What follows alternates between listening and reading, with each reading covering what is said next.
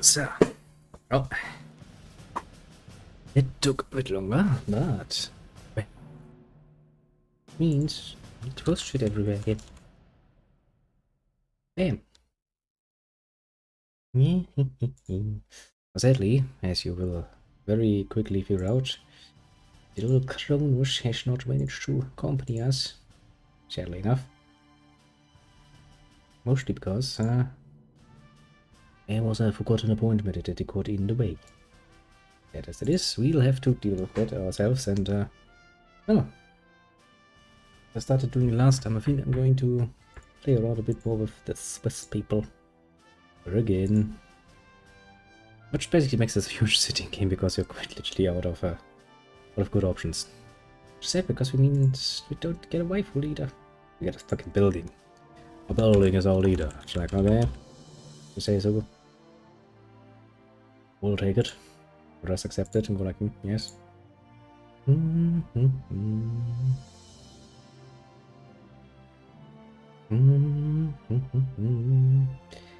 then it's wait until it's loading, then we're gonna push the button.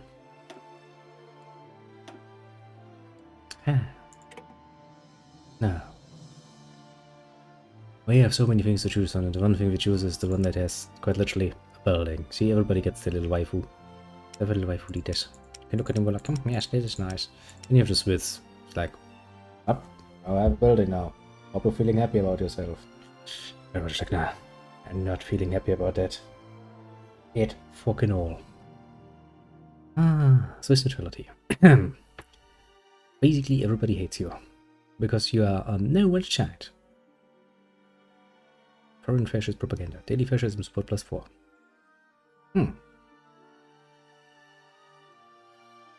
Probably something we should keep an eye on. Reduce national.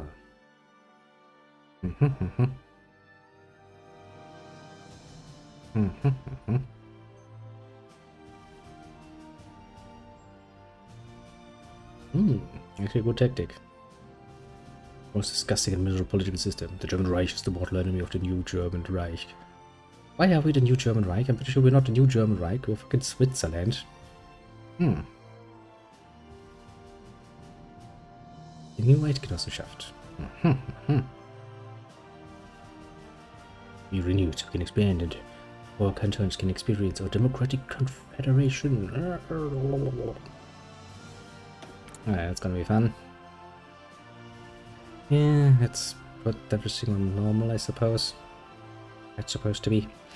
I'm gonna be nicely sitting here and waiting for things to happen, I suppose, most of the time. I mean, we're quite literally... What? God damn it, game. Don't pull me out. I wanted to write something. Yeah.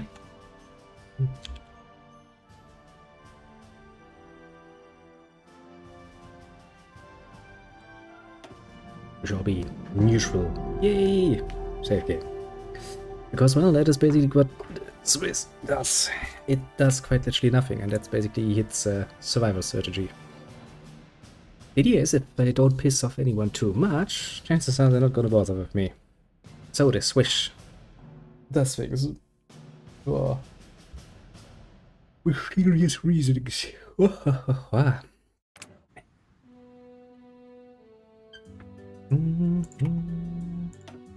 Okay, first let's make sure that we don't hear anything that is gonna get me into even more trouble.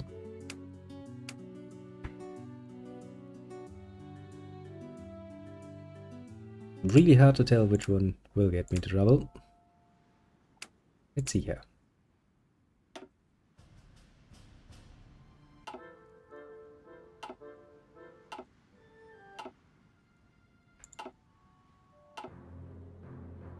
Probably none of those. That is probably gonna get me into trouble.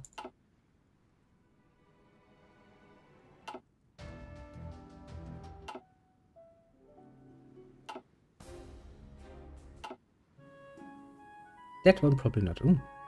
Trails of cold steel. What's that village called? Agron or something? I don't know.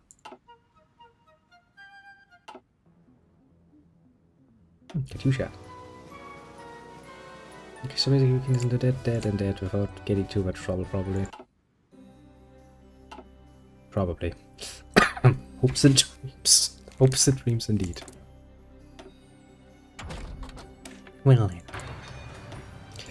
Time to make the Swiss great country of powerful... powerful things, yes. Surely. Surely. Okay, so jet engines... deep. Those are probably for medium. Honestly, going for medium does seem like a pretty good choice, doesn't it? Good little of the good old-fashioned in-between. What's the difference? Thanks, game.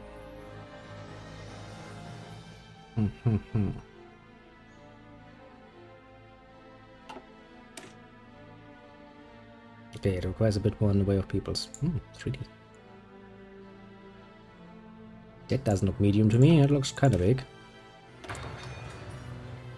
Okay, we get a small one to start off with and go from there basically. And we do the usual, we build streets. Like, yes. Absolutely not influenced by Germany. And then we'll probably build some factories. Wow, we really don't have much options, do we? Jesus Christ.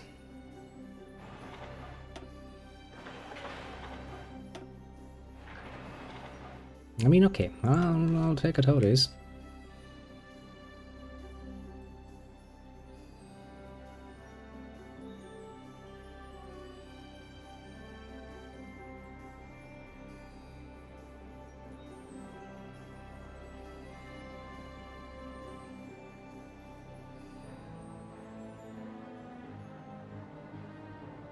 Just because we can, basically. Doesn't really serve much of a purpose at the moment, but, well, since we can, we bloody will. Civilian trains.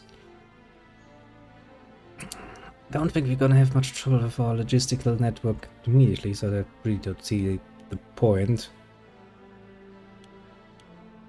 to start producing that.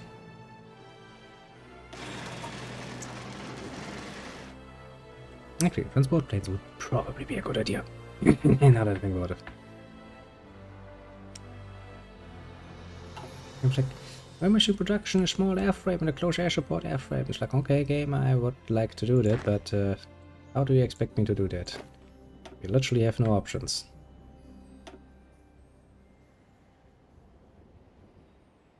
Winter specialist.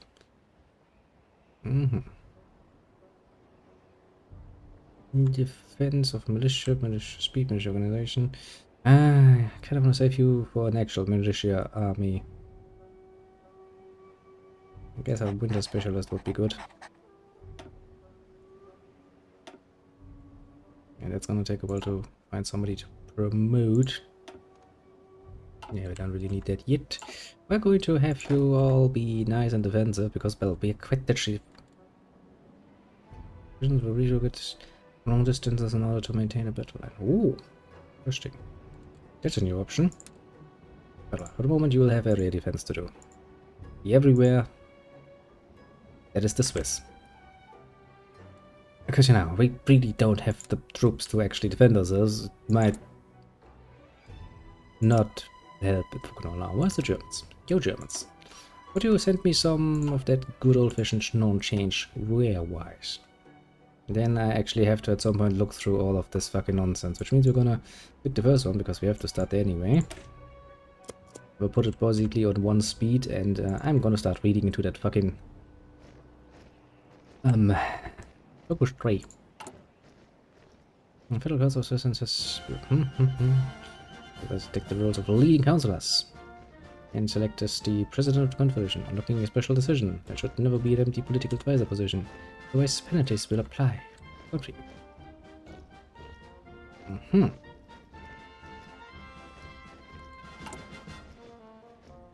Basically, if one of that is empty, we are basically getting some punishment for that. Okay, game.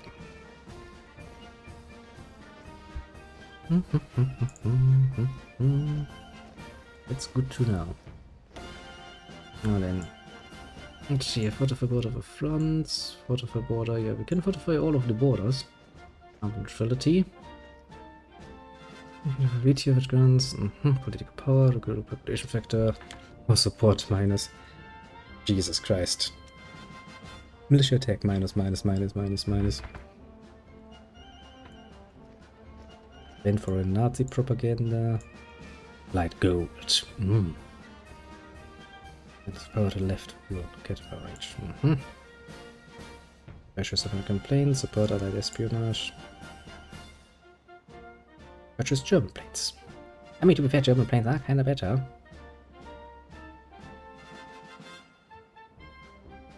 Basically, since the Germans are my next name, I'm gonna probably try to pacify them, mostly. Depends actually a bit on what is going to happen with the with the Germans, basically. If they become unaligned, that might actually be a good way for us to go at it. And this was Communist Party, excess gold. Take the censorship. That sounds good. Ban neutrality. Makes closer ties of the German Reich. Replace Swiss with democratic unrest. That doesn't sound good. Promote any Turbler. Join the Axis. Request French occupation. German Reich, one of the voting must be joined. The controlled state is a core of France.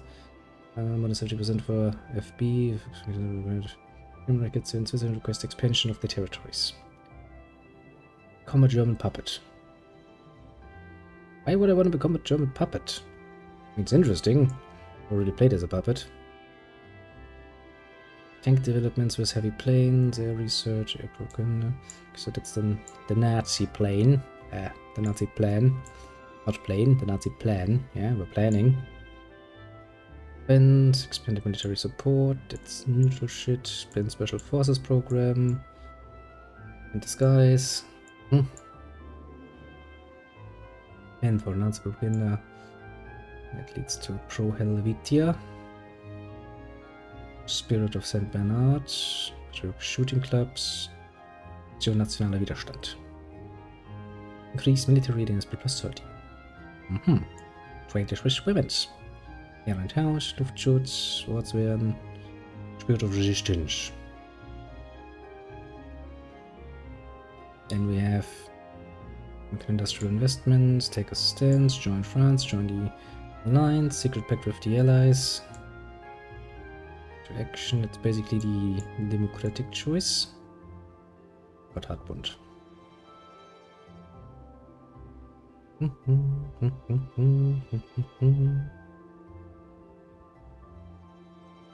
Switzerland on the offense. Yeah, we are totally a country that should be on the offense. That's totally not gonna bite us in the ass.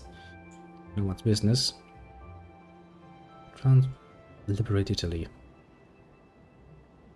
Yeah, Lazio, claim gained by Switzerland, gains annex war against Italy. Bring democracy to Germany. Ah, that sounds like such a bad idea, doesn't it? God fucking damn it. There was still something in there that would get me into trouble.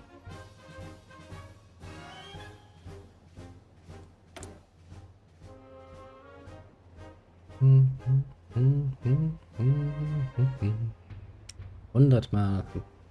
1,000 times I have yet this melody. I know what it is.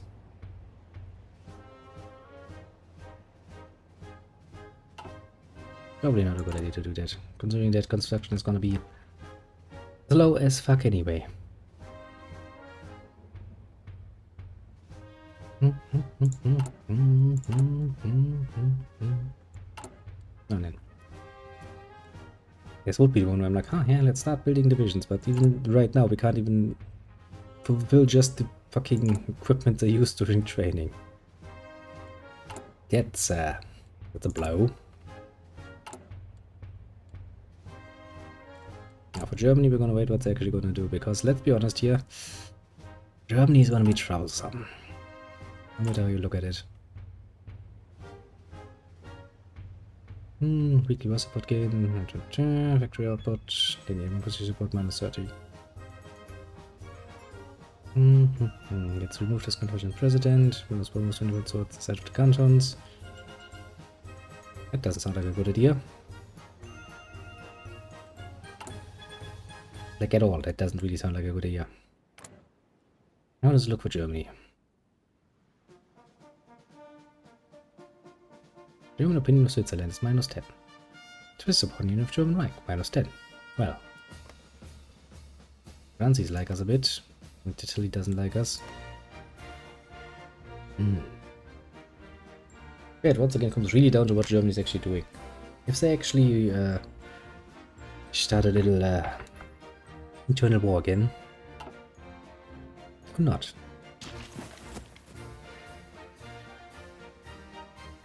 I do have to be surrounded on all sides. Actually, Italy is the only one that doesn't have troops on my border. Even fucking Austria has troops on my border. Jesus Christ.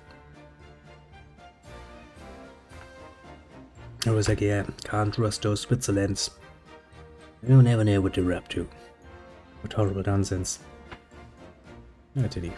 How's your little war against Ethiopia going?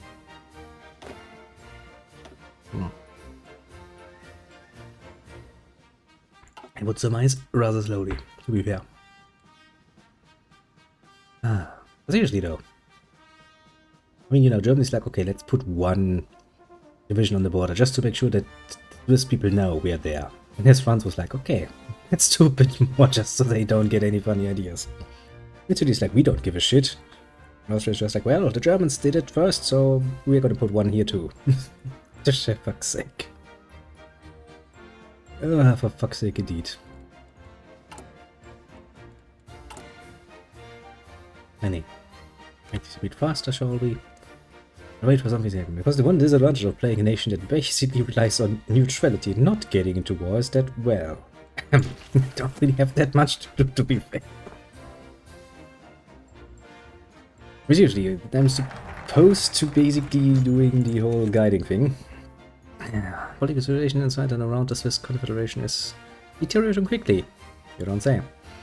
Growing movement advocating for guiding principles to steer the ship in the right direction. And the impending storm that will be World War II. You must decide now what of course action you will allow. Let's protect the democratic and neutral values. Perhaps we should be more active about protecting our democracy. Neutrality is untenable under these circumstances. Yeah, technically speaking, we should try to save both, but neutrality is really the thing that's gonna keep us alive, isn't it? Democracy is debatable in this circumstances. If fascism could save us from getting swallowed, I'd do that happily. But yeah, neutrality is basically the one thing we want to go for. Global warfare expert, Indian doctrine cost. Kinda like him better, honestly. No, in that sense. Jesus.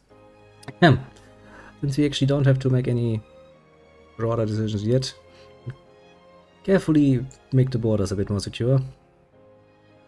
That's 3 civilian factories, 2 military factories. Let's start with that.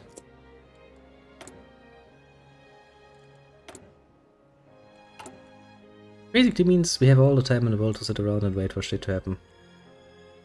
As usual, the first question I have is, will Germany actually stay with the Nazis, or will they do their little civil war again? They have a tendency to do that when you least expect it.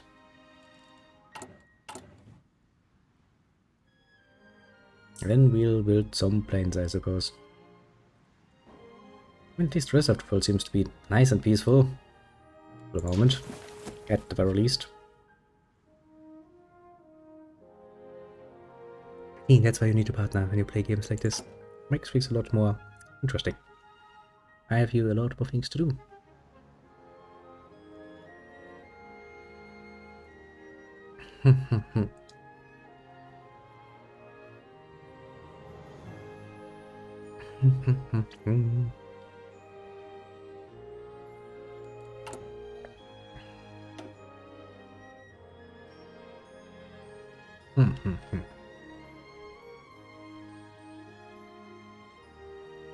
And basically we're trying to gain power by slurping it up.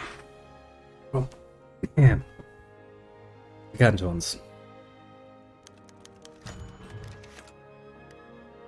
Alright, I can use the spacebar again. That's neat.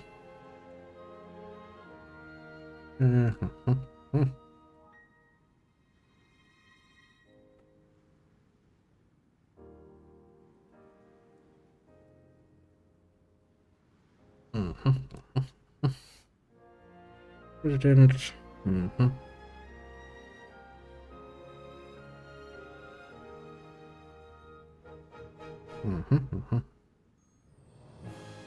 I'd like to be the face of the Swiss Confederation. Albert Meyer. Democracy support +7. Production speed +10 for civilian factories. Organ.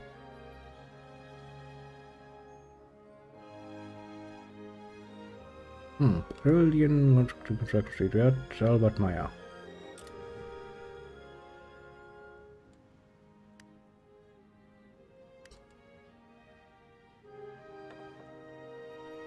Then we need a new one. Democratic capitalist, militaristic democrat. I don't remember.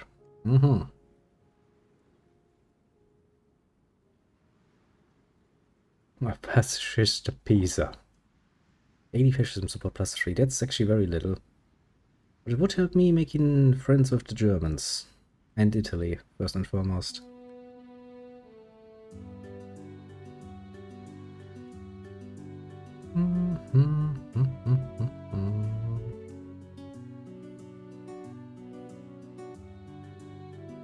Resource penalty, that would actually be nice.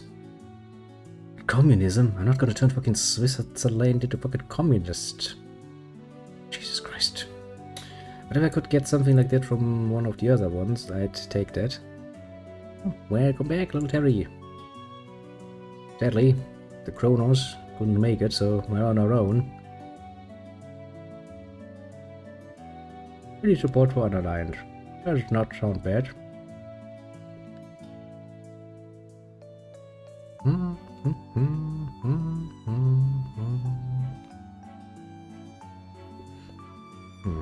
Or maybe we start with a fascist, in order to actually have somebody who to appease our neighbors. War support. Like this guy. Let's take nah, that didn't match. I don't even know if he's a Nazi, but you know, let's take the fascist pizza. And we improve relations with the Germans and with the Italians, and we're gonna ignore the Frenchies because I personally don't like the Frenchies. They're just so disgustingly French. Also, look at this. Germany, that's just basically an honor guard. Austria, just basically an honor guard. Italy, doesn't give a shit about us. France would like to fuck with us. And I don't like getting fucked up. Not by these assholes.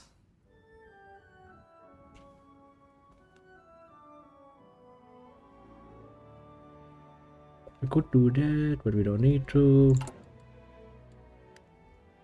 I have to let time run again and wait for whatever else happens. That's what it means to be neutral. Sitting around and waiting for better tidings. Well, technically speaking.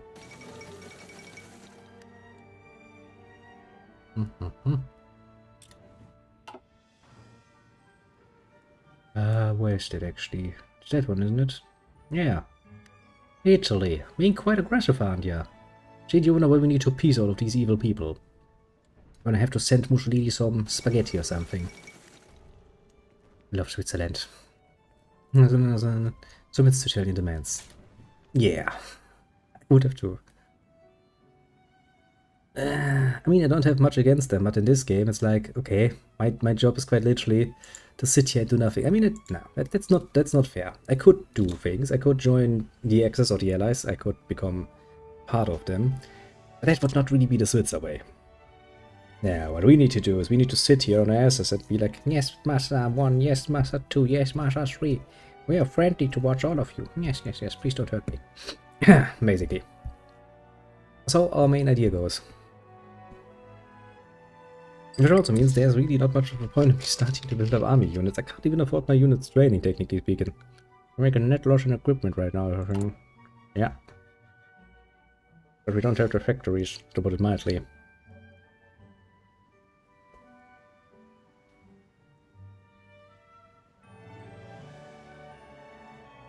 I mean, hey, it's a start. The start indeed. And, well, the Nazis will stay Nazis. It's not good. It's really not good for us. Oh boy. That is indeed gonna be a bit of a problem. I had hoped they would actually go through civil war and become unaligned. Monarchistic, I would say. So we could follow along a bit, but I think I will lean the little Switzerland a bit towards fascism for the moment. Just enough, you know, that we don't look suspicious to the Germans. But not enough that we become full on, you know. Outward fascist. Nazi party representative in Switzerland assassinated. Well, fuck. David Frankfurter, a true Frankfurter, a Jewish Croat living in Bern, turned himself in. Why the fuck would you do that, you idiot? Can't you foresee that the Germans will not be pleased by that? Okay, but do we have an option? Try and events will unfold over time. You confess, so you should get the maximum sentence straight away. The maximum sentence without trial gains delivered swift retribution. Opinion plus 40. And France will hate me. Oh my! I see only pluses here. Quite literally. I can piss off the Frenchies, I'll take that option in a heartbeat. What else do I have in my little list?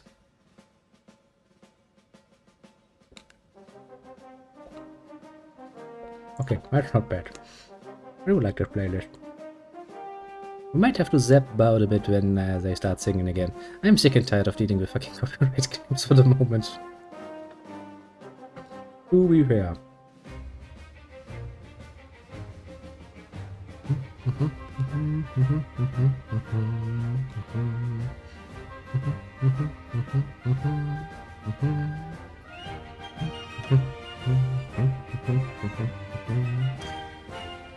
Industrial.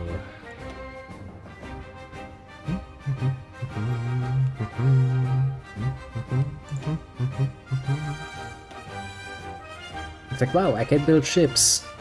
Where can I build ships? I'm Switzerland. Where the fuck do you expect me to build a naval base? I mean, quite seriously. Technically speaking, I could pick one here, I suppose. In case you have been wondering, no, Switzerland has never been known to being a naval powerhouse for obvious fucking reasons. Ah, Jesus.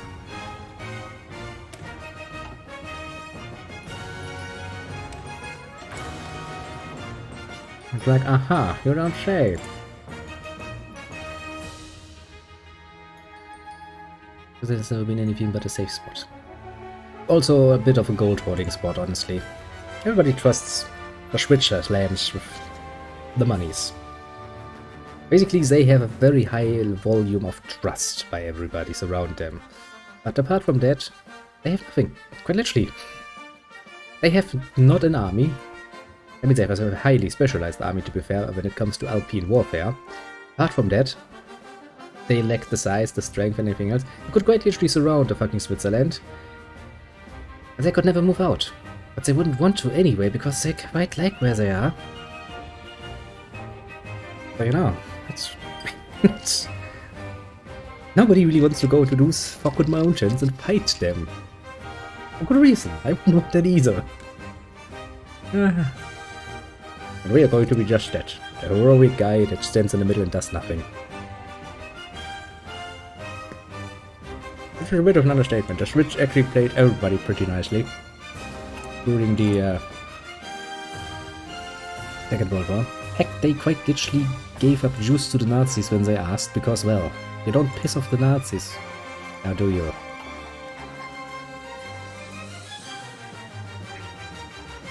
Also means, the interesting thing is, since Germany has decided to be, you know, Nazi Germany, instead of becoming the Kaiserreich again, we'll actually have the interesting situation of seeing who declares war on who and when and how and why, basically. That's gonna be interesting to see. I'm looking forward to that. Swiss citizen militia. Cannot replace Swiss citizen militia. Hello. Is it still free? I don't think it is. Let me take a look, little strategy mama. God damn it, game. Stop doing that. Shop. Heart of Iron 4.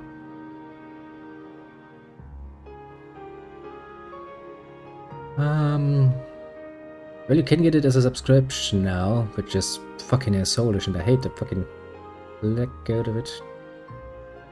Starter bundle now. Like, put it into the bin. No, I can. Not. Really not. Yeah, I kinda figured. Which kinda sad, because that means since the Corona Soldier isn't here, I can't play it with you. Because, you know, technically speaking, you only need the basic bitch Heart of Iron 4 version, because I can give you, through multiplayer, access to all of the DLC. Group of young officers has succeeded in toppling the government and reinstating the Emperor as the supreme ruler of the Japanese nation. This was a reaction to perceived threats of widespread government corruption, adherence to hostile ideologies. We're gonna have to check on Japan now, don't we? Yeah, more civilians factories would be nice. We finally have some more military factories. God bless that. Our game page, I think it's crossplay. I don't know. Quite literally not. What is the game called? This is Hearts of Iron, the fourth installment of the series. Heart of Iron 4, with its new DLC, Blood Alone. The cool thing about Paradox games is actually, they do many things wrong in my opinion, but there are things they do right. One of the things they do right is that if you play multiplayer, and your buddy has all of the DLC, like I have. If I host a game, and you only have the basic bitch, you know, standard version, as long as I host a game, you get access to all of the DLC and all of that comes with it. All of the, yeah, later on added stuff like the spy system, like the logistics system, like the designers for ships, and now for ships, for tanks, for planes now. You get all of that, as long as you play with me.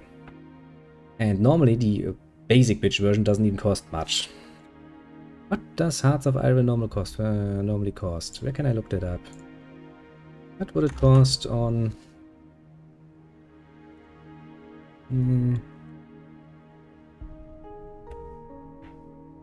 There it is. I have another site. I can take a look. What does Hearts of Iron 4 cost?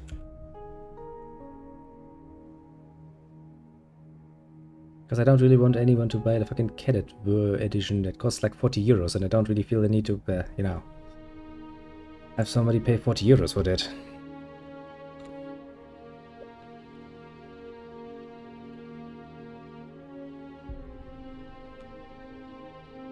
Great little strategy, but if you can get it through that Game Pass thingy of yours, take a look if it works. Yeah, at the moment you would have to pay like 40 bucks. Which did anyway though. That's just my mods, my preferred. I like my waifus in charge. Need them scum.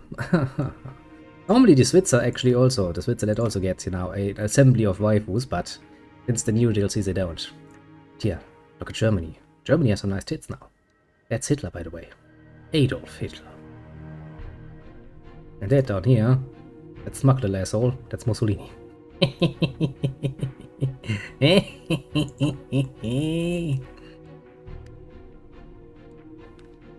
I love it. And some people have actually debated on this one and go like, isn't that kind of disrespectful, you know, putting those evil people into fucking enemy waifus? I'm like, no.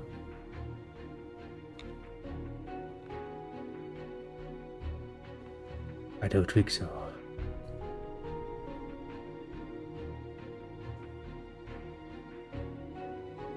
But hey, if you can get it on PC and it's the basic bit version, then I can set up a game for us if you want to. You can try to join. Play a strategy. What say you about that? Does that sound like a nice little plan?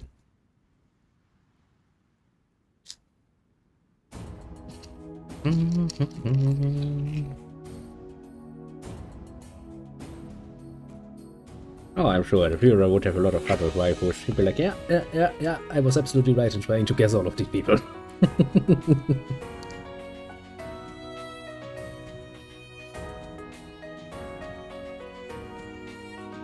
All of that should be fair game.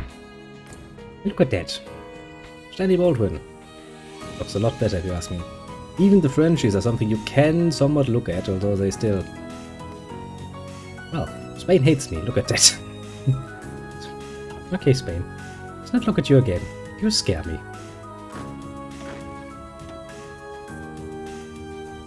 Who's the one that is cheaper to promote? You.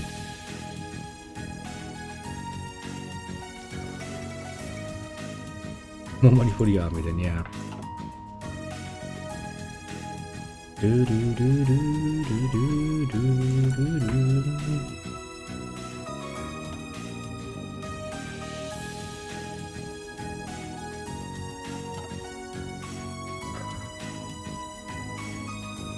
Game. Zoom out a bit more. Which much as you would expect. I mean, you know, the British Raj is pretty big. China is still trying to become big China. And down here, things are okayish. British Malaya. So yeah. Everything is still cool. I do love it. And the Japanese. With their little puppet. And hey, how does it look, little strategy member? Tell me if you can get it to work and I set up a game and we see if it actually allows you to join me. Just need to tell me because I make a save and then I'll go out and we'll see.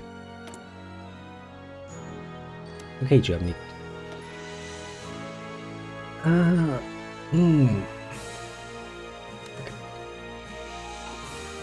I don't know, piss off the Germans. The Germans are dangerous at this point of time. Very, very dangerous, actually.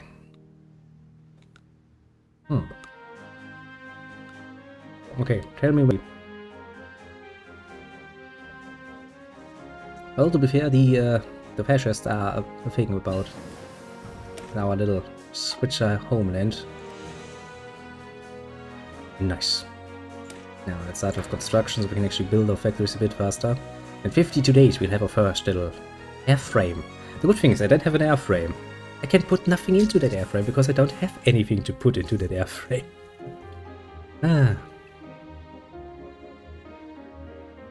That's why, little Terry, if you're interested in some waifus for your potential Hearts of Iron, I can give you the... what name? Oh, come on, I've played Anno games in the past. From the very old one to newer ones, the 17-something to 1800, I've played a few.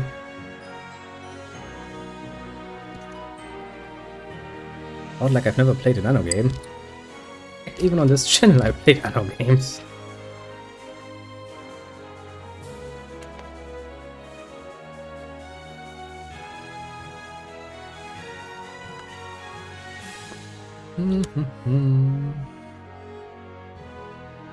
Aha. Oh no, we lost the Terry. Whatever shall we do? We'll probably have him back in a bit.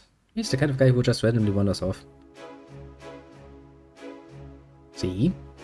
Not saying I'm never gonna play one again, but I need to be in the mood for it. That's usually how they decide things.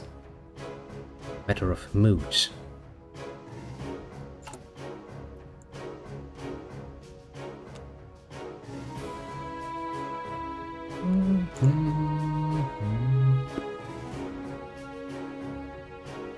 Oh, I could get that one. Oh, great. Yugoslavia recognizes the Soviet Union.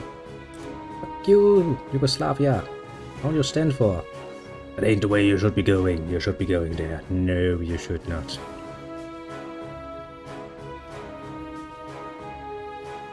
Some church was a dark joke too.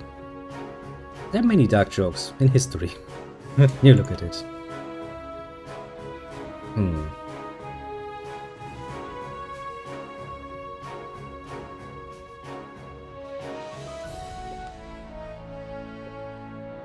Because now when you're trying to find purpose in the world, but it starts. Not really, no. It's pretty easy to find purpose. Heck, your purpose can be just getting through the day so you can get home and have a nice cold beer. So finding purpose is easy. Seeing it through, depending on what purpose, is a bit difficult. A far more difficult thing to achieve.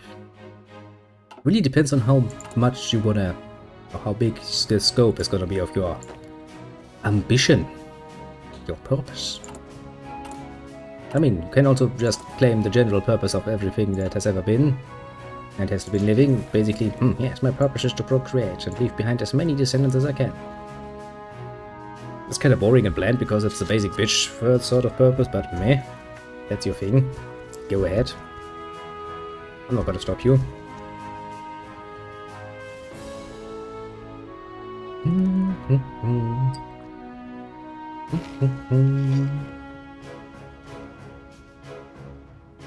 Da, da, da.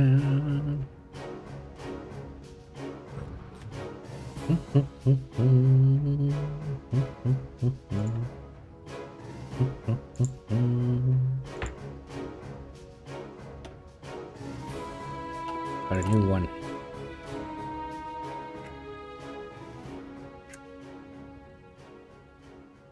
Well, to each their own, purpose-wise.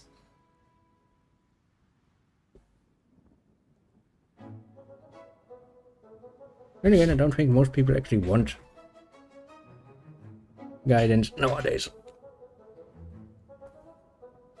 Boop, boop, boop, boop. You want to make the world a better place and find something you can do for that. Well, if you want a weird way, then start streaming and do something with that.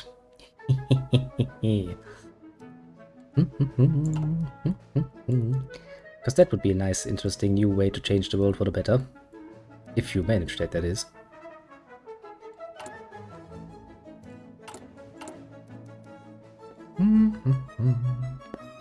Building roads in the Alps, because we can.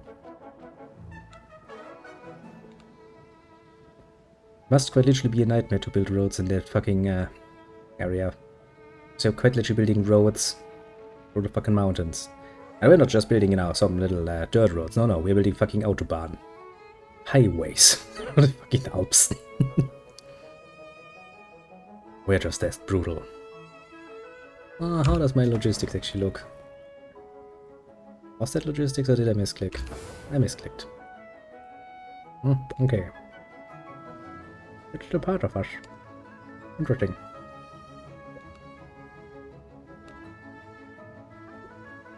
Well, then you've already found your path, didn't you? Automatization is actually a good path forward to make lives better. The less people have to do manual labor, the better, if you ask me. Gives people more freedom to find better things to do. Free from spiritual events.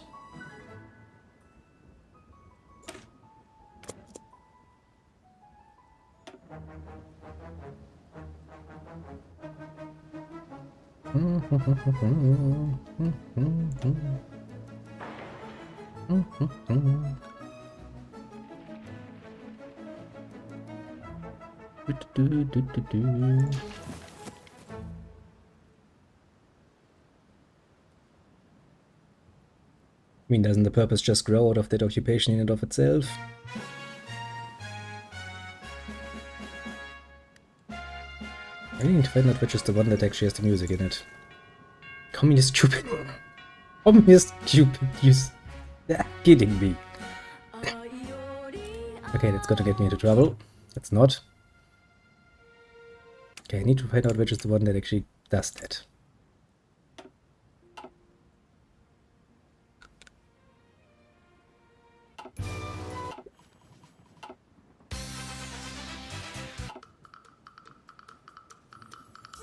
I have a distinct feeling it's not you.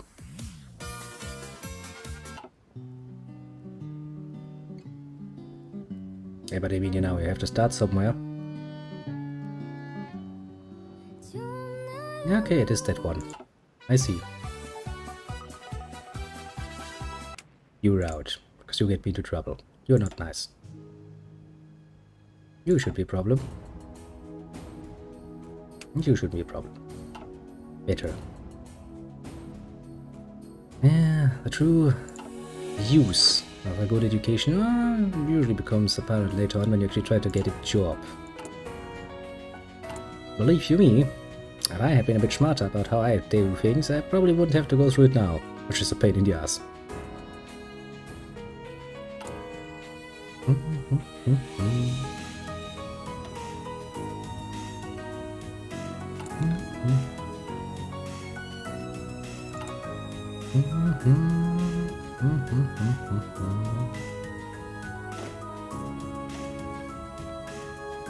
Okay, how much to promote you?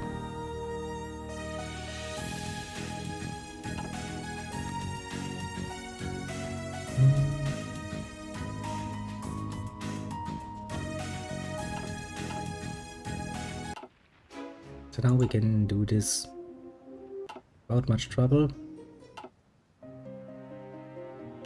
Probably.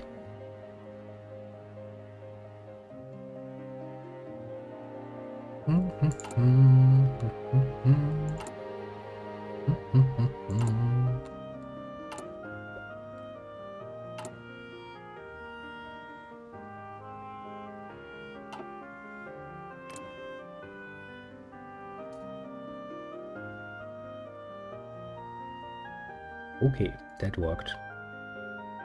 I need a bit more helping along. Let's look at the Frenchies, shall we? Grudgingly, I shall prove my relationships with you.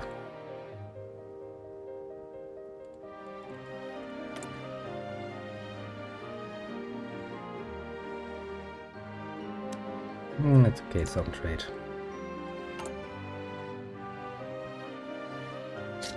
Just so they don't get any funny ideas.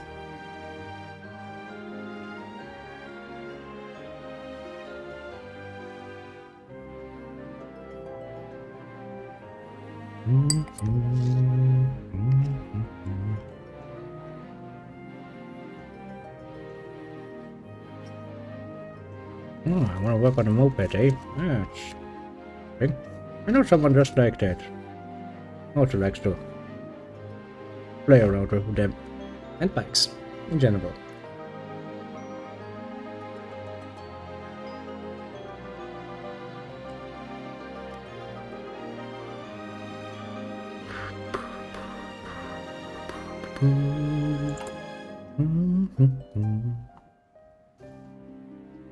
How goes the Ethiopian conflict? Yeah.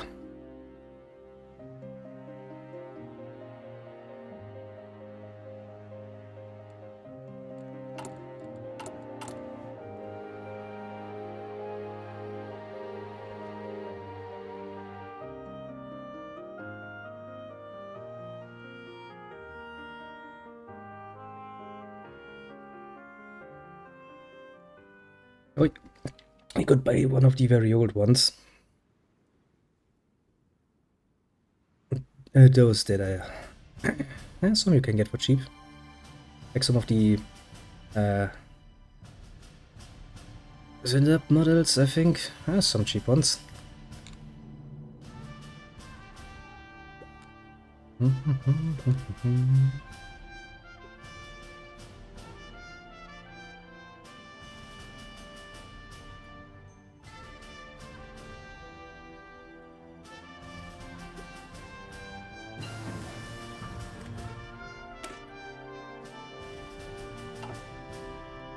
You could, if you wanted to. I mean, you make some money.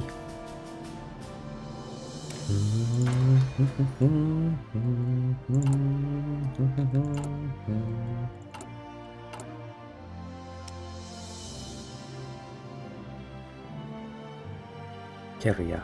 Yeah, because it's very likely that I have a carrier. Main armament. Main armament. I can't even build one because I don't have a main armament. I'm poorer. Very poor. Well, I mean, we can buy some planes of the fucking Germans at some point.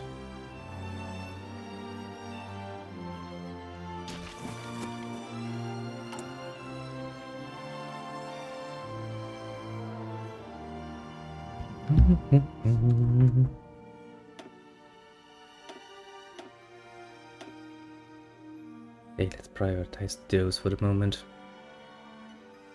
Well, I forgot you really don't like that, do you?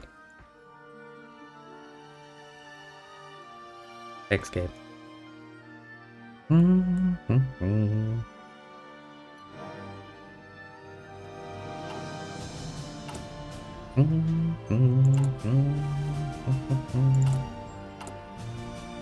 Reducing it to 3 to build a fucking spy agency.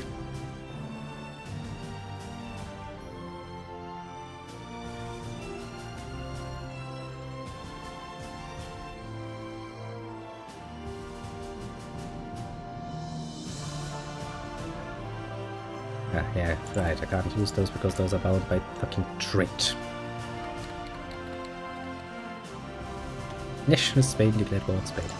Nobody was surprised. It might be cheap, but don't forget, it doesn't really help him if he's not in your place. Because that would mean that he would actually have to import those. Probably more useful if you look at prices around your own place.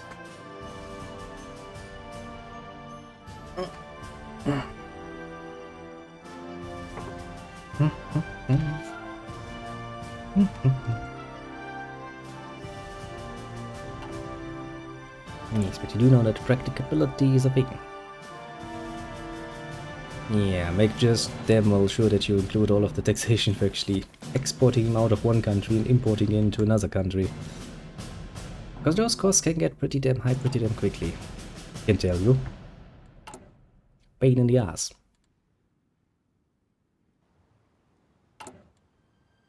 I mean, to be fair, inside of the EU is pretty good, but technically speaking, you could also look at scrap heaps over in Asia.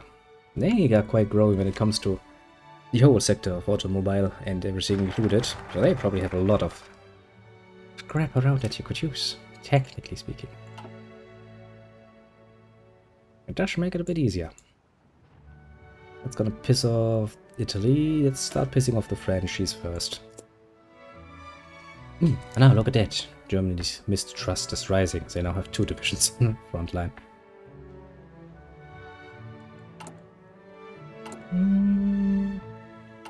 Yeah, there's not start training any troops. That's gonna be pointless. Really fucking pointless, honestly, at this point.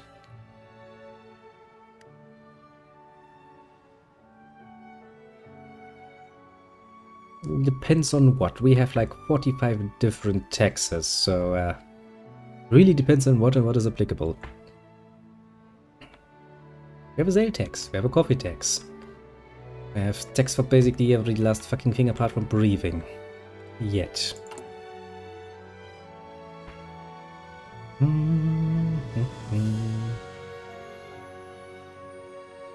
would be kinda neato. Yeah, kinda neato. And when are you gonna be finished? 37, so next year basically. We have in Turkey 3 seller tax.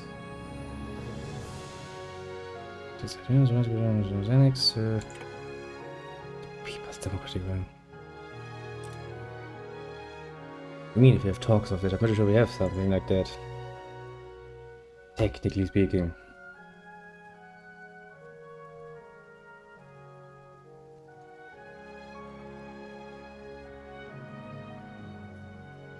I'm pretty sure that's part of the sales tax we applied, isn't it? But nothing new, at least. Nothing new I have heard of. And again, I haven't really bothered to look it up in the last few months, so maybe something new comes along. Not my concern any longer, though. I don't have a business any longer to run. It's a certain advantage sometimes, to be fair. Oh, that's really interesting. I don't really need to, though.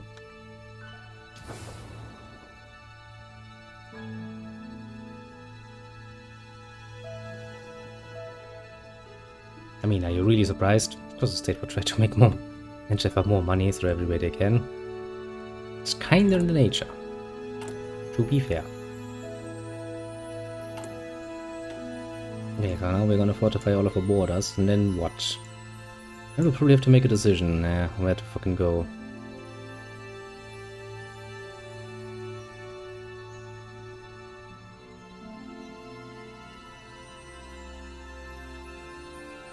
Hmm.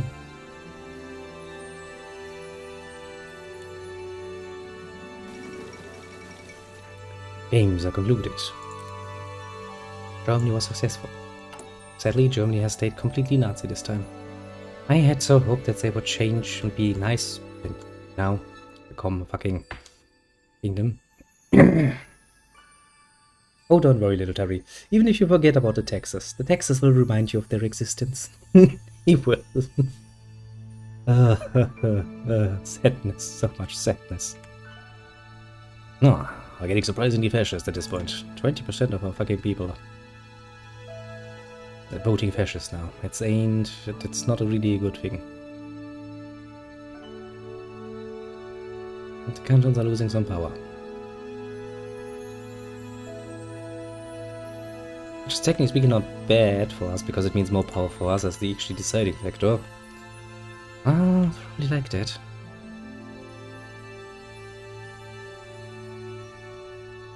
Oh, well.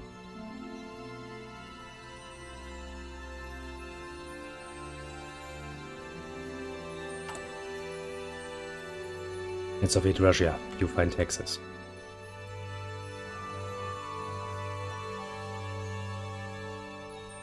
Oh, don't worry. It takes a while. Those fucking mills really do grind very, very slowly. The problem is if you let it sit and wait, they'll come back to bite you in the ass at some point. And usually they're gonna make you pay a nice fine for being late. And a pain in the ass if you ask me. It's how it goes. Usually less of a struggle to just get it done and over with.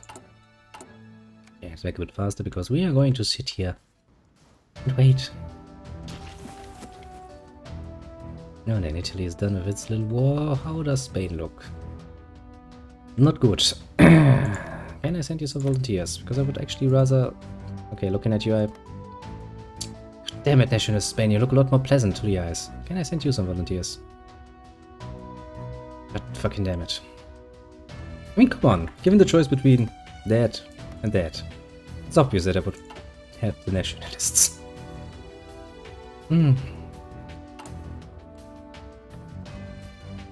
Capital ships. Yeah, that's gonna help me a lot. I'm fucking Switzerland game. Why do you even give... Why do you even have fucking naval officers? What are they commanding? Are we sending some small little boats along the river? Is that it, game?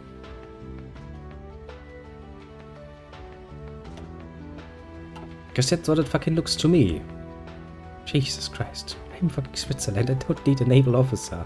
I'm never ever gonna have a fucking capital ship anyway. And even if I get one, how the fuck am I gonna use it? I don't have a fucking harbor to put it in.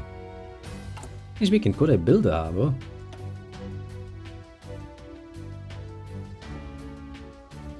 Are you telling me we have a harbor?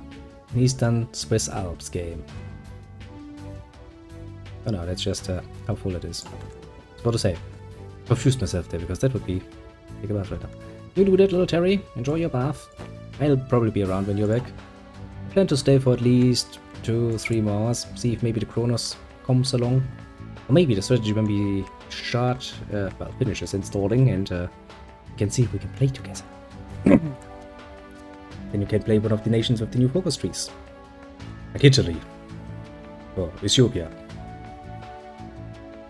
Although I imagine playing Ethiopia is a pain in the ass, honestly, because, well, you're gonna start out at war with fucking Italy and they have an absolute superiority that's not even fucking funny. And what were you expecting? You're Ethiopia. To be fair. And the reason why I decided to not do it today, because I was like, meh. I don't want to. Seems like a pain. Look at that. Producing at some point enough weapons, probably, to actually get plus minus null with certain divisions actually doing training. Wouldn't that be nice? Okay. I would go to full speed for a bit. Because we can actually stop in the middle now. Okay. Fortify all of the borders.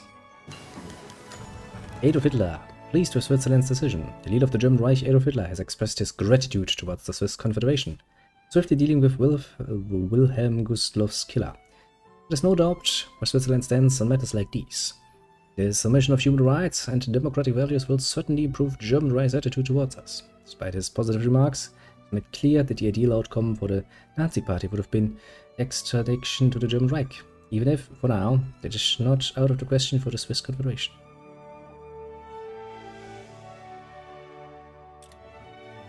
We got a light MG. Which means we can actually build a plane now. I'm assuming it needs an engine.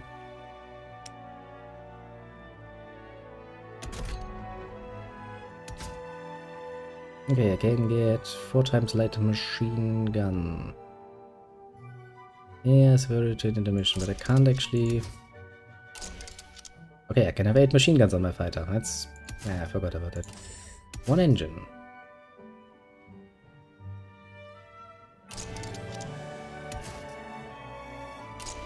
Weight, 30. Agility, none. Air attack, 28. Yes, but I can't do ground support with that because I would need some bombs for that. Even if I would wanted to do this, I don't have actually the points for that. Do I?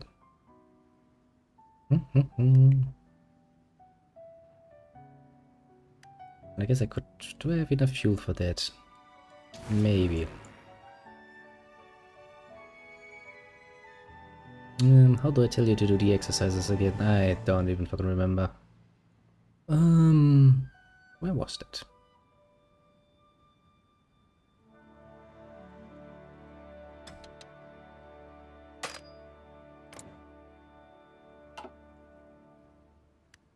Okay, so now we're gonna get some pilot experience out of that. In the Alpine region. Which is probably the areas they're gonna need to train in anyway, because let's be honest, yeah, if they're gonna fly anywhere, that's probably gonna be here. Just don't crash your planes, because really, we don't have enough planes to replace those. We're not producing any planes. You kind of forget how amusing it is to play one of the smaller nations. It's like, yes. I don't think we have many good options available to us. Fuel gain per oil, we probably need that at some point. Probably a good idea to start with that. Because let's be honest, we'll need that. Because we don't have, well, the greatest amount of fuel.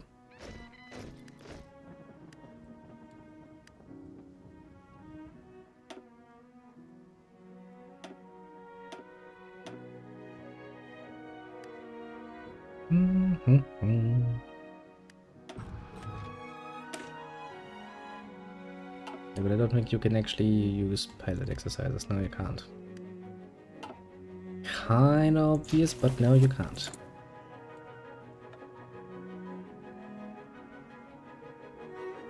Budget defense plan. Yeah, I think until that has happened, we can just sit and wait, basically. Right now, we're waiting on a lot of things, actually. After the Dominion governments today announced that they will usually break ties with the crown. Interesting. I cite the king's flagrant disregard for the opinions and wishes of the Dominion. The empire is indeed in crisis. Well, the British will not be a major pain in the ass for Germany, at least. I think it might actually be a good idea to snoozle up a bit with the Germans. Make sure that they are thinking the best of us.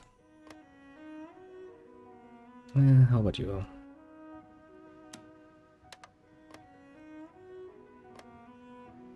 Like, my people might not think much of them, but I am very well aware of how important it is to actually not piss those people off.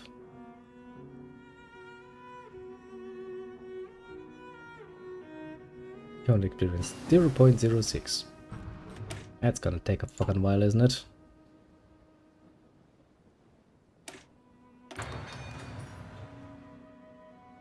You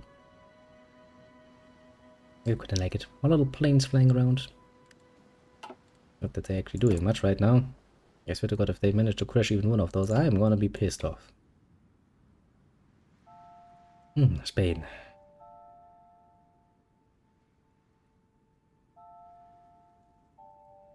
Not many developments in Spain, although they managed to either recapture or keep that part. Pieces in naval invaded. That would be a very interesting decision. Oh, they should hold that.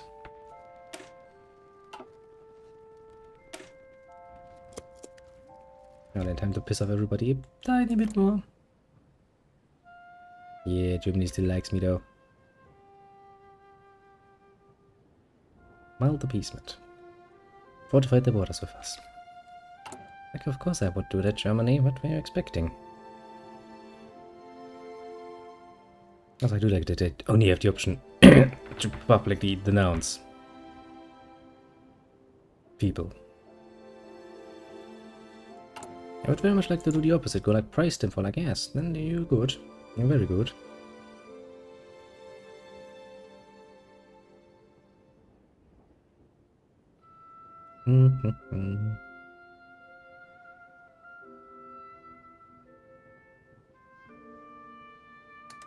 Yeah, let's do some more diplomatic efforts. Gosh, to make absolutely sure. And their support. It's probably not a bad decision to get that one into, so we can actually get some more air experience. If we want to build a plane at any point, we'll need some points, and we're not gonna get this easily.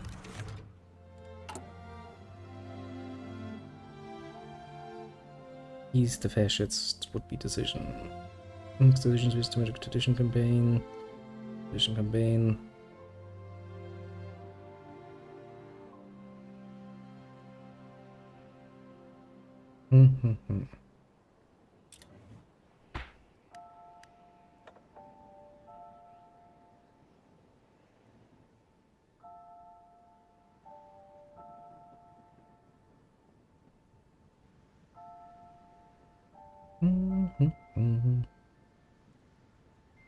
Yeah, I think I need another fascist here somewhere. It should help keep things under control. So we at least hope. And now, Germany is probably gonna have a relatively good time. I don't think they're gonna be set up for it. British are actually having problems in their own fucking domain, which takes them out of the run, very much so. They're normally the greatest pain in the ass for poor little Germany, trying to be all fascist all over the place.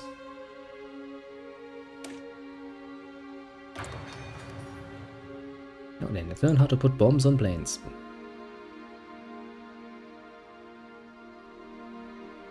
Then we're gonna build a village of Junkers. We're gonna teach it how to dive bomb. Sturzkampf. Yes, very much so.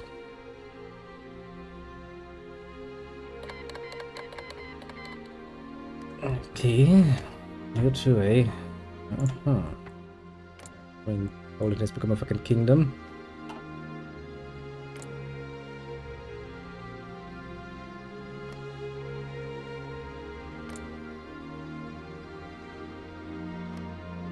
Is that really worth a 3-side struggle game? Are you sure that's a kid? Is it actually? No, I think it's actually. Yeah, no, that's Latvia. That's Lithuania. Bloody fucking communists. The growing threat of communism all over the world. That's why we can't have nice things, basically.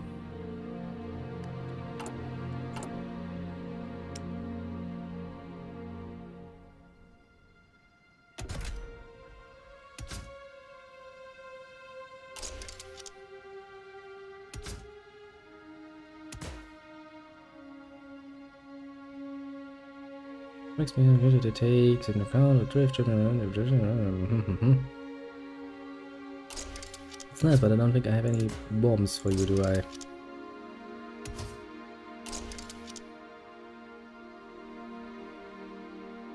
Yeah, that's why that we can actually get some bombs, because bomb sites might sound nice, but bomb sites without actually having bombs on your plane is kinda wasteful.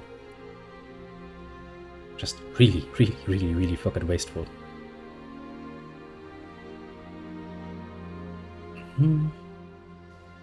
Hey. World is peaceful, apart from Spain, of course, but yeah, who cares about Spain? Spain is always gonna be pain in the ass. This war can quite literally go on for fucking years sometimes. At least in this case, I'm not gonna be able to involve myself.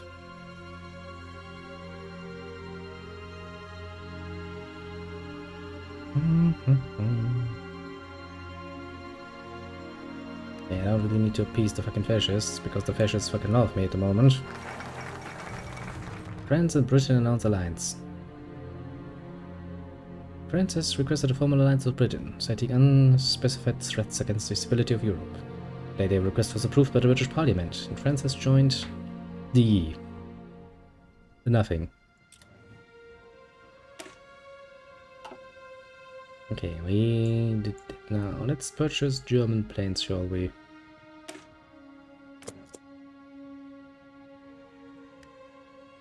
And we need to help our opinion along a bit here.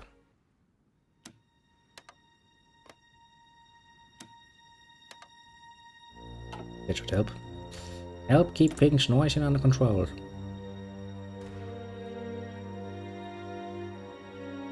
And then I wonder where it will take us.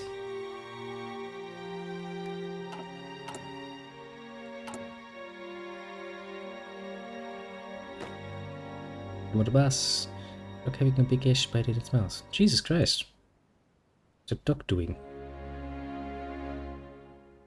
Why is it doing it?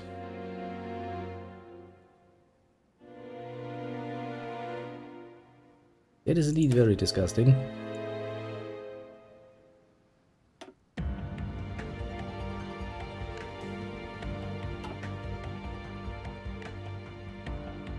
Hey game. You're not gonna allow me to do anything with that, do you? Can I do anything here? I can't. Ah, Swiss, you're special. I can't build any normal forces. Swiss military in a nutshell, basically. I could decide one, I suppose. Wrong for ganking low levels and well? It depends. Generally speaking, you're always in the right for ganking people. That's kind of part of the show and how it goes. I was ganked a lot. Dragonstone Valley.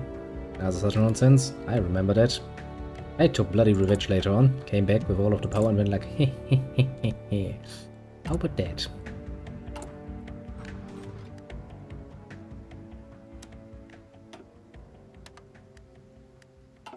That was kind of fun though.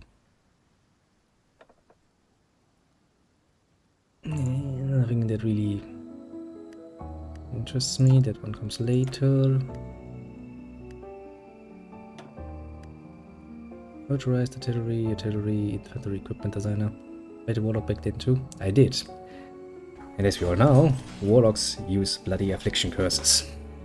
Means sometimes I died and the other party died still because of my fucking couldn't get the curses off quickly enough. Ah, those were the days. Yes, fear. And then the other parties are fucking not an undead. I think the humans are the ones that also had ability that broke fear. And then there were people actually having PvP things on. That could also break fear. Really the best option. Sometimes. The anarchists have risen.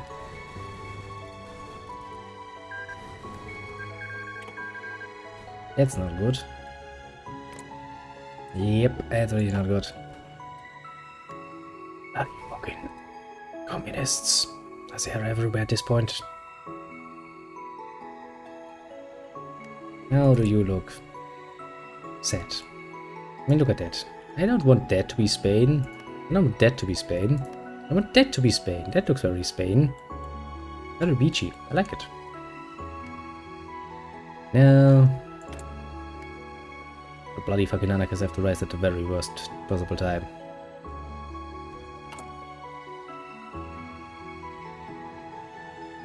Feels not really like I have any need to appease the fascists right about now. Which is kind of happy actually.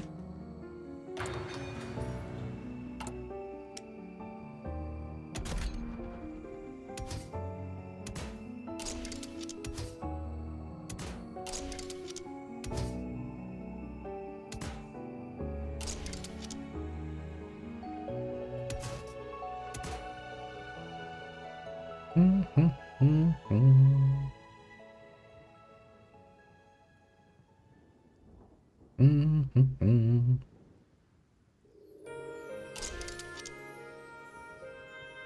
we can build a very basic bitch little pig that can do all the things we need. Interwar, small airframe, Mark 1. I think the Swiss people would name it Mark 1. Like, well, my dad's computer. I remember playing WoW with a 64 kilobit dial-up. 128 with some help.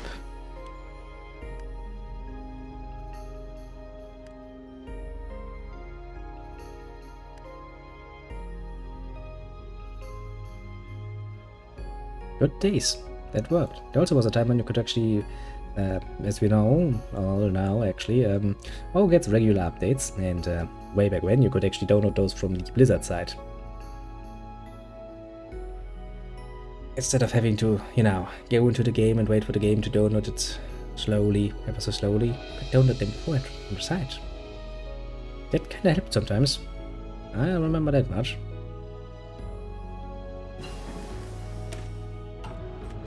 Good days. Very different days, to put it mildly, but good days nonetheless. Range direct fire, that's for shippies. I would like to have the radius though, because then we could build one potentially.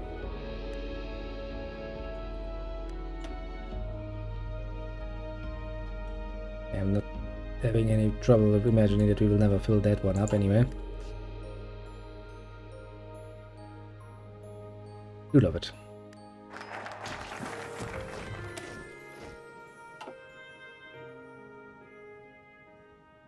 Patience of the Thunder, that leads to East West. Hello again, little Snowy. Welcome back. It's planning against us. Military exercises with the German Reich. German industrial investments. That's limited censorship of the press, trade agreement with Germany, access gold. Open banks to fascist nation. The could help us trade gold. Egyptian. Just gold market, rich gardens, consumer goods. Let's go for excess gold. That sounds like something we would do. First we're gonna ban communism though. Screw communism. Somebody needs to put it straight.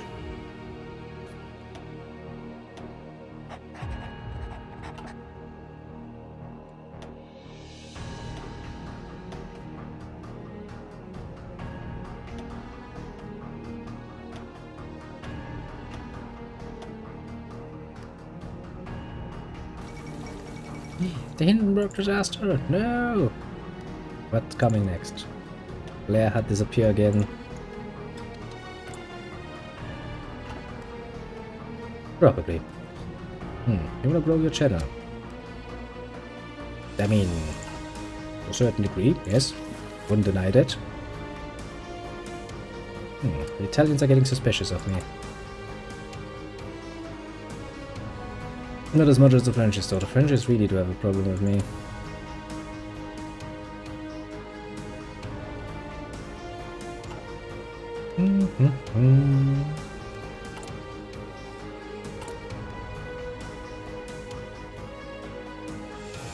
You must pay 299. No thanks. I couldn't even pay that if I wanted to. I don't have the money right now. One of the advantages of being poor. I can't even be led astray, because there's quite literally nothing I can pay. The small advantage of being poor. You'll never get tempted. Yeah, we might actually want to build maybe potentially a few more of those nice little border forts.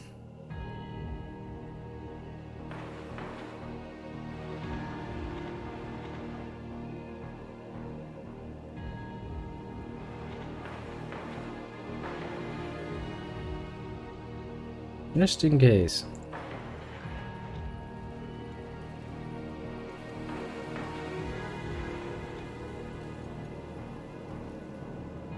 Because I can foresee some trouble in my near future. I would have to defend myself. Most brutally indeed. I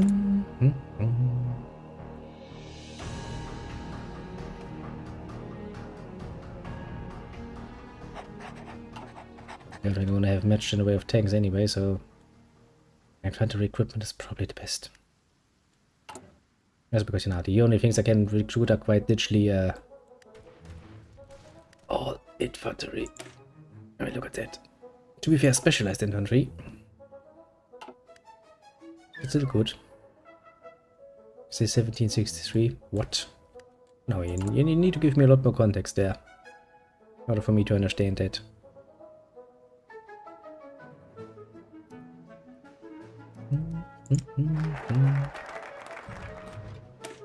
Bye bye, Communist Party. It's nice not knowing you.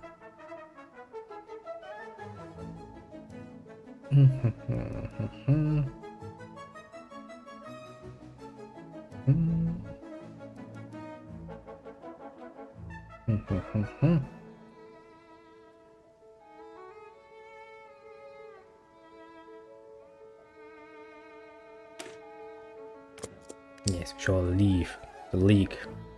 We shall become the heroic ones, standing on the wrong side of history. I have this distinct feeling I'm moving away from my neutrality, which was my original idea. But hey, rarely do I have an opportunity these days where Germany stays fascist, so I kinda would like to be like, well, I'm gonna just help you out now. Or state nice of a person. But like, are you sure that's a good decision? No, that's really not a good decision to make. A good old-fashioned concentrated industry. And somewhere we're gonna build a fucking intelligence agency at some point. But everybody is appeased. I haven't really done much for that. A bit too easy to keep them happy. Though I'm pissing them off royally all the time. What Turkey doing? Oh, look at that. Amelia had actually survived. Let me take a look at the Republic of Turkey. They are... That's an okay waifu. I'll give them that much. Have some non-aggression pacts. And, oh, Romania is guaranteeing Turkey's independence. Oh, Romania, you're taking on quite a challenge, aren't you? Well, apart from that, they're quite democratic, and that's it. Turkey is nice and easy. Not doing much, but being cool. Just like Switzerland. Doing nothing, sitting around and enjoying the weather, basically. At, I don't even know. Probably cold weather.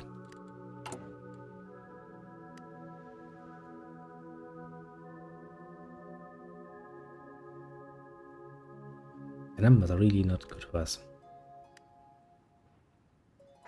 It's gonna take fucking forever.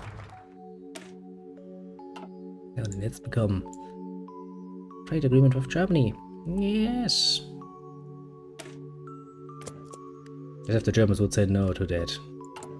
Even the Germans are well aware that, you know, we have all the fucking gold. They would like that. They would like to get us groovy little hinge with it.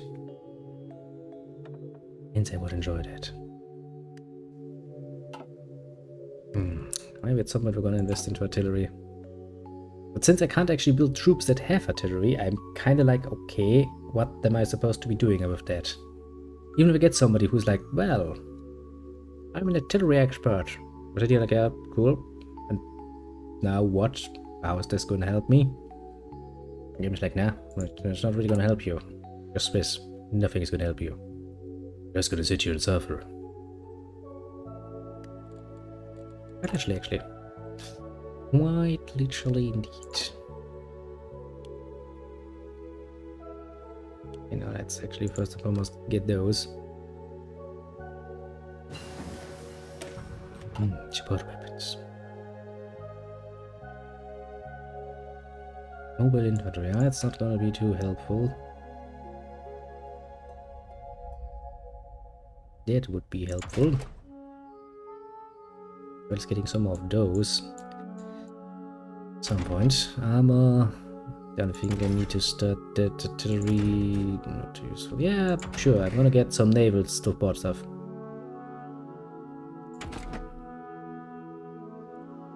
Yes, and if I were a big country, I might actually rush for the nuke, but I'm a small country. I'm gonna have to do this slowly. But I actually started... Yeah, that would take 1,000 days. That's basically over 3 years of time of research for that. I think we'll do some other things first and then we'll start on that. But hey, I'm gonna do it. Non-strategic material usage, floats, non-strategic material usage, flying boat, non-strategic material usage, and flying boat. Why we have non-strategic material usage like 3 times in there is impressive, but well, at the moment what we plan to do is going to be very much learning how to build planes, yes. And then once we get a bit closer, we're going to start our nuclear project and become a power that can nuke. I think my planes actually need to take a break from training.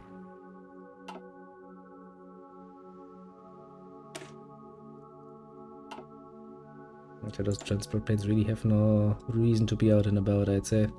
Not that one, where is it? There it is. Expand the air wings.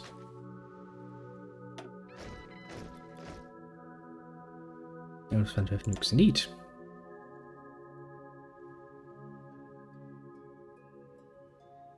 Could I combine those two?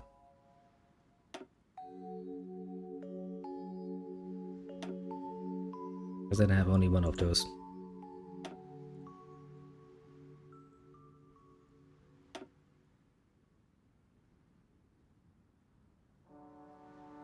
Okay, probably you can combine the Junkers with the fucking Vector. Okay, to be fair, Gabe, I'll grant you that much. Very, very different planes, to put it fucking mildly.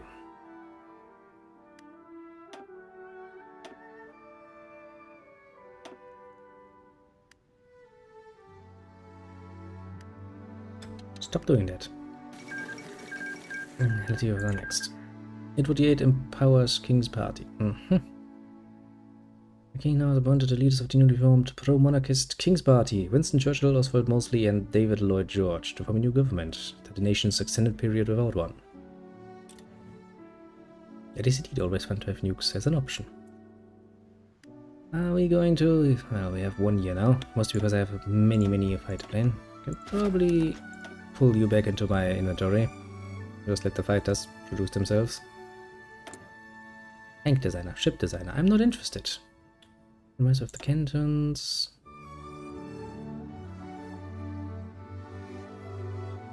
Well, that would give me 100 political... 150 even political power. Kinda neat.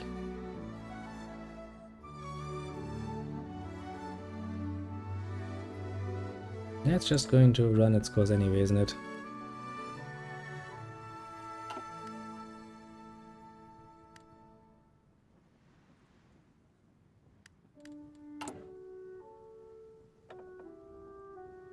Really is nothing here though. Oh me, Shadley.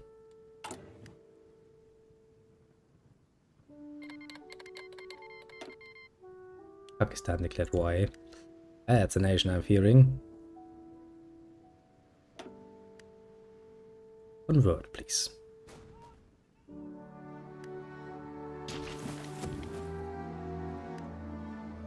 The world seems kind of peaceful though at the moment. I mean, you know, apart from the usual. Yeah, normal Spain is about to get raped. Brutally. What's left of it, basically.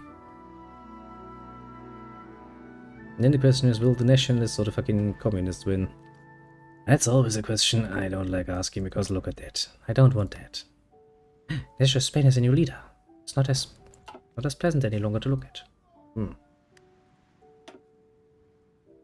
It's kind of saddening.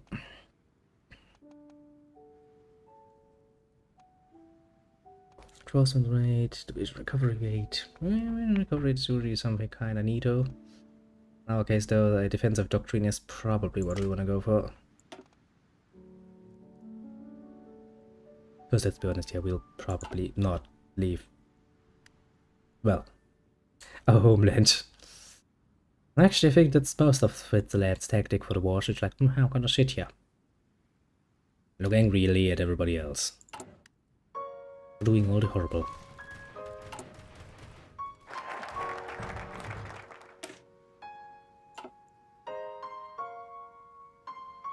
Limited censorship.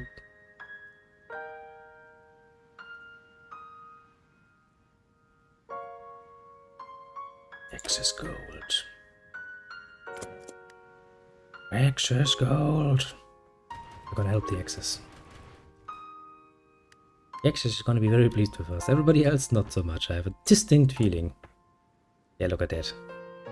France hates us. But hey, we can probably do something about that. In a small degree.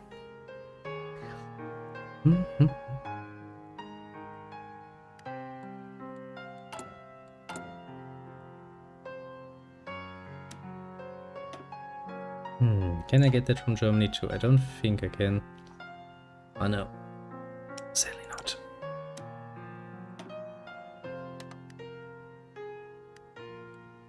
Otherwise I would. I've made up bets. Now we see how this plays out. I'd imagine horrible. Okay, that's still going to take far too long. Telecoil experiments. Not necessarily a bad choice.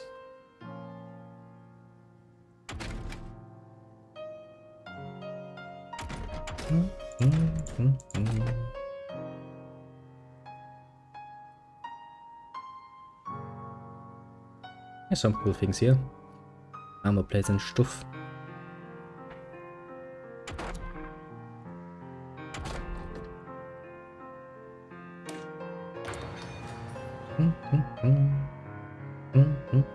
We are going to do this nice and easily. And relaxedly. Yes, very much so. Being Swiss is kinda relaxing. I'm just sitting here, looking at the ball going into up in flames, slowly but surely. That Spain is fighting back. From the ashes, quite literally. Even against the Spanish Commune. Well, that's impressive. That happens not that often, actually.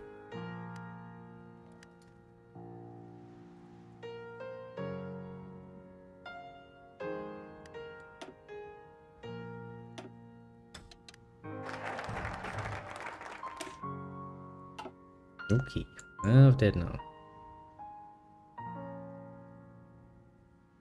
Okay, France really hates this, and France already hates me, so maybe I should take a stop there for a second.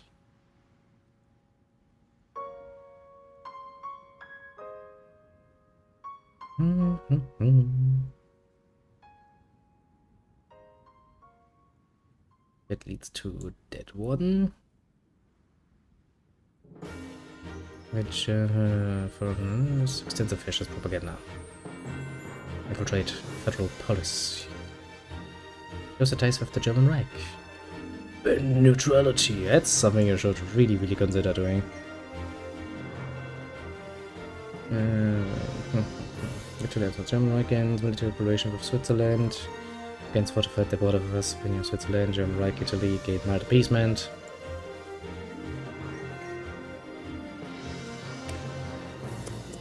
Okay, let's start slowly, shall we? Ooh, this can go horribly wrong. Especially because, you know, France and, well, the kingdom should be allied now. Aren't you supposed to be allies now? Pretty sure you officially announced that. Interesting. Makes me wonder what fucking Germany is up to. Really would like to know. And watch some Christian. I mean, technically speaking, I still could watch part 1 to 10, which I haven't yet. I guess I could. Pretty good to give me something to do while I'm doing this. Then again, I'm really not good with multitasking, to be fair.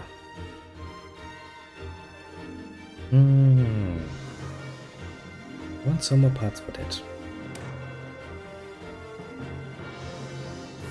I mean, the Kronos did say that I should probably watch that. And I mean, since I don't want to watch it alone, having some people along is probably not a bad idea.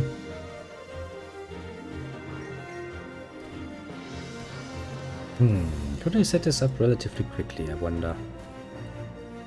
I mean, probably I could.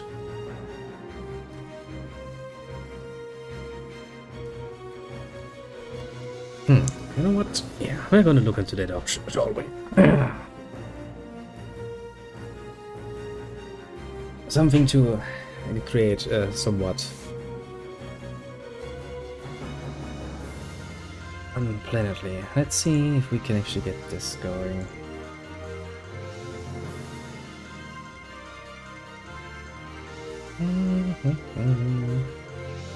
Well, I can see that I'm live myself. Okay, game. Yeah, do I want that in my search though? Like, not really, but what can I say? Okay, let me see. Is there a nice playlist for that? Apparently there is. With 67 parts. Yeah, that seems to be the right one. Seems to be the right one. Oh, then let me set up a nice little window for that.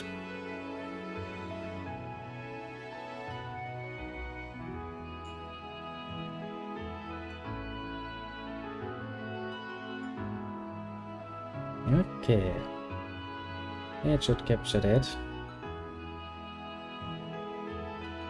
Boop. There you get your own little window, so you can actually see what happens. And we need to play around with the sound levels again.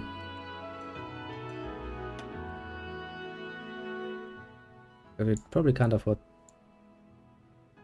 to listen otherwise. Go out again. And then Terry, you get your wish. We're gonna watch some more of that. Ugh, God. I'm expecting horrible things again.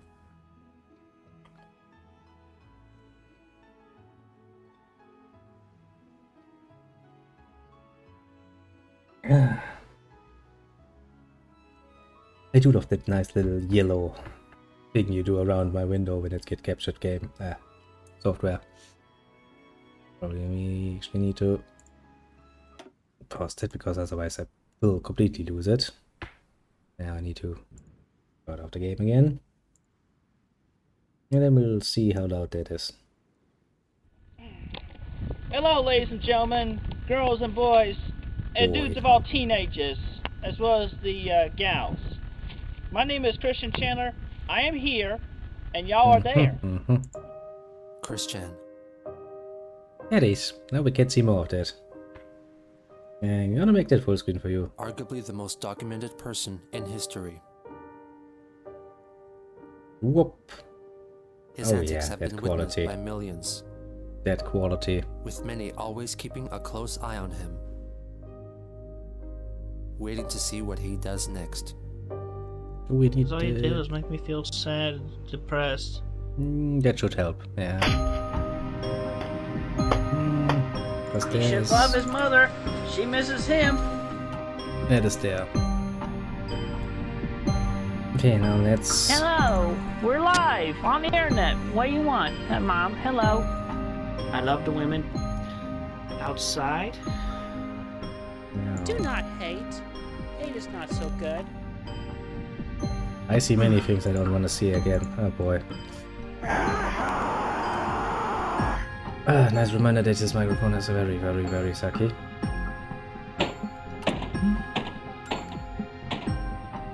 I want everything about my house off the internet! I remember that. I just said that recently. What? A master shake! What are you gonna do about it? Yeah, whatever. Oh, you'll see, you'll see. That's not nice. That's really pretty bad, actually. What made him this way? Now we're gonna see the beginnings. What keeps us fascinated? But mostly more with curiosity still. Little narrator guy. Christian. Well, I mean, either that or you just have to continue while watching on your own. Honestly, that's gonna sky for life, so probably not a good idea. Independent Air Force. Like research, Christopher medium. Weston Chandler was born on February 24th, 1982, in Charlottesville, Virginia, to parents Bob, aged 54, and Barbara, 40. Bob had worked in the engineering field for Western Electric and later General Electric. The family held Bob's life accomplishments very proudly, as he had at least 7 patents to his name, including mechanisms used in the production of Kleenex and molding of plastic water containers. Bob was very world-conscious and was an avid collector of stamps since a very young age. Later in life, he developed a love for music, especially foreign music. He eventually amassed a collection of over 10,000 vinyl records. He had a son and daughter from a previous marriage, the relationships with whom were strange, I'm just to say playing the around least. with that still. Barbara was the secretary. I can make it a bit louder for you, no She problem. had a habit Just of let me hoarding finish her this one. belongings and was an emotionally abusive person, which convinced her then 17-year-old son, Cole Smithy, to seek independence and live life on his own. So when Chris came along, Bob and Barb got a chance to start anew. The new family started their new life in their humble Ruckersville home.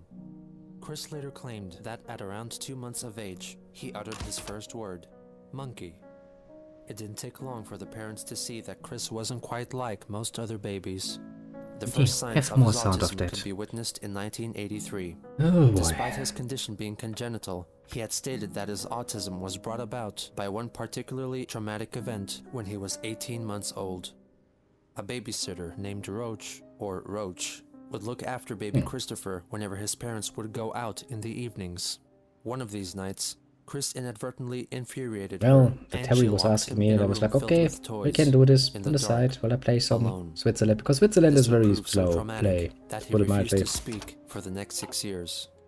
Even though he sees this event as the source of all his troubles, he does not blame his parents for keeping Roach as his babysitter, for they did not know better.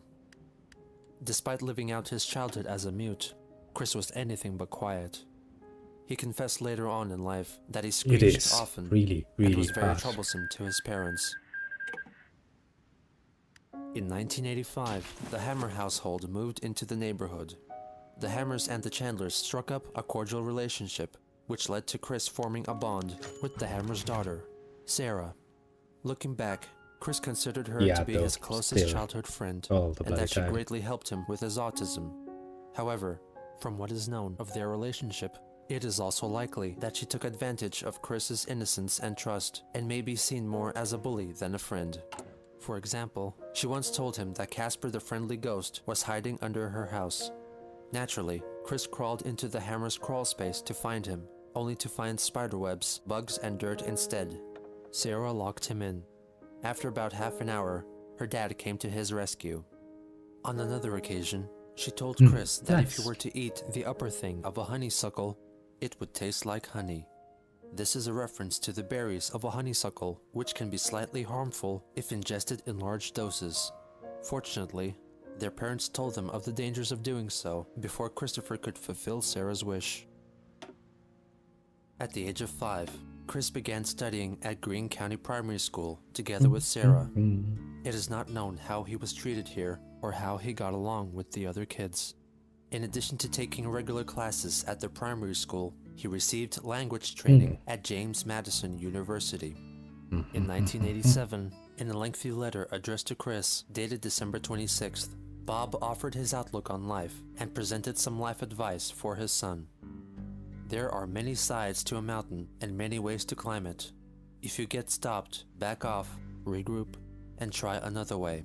If you are still not successful, maybe it is not meant to be. If it is meant to be, having it on the back burner simmering for a while is not bad. It will pop up again, and the way to attain it will be there.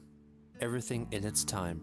Your mother and I have done our best for you, and in return, we expect at least that from you, for yourself and your children.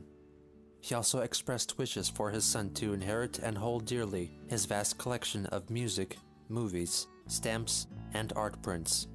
He reminisced about the straight razor which he inherited from his grandfather, which he carelessly broke while using it as a screwdriver. Bob still held on to that broken razor his entire life because his grandfather wanted him to have it. Bob hoped that Chris would share his father's sentiment. I hope that you will not carelessly misuse, waste, or destroy the value of the many things I have collected for you. First, learn all about them, how but to use please them and get enjoy rid of them, some of the their junk. value, and how you can thoughtlessly waste their value. Then enjoy them as I have. For example, my very good stamp collection, or all the recorded popular music on cassette tape, VCR tapes, and Oh, for records. fuck's sake, come My on. books on popular music, movies, entertainers, musical theater, ship models, my daylilies, gazebo, and dreams. Oh This boy. letter offers an insight into Bob's character, as he feared that all he had accomplished over the course of his life may be lost. Yes, In which means he stored 1989, every during a bloody weekly trip fucking to last the toy thing. store with his mother, Chris picked up a GoBot up on display and slowly started to read out the text on the package, ending his 6 years of silence. Later that same year, Bob and Chris converted the shed in their backyard into a workshop, christening it the Dreaming Studio. Bob had hoped that he and his son would build things together there. He even commemorated the space with a plaque, Dreaming Studio of Mr. C and Little C, where dreams do come true. However, when asked about it, Chris could not recall what, if anything, had been built there. It was instead mostly used by Barbara You for get a storage. bit more. For Christmas of that year, he got a Nintendo Game Boy. This was also the year that the family got Patty Chandler, a Beagle Spitz mix, which Yeah, they picked that's up as a still- pup from their Aunt Karina. Chris grew Ugh. very attached to the dog, displaying a yeah, to be fondness fair, and some of us arguably are. a love rarely shown for anything or anyone else in his life. In 1990, Bob co-hosted a jazz marathon on WTJU radio. During the program, he displayed his keen knowledge on 20s and 30s jazz music. Okay, now we go on to performance number 2, which is Tight Like That.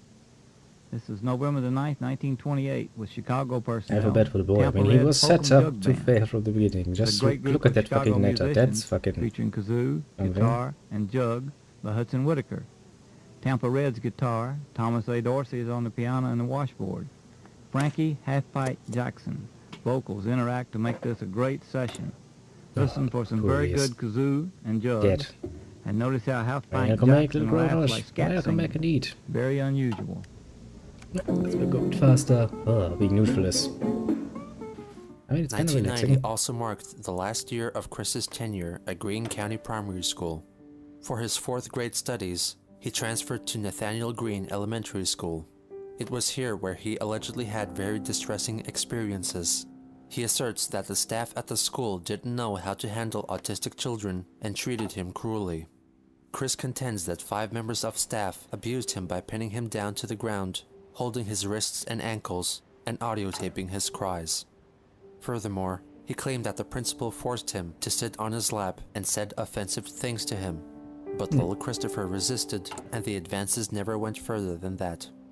The principal is also claimed to be gay, which Chris feels justifies his homophobia. I was abused by one. A homosexual principal at my elementary school slapped me on his lap, said some offensive things to me, and I felt uncomfortable. Even though Chris's accounts of the events could not be verified, it is also not unlikely that an event like this could have taken place. Though Chris never specified the reasoning behind their attacks, nor did he state whether him being restrained and being assaulted by the principal were separate or related events, it is possible that he may have been restrained and verbally abused as a form of dogs in case disciplinary of children, action, to be and even placed in a scream room, which was a fairly common school installation for dealing with autistic children up until the mid-1990s. Whatever scream events room, well, that's a transpired, great idea. it forced Chris's parents to take Could him help. away from Nathaniel Greene Elementary School. To further things, they took the case to Greene County Court. After the school board threatened to take Chris out of mainstream education and instate him into a special needs school, the Chandlers dropped the case. For the remainder of the school year, he was homeschooled. It was around this tumultuous time By those that young parents, eh? Christopher had an uplifting experience that would change his life. During a shopping trip in Richmond, possibly in December 1992, but in other accounts he stated that it was 1989, he came across the Leonard Bernstein Symphony Orchestra, a show comprised of animatronic characters that is held around Christmas time at the Regency Square shopping mall. The conductor, Leonard Bernstein, is made to be fully interactive with his audience with the help of a human controller behind the scenes. On this blessed day, the turnout for the show was weak, so Chris got extra attention from the bear. When Leonard asked him his name, the person controlling the animatronic misheard it and answered back, calling him Christian. The boy took this as a profound sign and felt that he should be called Christian. In order for Chris to continue with formal education, Bob and Chris moved to Chesterfield County, while Barbara remained in the family house in Ruckersville with Patty, so she could keep working. Christian enrolled in Providence Middle School in Richmond. He looked back fondly over his time here, giving special credit to his teacher Virginia Sanford. She was the most influential teacher in my life. During my years at Providence Middle School, she taught me better social skills, how to better cope with other people, bullies, and life. With a positive and fun tomboyish attitude, she was a teacher any child would be most proud to look up to and be taught by. He also forged a friendship with Natasha Turner, a girl a few years older than him. He lost romantic interest in her when he saw her smoking. They would often hang out together at the bus stop. He would sometimes give her money on behalf of his father for her friendship and attention. Chris would later realize that Natasha was, in a sense, a friend with benefits. She would stay with him and be friendly in exchange for a monetary reward from Bob. Bob knew that his son had little hope in forming true friendships otherwise. The Adventures of Sonic the Hedgehog, the cool new TV show, is on the air. In the fall of '93, Sega, the video game developer, held a watch and win sweepstakes contest in conjunction with their Adventures of Sonic the Hedgehog cartoon. The lucky winner would get a $1,000 shopping spree at KB Toys. And that winner was Chris. Christian is one of only about 100 winners nationally to receive $1,000 worth of Sega games and equipment.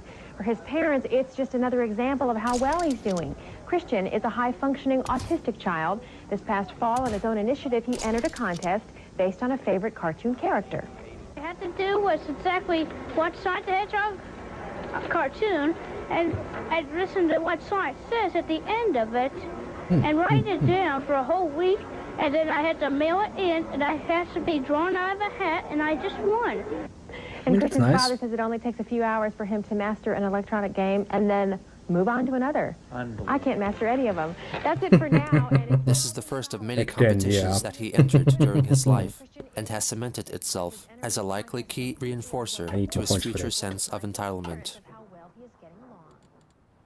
On December 29th, 1993, the Richmond Times-Dispatch published an article about Christian's magical encounter with Leonard Bernstein, entitled, "It Took a Talking Bear to Give the Name a Young Boy Loves."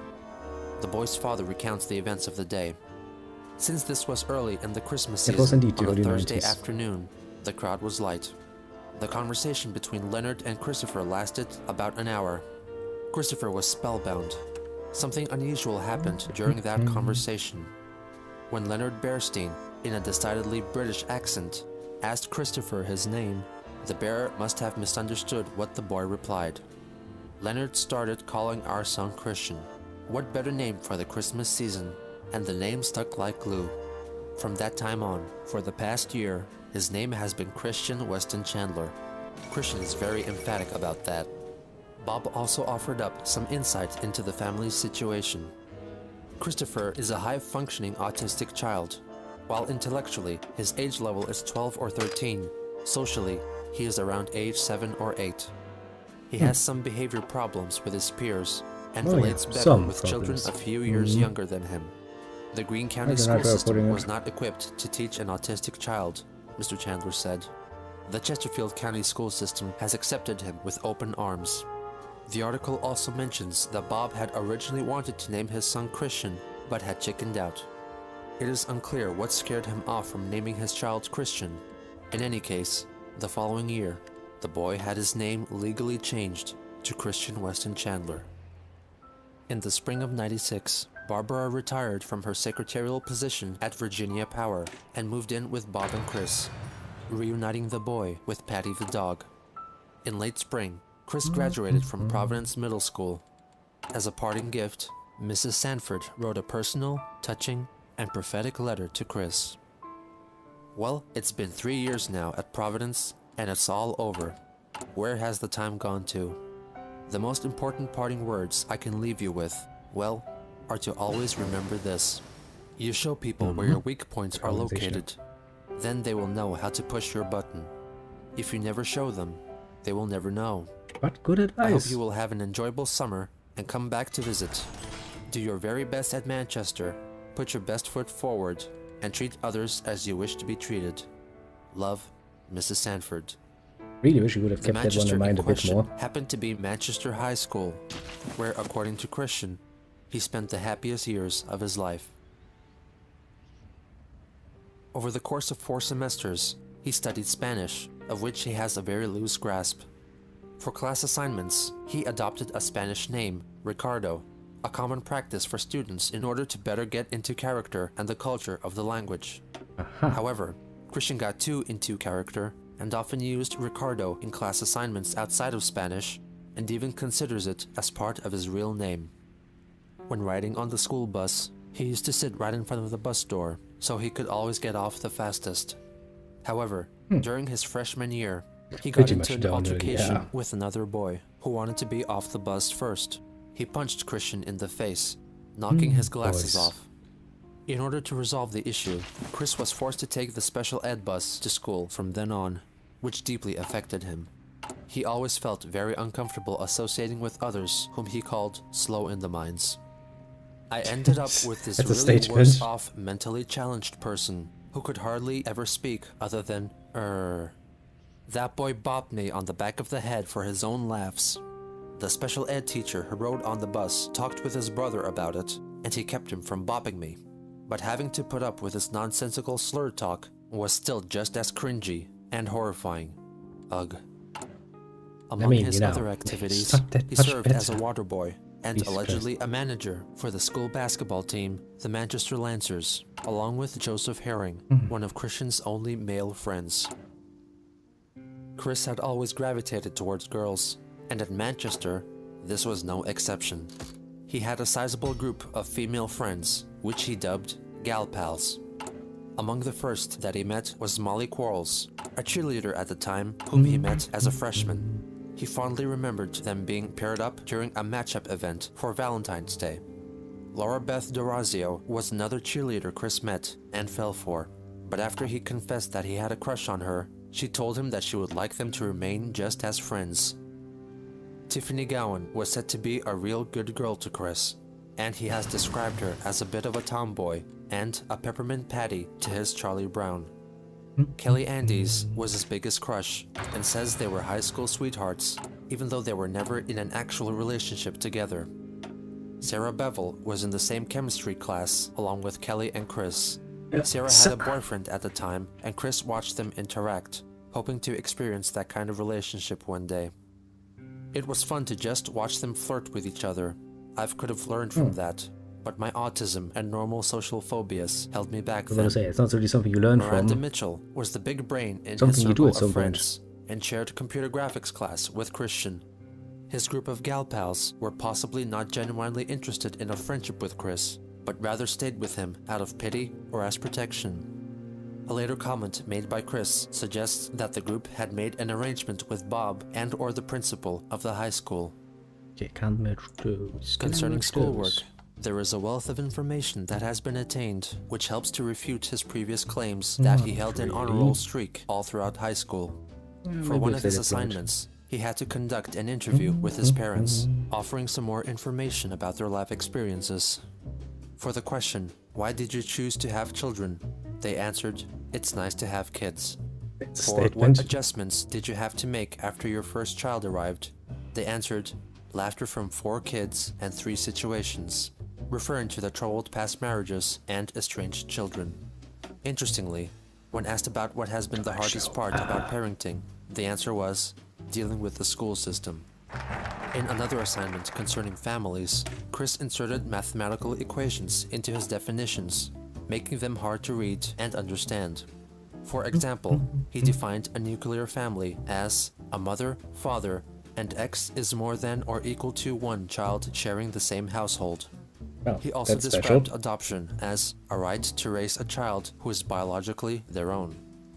Christian took part in a parenting exercise in which he wore an empathy belly to simulate the feeling of being a pregnant woman. He wrote a report describing his experience. Having a belly like a pregnant woman was really an awkward experience. When I tried to get my pencil bag out of my backpack, the belly held me back by putting pressure on my left leg. Luckily, my arms were long, but if they were any shorter, I would have had a real problem to reach the pencil bag. While I was sitting in my chair, the belly made it uncomfortable for me to cross my legs, and while my legs were separated, it put pressure on my private part, which gave me a strange, weird feeling. He wrote an essay about Japan's involvement in World War II. It should be noted that he addressed himself as Ricardo W. Chandler, with Christian placed in parentheses, and wrote English in Spanish. The teacher justly corrected this.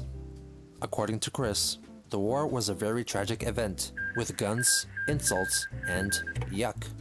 He continues, the Japanese and Americans had deemed glowering at each other like boxers from opposite corners of a 5,000-mile ring, waiting for their bout to begin.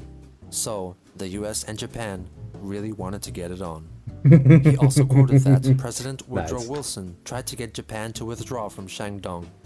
Christian's essay ended up being a mishmash of events of both world wars. In addition, he referenced several books, however all of his findings could be found within the first 8 pages. The teacher commented, restate thesis. There is a page titled Warm Fuzzies for Christian W. Chandler, which most likely was a class activity in which the students wrote nice things to each other in order to promote acceptance. The messages left for Chris read very bland, such as, I like your clothes, is a very funny and nice person. Okay, funny. You are a nice person. Nice watch. Nice watch. You tell great jokes. And you tell fun jokes. But perhaps the most baffling piece of writing that there is on record is his 13 lucky writing tips, an assignment for English class, in which he switches 4 tips in to what most closely resembles Spanish. In any case, it is little more than unintelligible garble. Use standard written English. Do not use contractions in formal writing. You must have a thesis statement in each essay. The thesis statement es el finalie estancia de introductori paragrafe. Tu escribes de literature. El thesis incluye el llama de author y llama de work. Los paragraphs soporte y relate que el thesis. Los paragraphs tienes el topic estancias hablan el unifying concepto de el paragraph. Los details support y relate Why a would you el do topic that? What a pain in the ass to read paragraph. it for anyone else. Necesitas los adecuate soporte details. Escribe el Basically, like if literature it el presente starts tense. fucking writing Necesitas mirror tres just out of muchacho the mirar fucking de hell of puente. it. Necesitas creas muy bien tu Pero los Special escribes Boys, creas dude. sense y es Jesus muy Christ. logical. Cheques tu escribir muy carefully. No, we're watching a bit more of the From the great school report, Brand it saga. can be seen that he failed all Chris but 2 of his Van 14 played for a assignments, while. earning a D+. Gives for me the something year. to watch while I'm waiting for neutrality to hit me At hard age in 16, the face. Chris wrote a poem entitled Song of Christian for his class, loosely based on Walt Whitman's Song of Myself. He decided to record his creation for posterity in video form. The video itself is poorly lit, but there isn't much to see anyway. I hear America singing as I sing of myself, and you experience as I experience. The problems of yourself are my problems. These are the young singing cries of happiness. The children's song is song of laughter. Jesus Christ. At age 6 weeks, I sang this song of laughter. Then Yeah, at that 1.5 must be a years of special age, experience the being Lord a put the mute teacher. button on me. Just My individual. song that I sing, I'd probably be although like, I yeah, talk well, I need my help. peer relationship is low Please. and my loneliness is off the scale. Anyway, that's my poem. Beyond just reciting the poem, he pretends to be the enthusiastic host of the Christian Chandler Show. Welcome, ladies and gentlemen, to the Christian Chandler Show. Right, I see he was back then also a genius when it came to Now here he is, the host with the most, Christian Chandler. kill me. And so the sound quality. Is it actually, it's surprising actually that the sound quality has not at all actually improved over the fucking Welcome years. to the Christian Chandler Show.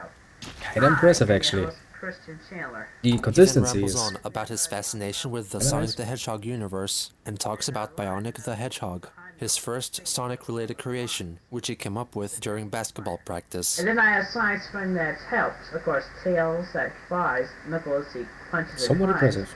And Bionic Well, you heard rumors about Bionic. He's that Sonic's brother I met myself, who's that very good basketball player and mechanic. I mean, you know, maybe it would I also can tell you help the if you would background just story not on him. He proceeds to regulate rant about about punches receiving somehow. an F in English class. I see about It is really sucky. I mean, come on, I'm not an expert, but even I can do better quality than that. It doesn't really take much An work. F in English class? You have got to be kidding me. I mean, Quite literally, it doesn't take much. I do not even know when was the last time I got an F. I mean, who knows? It could have been back in old Greene County. That stupid place. Eesh. That Greene County primary. Actually, it was a nice school, but then it came the thing of Greene Elementary. That's why I got the F. Anyway, then many years rolled by. Then you came along and gave me an F. I mean, I started off with an 8, and you just lowered it. I'm getting sick and tired of this lower thing. What do you have against the handicapped children anyway? I mean, I know my handicap is autism, and I'm not afraid to admit it. And No, Bert, you will never be afraid to admit anything. Is very disrespectful. Apart from when you really should say sorry. I mean, I am very emotional about it. Oh, that's interesting. Germany goes to war against Austria. Anyway, it's time I sign off. Good thing we are on friendly terms with them. This has been the Christian Chandler Show. Around the same time, he made a series of stop-motion videos of races set in his Lego-made town called Quickville, based on his own initials. They were made with a Game Boy camera, which produced grainy, low-resolution grayscale photos, or alternatively, I remember that thing low-quality actually, stop-motion Jesus Christ. video. The awkward frame rate makes it difficult to discern what is actually going on, but it is important to note that all the racers are named either after pop culture characters that Christian idolized or people he knew in real life.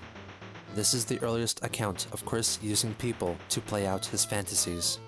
The biggest trend in kids' toy history, it's multi-billion dollar.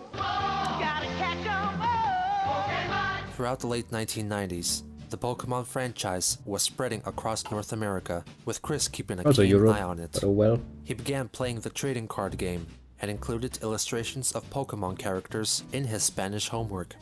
He also wrote a lengthy essay detailing how the Pokemon came into their Pokeballs, with which his teacher was very pleased. The year 1999 marked the birth of his wall of originals. This was a designated So much portion Pokemon, of the yeah. wall, which displayed Pokemon trading From cards red that edition Chris to made yellow himself. edition to It featured what came after original the Pokemon, diamond or such something? as a female Jesus Pikachu Christ. called Chikachu, Jesus Christ. and Platistic, a plant which is autistic. Chris himself also appeared several times. His Black fascination Christian. grew to a point that he would dress up as the Pokemon character Ash Ketchum out in public. Around mid-1999, Christian launched his first website, a simple Pokemon-themed effort humbly called Quick's Pokesite, cementing the moniker Quick. It was soon replaced by Quick's Pokesite 2 with a new logo designed by Miranda. He updated it with personal and Pokemon-related news look at here that. semi-regularly Some for the hairs next growing year in. and a half. Yee! This year also marked Christian's first visit to The Game Place, a game and hobby store which allowed returning customers to play video games, board games, or trading card games. It quickly became his weekly haunt. The Pokemon craze was captured on film for Richmond's NBC affiliate's WWBT News. The report featured excited young kids playing the game and trying to explain the phenomenon. How do you play the game? I can't explain, it's too long. I think nobody could actually Bewildered explain parents that standing easily. witness, I'm watching and I still have no clue. and the 17-year-old Chris in action. I'll put out my Dragonair, even though it has 60 damage on it. Oh boy. And now it has 3 energy on it. Slam attack. So if you had the time to tell me. To commemorate Valentine's Day of the year 2000, Christian wrote a Valentine's Day hymn, a free verse effort in which he reveals that he holds very traditional views on courtship and the predetermined rules of etiquette for men and women. On a date, the man could not pay the bill, so his date slammed her door in his face. The man's coat over a puddle, the maiden walks. Then the man trips and pays the laundry bill. Under the moonlight, the couples of the world kiss. But unfortunately for a few, they are interrupted by their parents. He uploaded it onto his website. 10 days later, Chris celebrated his 18th Never birthday, stop doing a that, date does he? which he held in the highest regard. Among the guests in attendance were a handful of Christian's gal pals and his half-brother Cole. Nearly 3 years after the fact, he reminisced about the event. I will never forget my 18th birthday party. It was the best of the rest. The weekend before my real birthday, my mother and I prepared for the party I was going to host that day. We hung balloons and streamers, and we laid refreshments on the table. At the door was Raw 4 pictures. of my high school amigas, and one of them Just as brought a easier to friend. understand than that We nonsense ate that is pepperoni Pokemon. pizza and drank Pepsi. It was great. As mother lit the candles, I was filling up with ecstasy.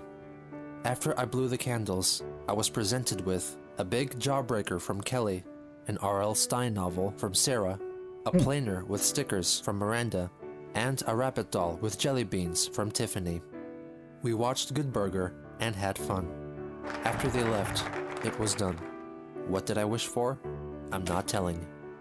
Even though he seemed pleased that his gal pals came to celebrate, he was never pictured together with them, preferring to sit alone. He is also photographed wearing a pair of jeans with a suspicious stain on his crotch. Some have speculated that it is dried semen, but it is unlikely. About a month I would later, admit that Chris is was rather tasked with unlikely. designing a CD jewel case for his graphic design class. On the fateful day on March 17th, 2000, Sassy. I wanted to feature on my favorite hit CD cover lifelong hero Sonic the Hedgehog Yeah, and cute probably newer something like character that. Pikachu, but copyrighted characters were prohibited from the project. So, in my mind, I pondered and pondered when it hit me visually. Sonic and Pikachu combined. Oh boy. In a way to escape copyright, he combined Sonic the Hedgehog and Pikachu to create Sonichu, the electric hedgehog Pokemon, which Christian considers to be one of his greatest life accomplishments. The CD tracklist itself consists of Pokemon, Sonic and Mario related music, with intermittent appearances obviously of gonna piss off old-time the fucking jazz Frenchies from a little artists more. such as Frank Sinatra and Bing Crosby, undoubtedly an influence from his father. Another month later, Chris had to document a week of his life for a school project. The result was A Week with Christian W. Chandler, a self-documentary, which No matter detailed what I the do is I events get of his pissed life off, oh from boy. April 29th to May 5th, Neutrality is 2000. hard. The front cover features a blurry photo of Chris and Patty, with a discolored, ghostly Sonic below. He writes it in the third person, as if followed by a documentary crew. On April 29th, How he are we gonna visits do this Books A nicely? Million to participate in the Pokemon Trading Card Game League. Afterwards, he enters a costume contest, and since he wore his regular Ash Ketchum outfit, he wins and receives a cool t-shirt as a reward. The following day, he talks about packing and moving things from their home in Richmond to their old house in Ruckersville.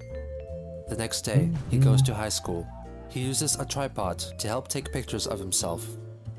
During class, Mr. Goss discussed the difference between Shakespeare's world and the real world of That today. is ambition. Christian rested his eyes after Mr. Goss's discussion and before the bell rang. Next, he had trigonometry. I'd hate to be Christian when his nerves kicked into action after waking up from a noddy snooze cruise, but I was. Next was computer graphics. It was great for him today, because he got to print his own CD cover. Next was Spanish too. He took a quiz today, but I think he feels confident in his work. And finally, after a hard odd day, he rides home on a bus, but unfortunately, it had a few slow in the minds on it. The following day, he repeats the routine Keep of calling other snoozing people through slow of the class, minds. That's and that on an even interesting days, statement he every eats time I lunch hear with it. Tiffany and Sarah. He's not the For the smartest following of day, them all he either. describes his daily activities at home, which mostly consist of playing video games and managing his website. The next day, he talks about working in computer graphics class and making a Mother of the Year award for Barbara, which he plans to give to her on Mother's Day. For the final day's report, Chris states that it was a difficult Friday. One of his duties included taking part in a senior group photo. After the long wait for the pictures to be taken, being crowded like a sardine surrounded by immature teenage boys, and having the hot, hot sun shining down on him and everyone else, he went back to the shady entrance. After the photo shoot, Chris was picked up by his dad. And that concludes our week-long documentary of A Week with Christian W. Chandler, the autistic boy that has made it this far. Close parentheses. You mean smiley face? Chris Thanks. wouldn't pass up an opportunity to go to the senior prom, so he did, bringing his mother along as a date.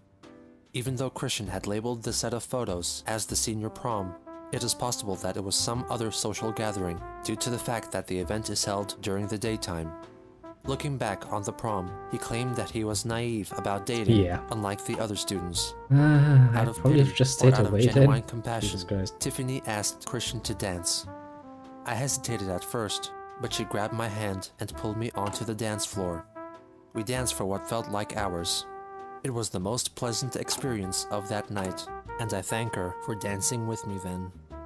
He felt that her willingness to dance with him meant that she was attracted to him, and stated that if they were to meet again, they would start a relationship.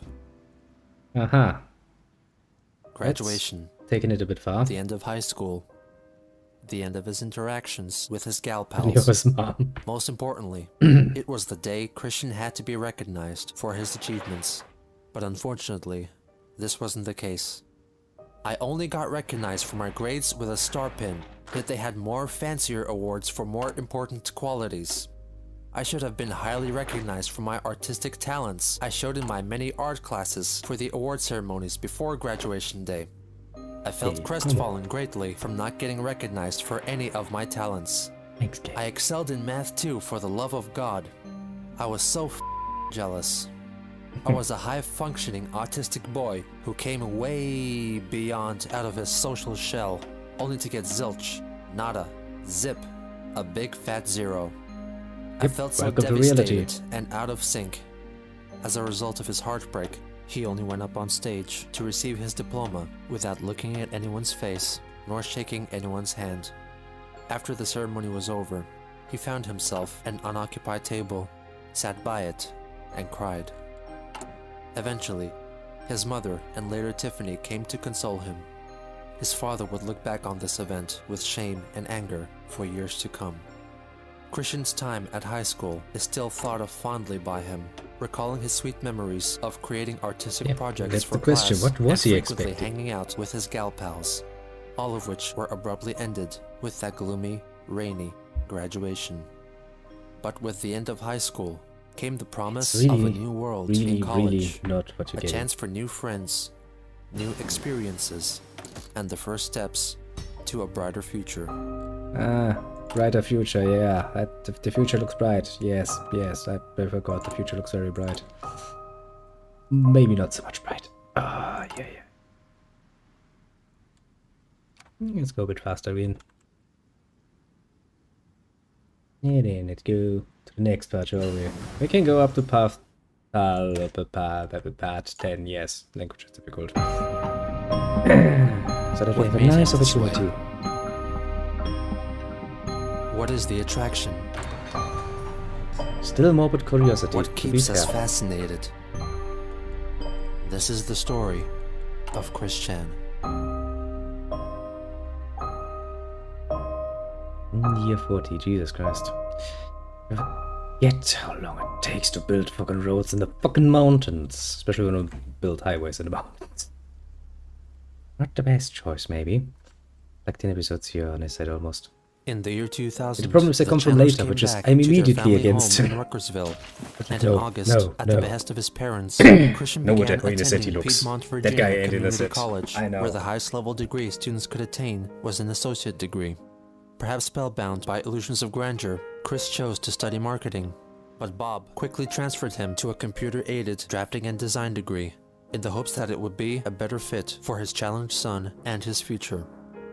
According to the PVCC handbook of the time, this was a 2-year degree, worth 15 credits. In addition, he took English classes and even a tennis class. Apart from study, he continued to develop his Pokemon website and added more cards to his wall of originals, creating cards representing, among others, his beloved Sonichu. In October, he launched Quick's Sonichu site, a website devoted to his original character. Over the course of the year, the Sonichu family grew. He created Soni, Sonichu's pre-evolutionary form, and dedicated a trading card to him. He also gave Sonichu a female companion, Rosechu, based on Amy Rose from the Sonic franchise. Yeah, I figured that one out. After high school, contact with his gal pals was lost, apart from Kelly. He claimed to have called her every weekend for about a year. For Christmas of that year, Christian made her a CD entitled Songs for Kelly as his gift. He incorporated a mini Sonichu into the artwork. Winter of 2000 is also significant, for that was when Chris created his Sonichu medallion, made of Crayola model magic and acrylic paints. Late 2000, I bought some Crayola model magic clay, and I molded and crafted the first original Sonichu medallion that I wore around my neck, with a makeshift chain, which I later replaced with a better necklace I bought from Pacific Sunwear at my mall. He would rarely be seen without it. The following year, he continued to develop the lore around Sonichu, which included creating an offspring for Rosechu called Rosie, and designing an Archie Comics cover for Sonic the Hedgehog vs. Sonichu. For his mother's 60th birthday, he made her a cake with Sonichu on it.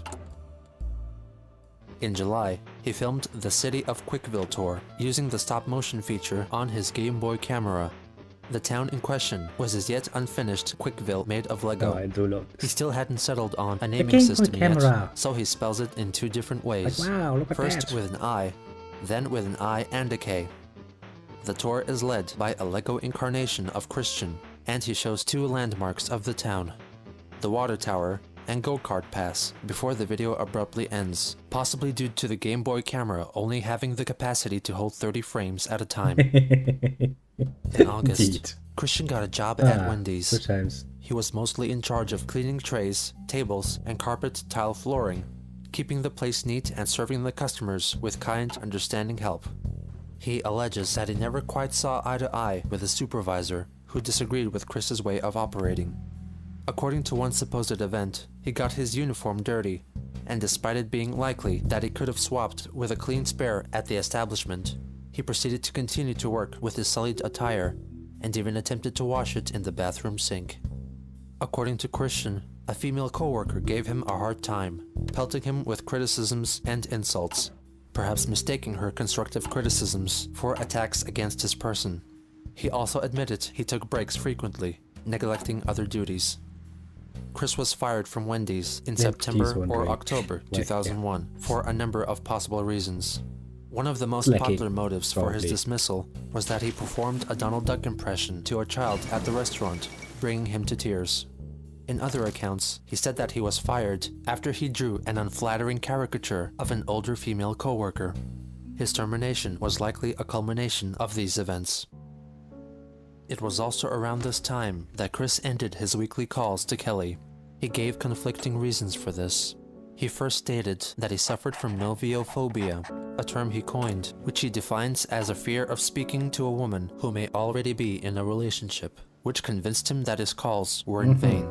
Initially, Chris stated that he was told by his mother that Kelly most likely already had a boyfriend, so he might as well quit his attempts. But later, he changed his story, saying that he came to that realization all by himself. In other retellings, he said that he simply forgot to call her one weekend, and after he broke the routine, he didn't want to continue.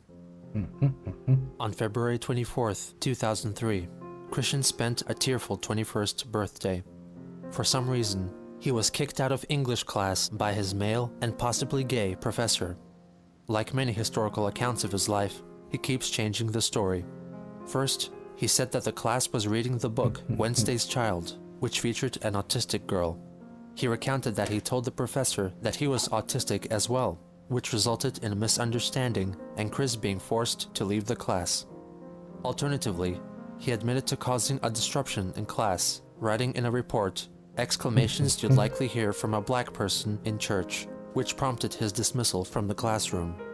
This ejection further increased his hate for men and gay men in general, and further convinced him of launching a pursuit to find true love. In order to meet whom he called a boyfriend-free girl, he launched his love quest. However, finding that one special person in his life wasn't going to be easy. Christian didn't feel like he had the confidence to approach women on his own volition, due to the infinitely high boyfriend factor. This term refers to the very high probability that any girl to whom he spoke already had a boyfriend, making it close to impossible to find his coveted boyfriend-free girl. By extension, every man who already had a girlfriend was thought of by Chris with seething loathing.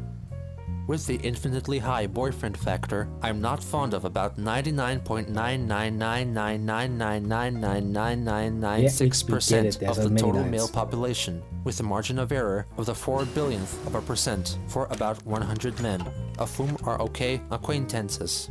Those doofs get all the luck, having a sweetheart to care for and to be cared from, getting all the hugs, kisses, and emotional support and the security of a solid future without loneliness and with love and children. And besides that, my autism is not much help on the programming of my mind. Sigh. Oh, my life. To combat his reluctance to approach prospective females, he devised a way in which women would approach him instead. The attraction sign. Christian created what he called an attraction sign, which was much like a personals ad, but in public. 21 and single white male, really shy, me smart, young at heart, computer skilled, humorous, a great thinker and go-getter, natural salesperson, great thinker. enjoys good parts of life, diplomatic, friendly, loves his family, peaceful, very creative, he's lonely.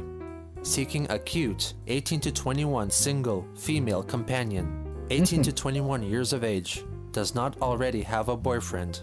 Single, average to slender weight, body type, white, lives in Charlottesville or Ruckersville area, does not smoke or drink alcohol, happy, positive personality, average high income, drives a vehicle. If any men read this huge sign, mind your own business. And to all men with girlfriends, except marrieds and blacks, go jump off a cliff. Have a nice day.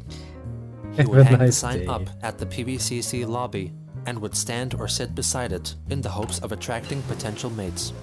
Based on the attraction sign and later comments, it is clear that instead of finding the love of his life, his quest for a sweetheart was more of a quest to lose his virginity and to find a woman to mother him and financially support him. Basically, yeah. Just a couple of months into his love quest, Christian was met with an obstacle. Mary Lee Walsh, the Dean of Student Affairs, tore down his attraction sign and allegedly even tore it up in front of him. According to Chris, she yelled at him in a violent manner and said that his way of doing things would not get him a girlfriend. Yep, it is probably likely not, that Walsh may have, in fact, taken down his sign and told him that it was inappropriate, as his methods were akin to soliciting sex on campus. Basically, in any case, yes. He was deeply disheartened by this event. It literally shattered my heart to almost nothing and murdered my soul. In response to this attack, Christian made another sign, which was quickly removed in a similar fashion. This was to be the beginning of Christian's make-believe conflict with Mary Lee Walsh that will haunt him for most of his adult life. As an act of catharsis, Christian wrote a poem called Saddest Heart in the World, in which he refers to Walsh in the most unkind of light. Lonesome and sad, the mastermind is very bad. In efforts of getting a boyfriend-free gal, that female dog took my only idea for a fall. Heartbroken, sad and very lonely, I may never remove my virginity. On April 10th, Chris wrote a short story called Sonichu and Rosechu, The Genesis of the Love Hogs. It establishes the origins of Sonichu and Rosechu, and also incorporates elements from the Sonic the Hedgehog lore, such as the Chaos Emeralds. In addition, the story features a lovely Pokemon trainer. Her name was Kel, short for Kelly. He published it on his Sonichu site. In June, Christian found work as a salesperson for Cutco, a cutlery retailer. It is unknown whether he actually managed to sell any knives. Later testimonies proved that he was still in possession of unpurchased stock, holding onto some items more than a decade after he was employed. His tenure ended in August, when his boss left the Charlottesville area. How did he even get In August, the newly formed band, Christian and the Hedgehog Boys, released their debut album. The band, which was led by Christian, and also featured Sonic, Sonichu, Shadow the Hedgehog, and Black Sonichu, in fact only existed in Christian's head. The album entirely consisted of Christian singing melody-free vocals with original lyrics over existing songs being played in the background. His songs covered a range of topics, such as his search for love in So Need a Cute Girl, based on I Want It That Way by the Backstreet Boys. Tell me why I'm stuck as a virgin. virgin with rage. Autism in AUTISM, sung over the Backstreet Boys' Larger Than Life. AUTISM, what does it mean? And his Spanish skills in the Ricky Martin adaptation La Cocina en la Casa de Casanova. Estamos divertidos y bailamos con la música chica. Later that year, hunt me, Chris will wrote it another not? poem, Yes, it will. Sonichu's Ode to Rosechu, an attempt at depicting the romantic ties binding Sonichu and Rosechu. Oh Rosechu, you are as beautiful as a rose, though a zapbud is the flower that heals your woes. He once again reinstates his idealized views on relationships between men and women. If I evolve into your knight, I will protect you with my lance. Speed makes no difference, though you are slower than I. You dance in a field with such grace and style. Sigh. The poem closes with possibly the first utterance of a variant of Christian's commonly used term, sweetheart. Rosie, as often as birds tweet, will you be my lovely heart sweet? In October of 2003, Christian reunited with his childhood friend, Sarah, for her birthday. For the special occasion, he made her a present, a hand-drawn comic book detailing the complete history of their life together, entitled Chris plus Sarah's Life Shares. It is from this work of literature that the majority of their interactions with each other has come to be known, including Sarah's supposed childhood bullying, which then 21-year-old Chris completely neglects. Like most of his creative attempts, it is self-centered, bragging about his accomplishments concerning Sonichu. He also talks about her personal life, including her relationship with her boyfriend. As of sometime before July 2000, Sarah has been living with her boyfriend, Wes Isley, a magician who does parties. He closes the book with hope for the future. A special note from Christian to Sarah: I hope that we can hang together sometime, but for now and forever, we will always be good friends. To return the sentiment, Sarah decided to spend Christmas with the Chandlers, which delighted Chris. What? Why did you give it the boy, you asshole? On November 22nd, 2003, Christian filmed a documentary of his activities in the game Animal Crossing on the Nintendo GameCube, which he then sent to Nintendo for consideration. Chris narrates this hour-long tour of two of his self-made towns, Quickville and Quick City. Since the documentary features a video game player narrating his activities while playing a game, this possibly makes Chris the first ever Let's Player in the modern understanding of the word. Hello, Nintendo! Welcome to my Animal Crossing for Nintendo GameCube. I am your host. My name is Christian Weston Chandler. I live in Ruckersville, Virginia. And I is 21 years old. And I play because I'm young at heart. So anyway, we're going to take a tour of my city. Like everything he produces, it includes Sonichu. So anyway, stepping out is my character, Sonichu. He's wearing the clothes with the character on it. Like I said, you might remember his face. There's his actual face. You remember the rest of his body, you see the whole picture. Chris performs a spontaneous rendition of Yellow is a Mellow Color off the Sonic and the Hedgehog Boys album. Yellow is a mellow color. Yes, it is a mellow color. Sonichu zaps the lightning and mellow color. Yeah. He also treats the audience with a performance of So Need a Cute Girl. Tell me why I'm stuck as a virgin with rage. Tell me why I so need a cute girl. Yeah, that song really needed a new rendition. Tell me why not enough never of it. wanna hear you say so. Thanks. I Yes, have that's helping me. a boyfriend. And that was inspired by a real thing. He previews the in-game diary that he keeps. As for a monthly journal entry here in November, yeah, I tried to get a girlfriend because I don't have a girlfriend. But I have made up a poem. Don't say. Let you guys read it. Alright. Scroll down a little bit as we go along. The fact that he's doing a fucking Let's Play. Because I am an artist as well as a poet. I'll make a rhyme every time. He proceeds to give a tour of his bedroom. This is my bedroom. It's a lot of fun, isn't it? Because I like to make things fun since you know I'm young at heart. As he unwittingly transfers his hoarding habits into a virtual environment, his bedroom in Animal Crossing closely replicates his real-life counterpart. Chris goes outside and comes across several characters who all seem to run back indoors at the very sight of him. Around here, I want to show you my favorite character that I kind of got to know it from the start. She just went in. There's Aunt Cootie. She just went in. Was There's friends Elmer. in? He just went Was in. friends away? He then travels to his house on Quickville Island to reveal that he mostly uses the property for extra storage. I use mine as storage for the extra items I don't have room for at home. Yeah, I got a bunch. He reasserts his brand loyalty for Nintendo and decries their competitors. Speaking of which, you should make the Sonic Heroes should be Nintendo GameCube exclusive because Xbox and PlayStation 2, my opinion is the same as yours. They both stink. Yeah, I do not even own them. I don't even want them. That goes double for the PS1 as well. Boy, don't diss the But if you wanna know PS1, my bitch. game systems, PS1 was I fucking had great. my GameCube for about almost a year and a half now. Got it on May 31st, 2002. I got your SNES, Nintendo 64, NES. I got the Genesis 301 with the original Genesis, 32X, and Sega CD, as well as Sega Dreamcast, and the Sega Saturn. Ah, So I good got times. mostly all of them. I've been a Sonic Dreamcast. fan forever, and that's why I'm glad that Sonic came to Nintendo. He mentions that he likes to keep his surroundings clean by picking weeds. Oh, we look at this. There's a weed. I pick weeds, keeps my town clean, as well as Quixie. He also Anyway, likes so to once you keep enjoy active. Another weed. Why you PlayStation, know you'll about stay that? with it. I usually like PlayStation to was run. cute. It keeps me going faster. He introduces the viewers to his character, Crystal. Anyway, this is Crystal. She's wearing the Rose Chew look. There's a zap button on the door. I got Sonic Chew's Rose Chew's mug right here.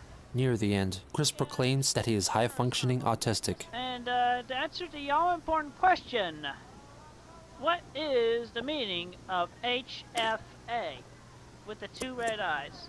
I will tell you. Got that? That means high-functionally autism because that's what I am. I'm high-functionally autistic. I may have All the autism, but factories I since I'm suddenly have. Oh, high-functional, look at all the factories I suddenly have. I could do a lot of things. Germany. I mean, otherwise, I wouldn't be able to do this documentary I'm doing right now. But anyway, for the submission of Nintendo Power, this has been a documentary narrated by Christian Weston Chandler. Thank you very much, and I hope that you will consider this for publication. Bye now. Christian started 2004 with a New Year's resolution to find a girlfriend. Again, on January 3rd, nothing has he drew changed. a Sonichu comic strip, which also featured Rose Chew and Black Sonichu.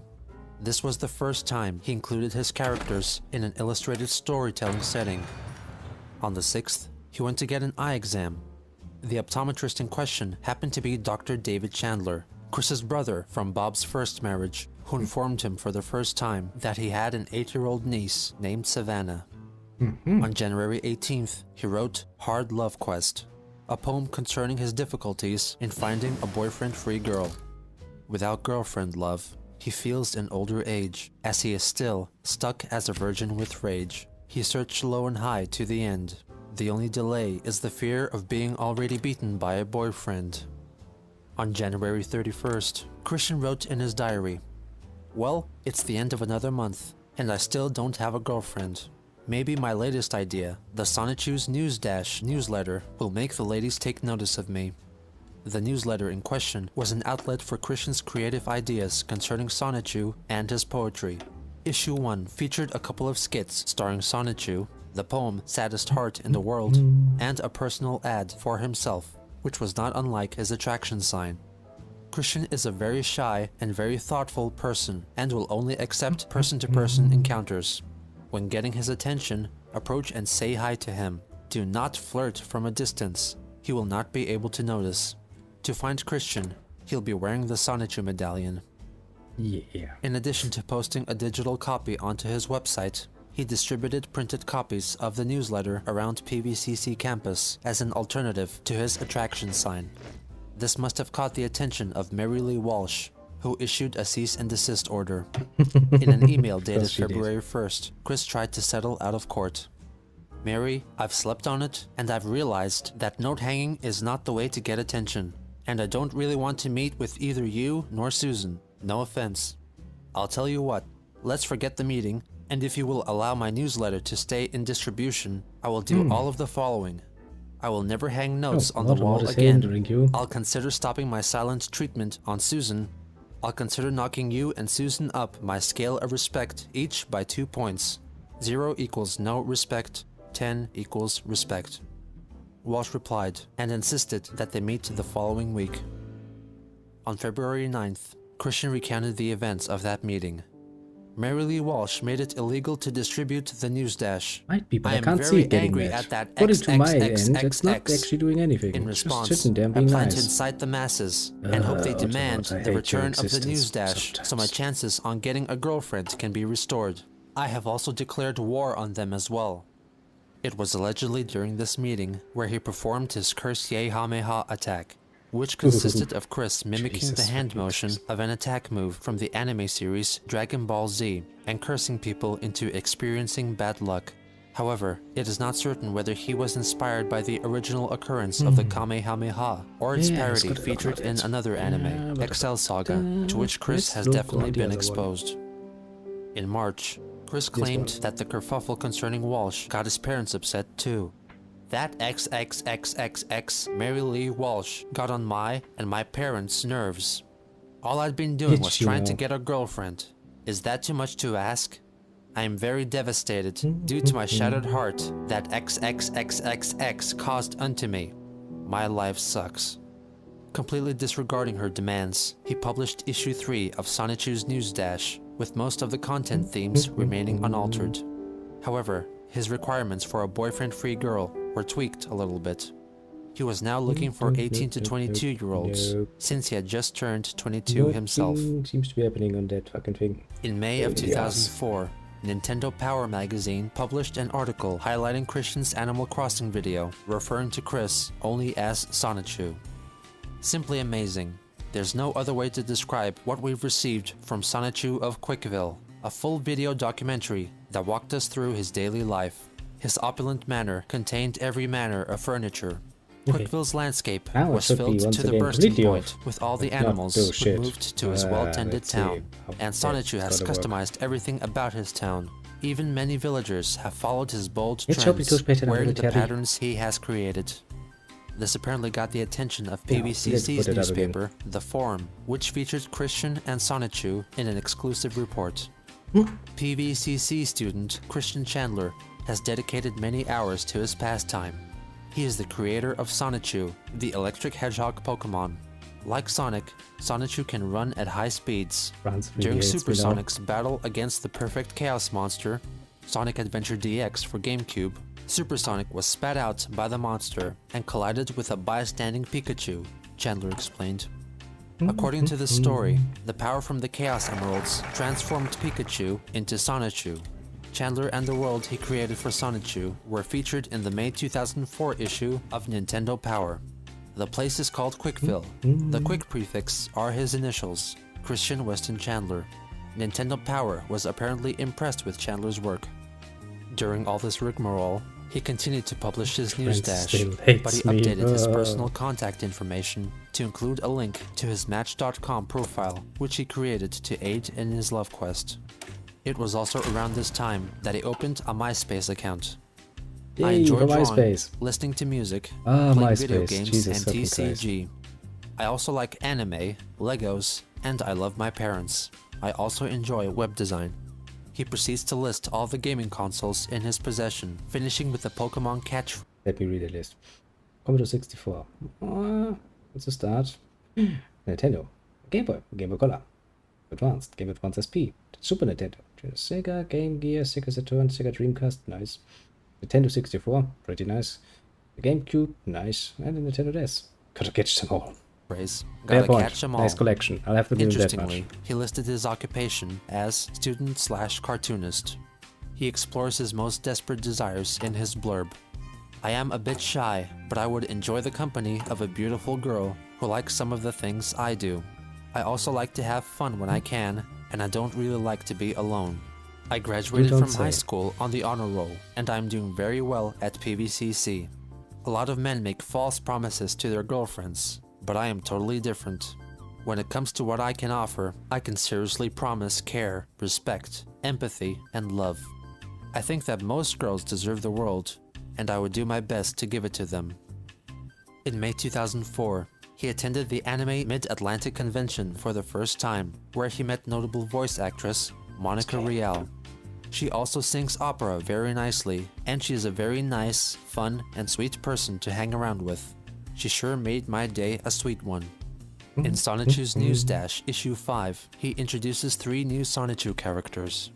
Christian Sonichu, based on himself, Wesley Sonichu, his quote-unquote rival, who's based on Sarah Hammer's boyfriend, Wes Isley, and Sarah Hammer Rose Chu, obviously named after Sarah herself. In June, to celebrate the 24-year wedding anniversary of his parents, Chris made them a present, a dramatic retelling of the family's life via Animal Crossing. Through this videographic endeavor, he delves deep into the family's history. Hi, Mom and Dad. How you doing? This is my little present for y'all. A little documentary for y'all. Here in Animal Crossing for Nintendo GameCube. About how y'all were and how you are now and so forth. So, take a trip back in time with me, won't you? As we explore how each of you were. Of course, first we'll travel back in time to the time of good old Robert Franklin Chandler Jr. He was a hip youngster back in his day. Let's take a look inside his chateau and see what describes him as him. He collects records, and he's got lots of them. He's got so many shelves. He might call him a record case. Yeah. Chris reveals that Bob has Cherokee ancestry. He was born in Cherokee in Texas. Actually, he was like 1/16 Cherokee. But that's why we have this totem pole here. This Chinese lion here, that's he's been to Korea for World War II, I believe it was. And he got Conduct Medal of Honor, which that's what this is right here. He performs the same type of tour for Barbara. But she went to school, and she worked hard. And see these shirt here, that's her school colors, blue and white, because back in high school, she was a cheerleader. Rum bum, sis boom ba, yay yay, la la la. Oh yeah, she likes to get old stuff as well, so she's got a little tea set here. And we got a kitchen, fridge, and a stove. Here's a little fan to keep cool with. Keep food in this little pantry. And she keeps her brooms and mops in the old closet here. Although somebody brought up the mop, somebody wanted to clean up. You put your garbage in the garbage can. And this is the sad part. In some places now, in very few houses nowadays, but what happened in the old days, the bathroom was in the same room as the kitchen. But luckily, we always remember to wash our hands in soap and water. Yeah. Anyway, that's just in the days of old. Nowadays, she does have a private bathroom. Yeah. Chris explains how his parents first met. They met over at May's pub, see. Yeah. Mom was just sitting down with her friend. She was watching Bobby sing up here. And well, she really liked his singing, so as father put it, she went up to him and then as he passed by, changed the thermostat. Yeah. Anyway, she chased him down the hallway and cornered him. For what? And then after that, they just talked things out, and they got to know each other, found common things. Bob, do you take this woman to be your lovely wed wife, to love and hold and cherish and to honor? I do. And do you, Barbara, take this man to be your lawfully wedded husband, to love and cherish and to honor forever? I do. I now pronounce you man and wife, you may kiss the bride. Whoopee! After reenacting their wedding, Christian introduces himself into the picture. But anyway, when first comes love, then comes marriage, then they come along with their baby carriage, and that's where I came in. Born in February 1982 was me. 1982. He gives himself a tour of his own room. So anyway, this is my bedroom. And then returns to Bob's room. As a little retribution for how things were, we're going to play a little number on the jukebox here. But since we don't have side-by-side on recording, we're going to play Sitting Under the Apple Tree. Okay,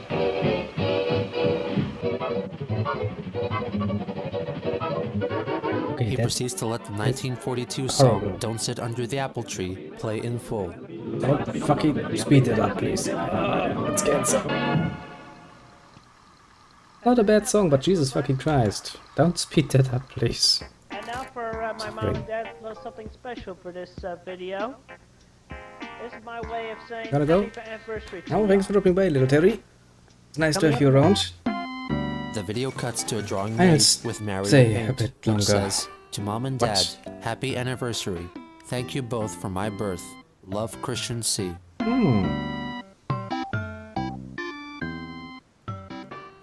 In July, Chris began going to the Charlottesville Fashion Square, attraction sign in hand, to seek out fellow mates. Evidently, his current practice did not yield promising results, as in a diary entry dated Big August Britain is 1st, in the Nexus he faction announced, of other nations. "Well, it's another month. Still no girlfriend. But I have a new idea that I'm sure will reel in a girlfriend on a fateful red string." Oh boy. The idea concerning boy. red string consisted of Christian tying a red string to a paper heart on which "Pick me up and bring me to my owner" was written. The significance of using a red string was most likely a reference to its appearance in the anime Excel Saga, and is a well-known symbol in many Asian cultures. Christian would throw the heart at prospective partners and hope that they would pick up the heart and follow the red string leading back to him. It cannot be determined how successful this strategy could have been, because just 4 days after he employed the red string of fate, a mall security guard, which Chris referred to as a jerk-op, put an end to it. In August, Chris shifted focus away from Pokemon and centered his attention on Yu-Gi-Oh!, a similarly themed card game. Ooh, He began making his own custom cards and attended his first Yu-Gi-Oh! Tournament at the game place, where he met Megan Schroeder. Your phone? Over the months of getting to know go Megan, back. I grew fond of her. You're gonna see. Although at that time, Oh, and the up to horror show, now, eh? she wasn't interested Jesus Christ, in if a I lovely continue doing this for relationship. much longer, I'm gonna I've need a abided fucking to beer her again. wishes and requests. The I'm problem truly is, fond I of kinda her. wanna Since be he and nice Megan to had him, Yu-Gi-Oh! because he's as a presented common relatively interest, nice at the moment. Christian only But intensified then his now where we obsession end with the up, game, creating more parts and more later. custom Yu-Gi-Oh! cards, with one depicting Crystal, Christian's make-believe That's the reason female I'm shutting twin. up, because He also designed a girlfriend's gift card, on which the illustrated girlfriend looks suspiciously like the sister. On September 4th, Christian reflected on his love quest so far. "While I was at the mall for the 8th week today, I realized something. Since I have been using a sign to state my being single and lonesome towards an 18 to 22-year-old That's boyfriend-free rude, woman, say. I, in the event, was trying to sell myself like a new car." 2 days New later, car. Chris's love quest was interrupted by a jerk-op. "I told that jerk-op off when I pulled some of my fun cards and told my lonesome virgin story, intimidated him, and shouted no into his face. In short, today was my Independence Day, but I am still alone." On September 11th, his search for love took a turn for the worst. "I was not bothering anyone at the mall today while I was trying to sell myself, when I got arrested for trying. I fortunately did not go to jail, but I have been stripped of my right to go to the mall by myself. I would be required to bring my mom or dad with me. My independence and my soul were practically murdered." Chris's run of misfortune climaxed when only 5 days later, the school board of PVCC suspended him for 1 year. My dad is bloodthirsty for revenge as well. He's going to write to US President George W. Bush Jr. and Laura Bush to help me get allowed back to PVCC. We all curse to death upon that XXXXX Mary Lee Walsh. In conjunction with his suspension, he was required to take anger management classes, get a psychological evaluation, and receive social skills counseling. 10 days after the event, he lamented over his inability to go to PVCC or the mall, and confessed that he would be asking for a girlfriend this Christmas. Despite his bans from the college and the fashion square, he decided to continue with his search for a boyfriend-free girl, but relocated to the University of Virginia's campus to do so. However, this move wasn't for long, as Christian was allowed back to the fashion square in November.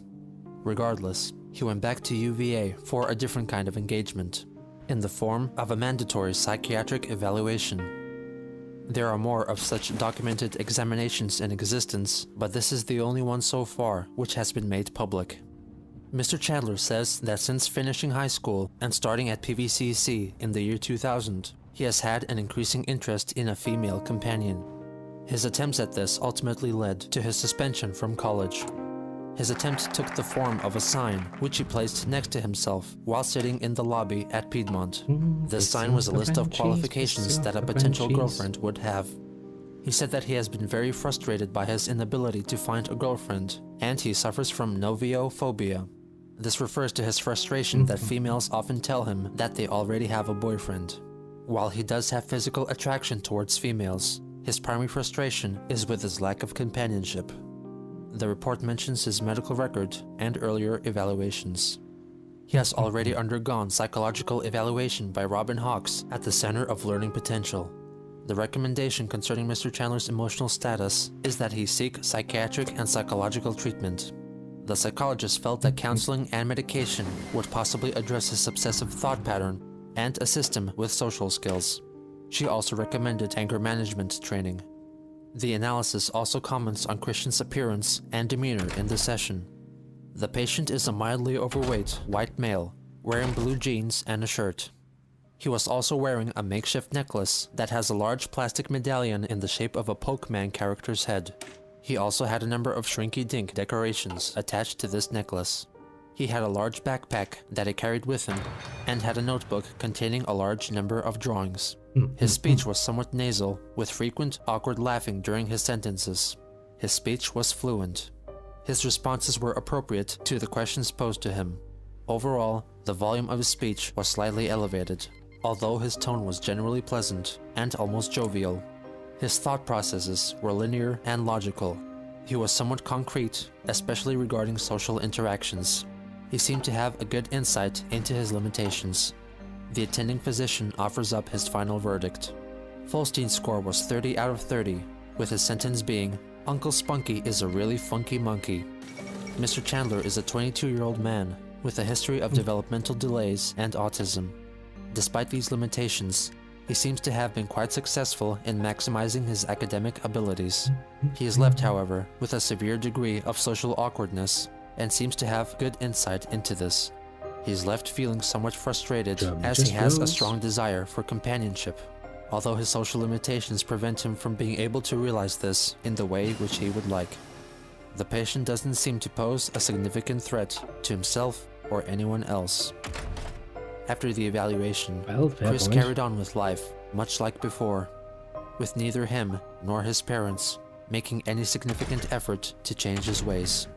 But Christmas was soon approaching, and maybe Santa would bring him a girlfriend like he wished, who could right all his wrongs and change his life for the better. Jesus Christ. See, this is one of those points. You get a nice little evaluation. Somebody says like, yeah, okay, so things are not bad yet. We could do something here. We could probably go on the right path, and nobody ever fucking does.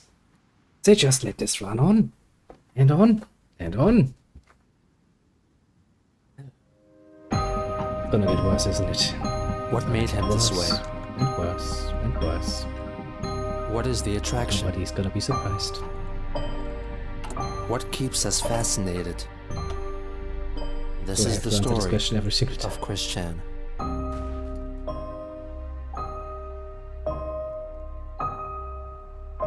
You could probably go for armed neutrality at some point.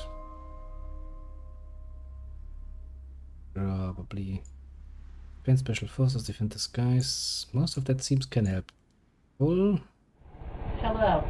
My name is Christian Chandler. Age 22 at this time. I will be 23 on February 24th, 2005. Well.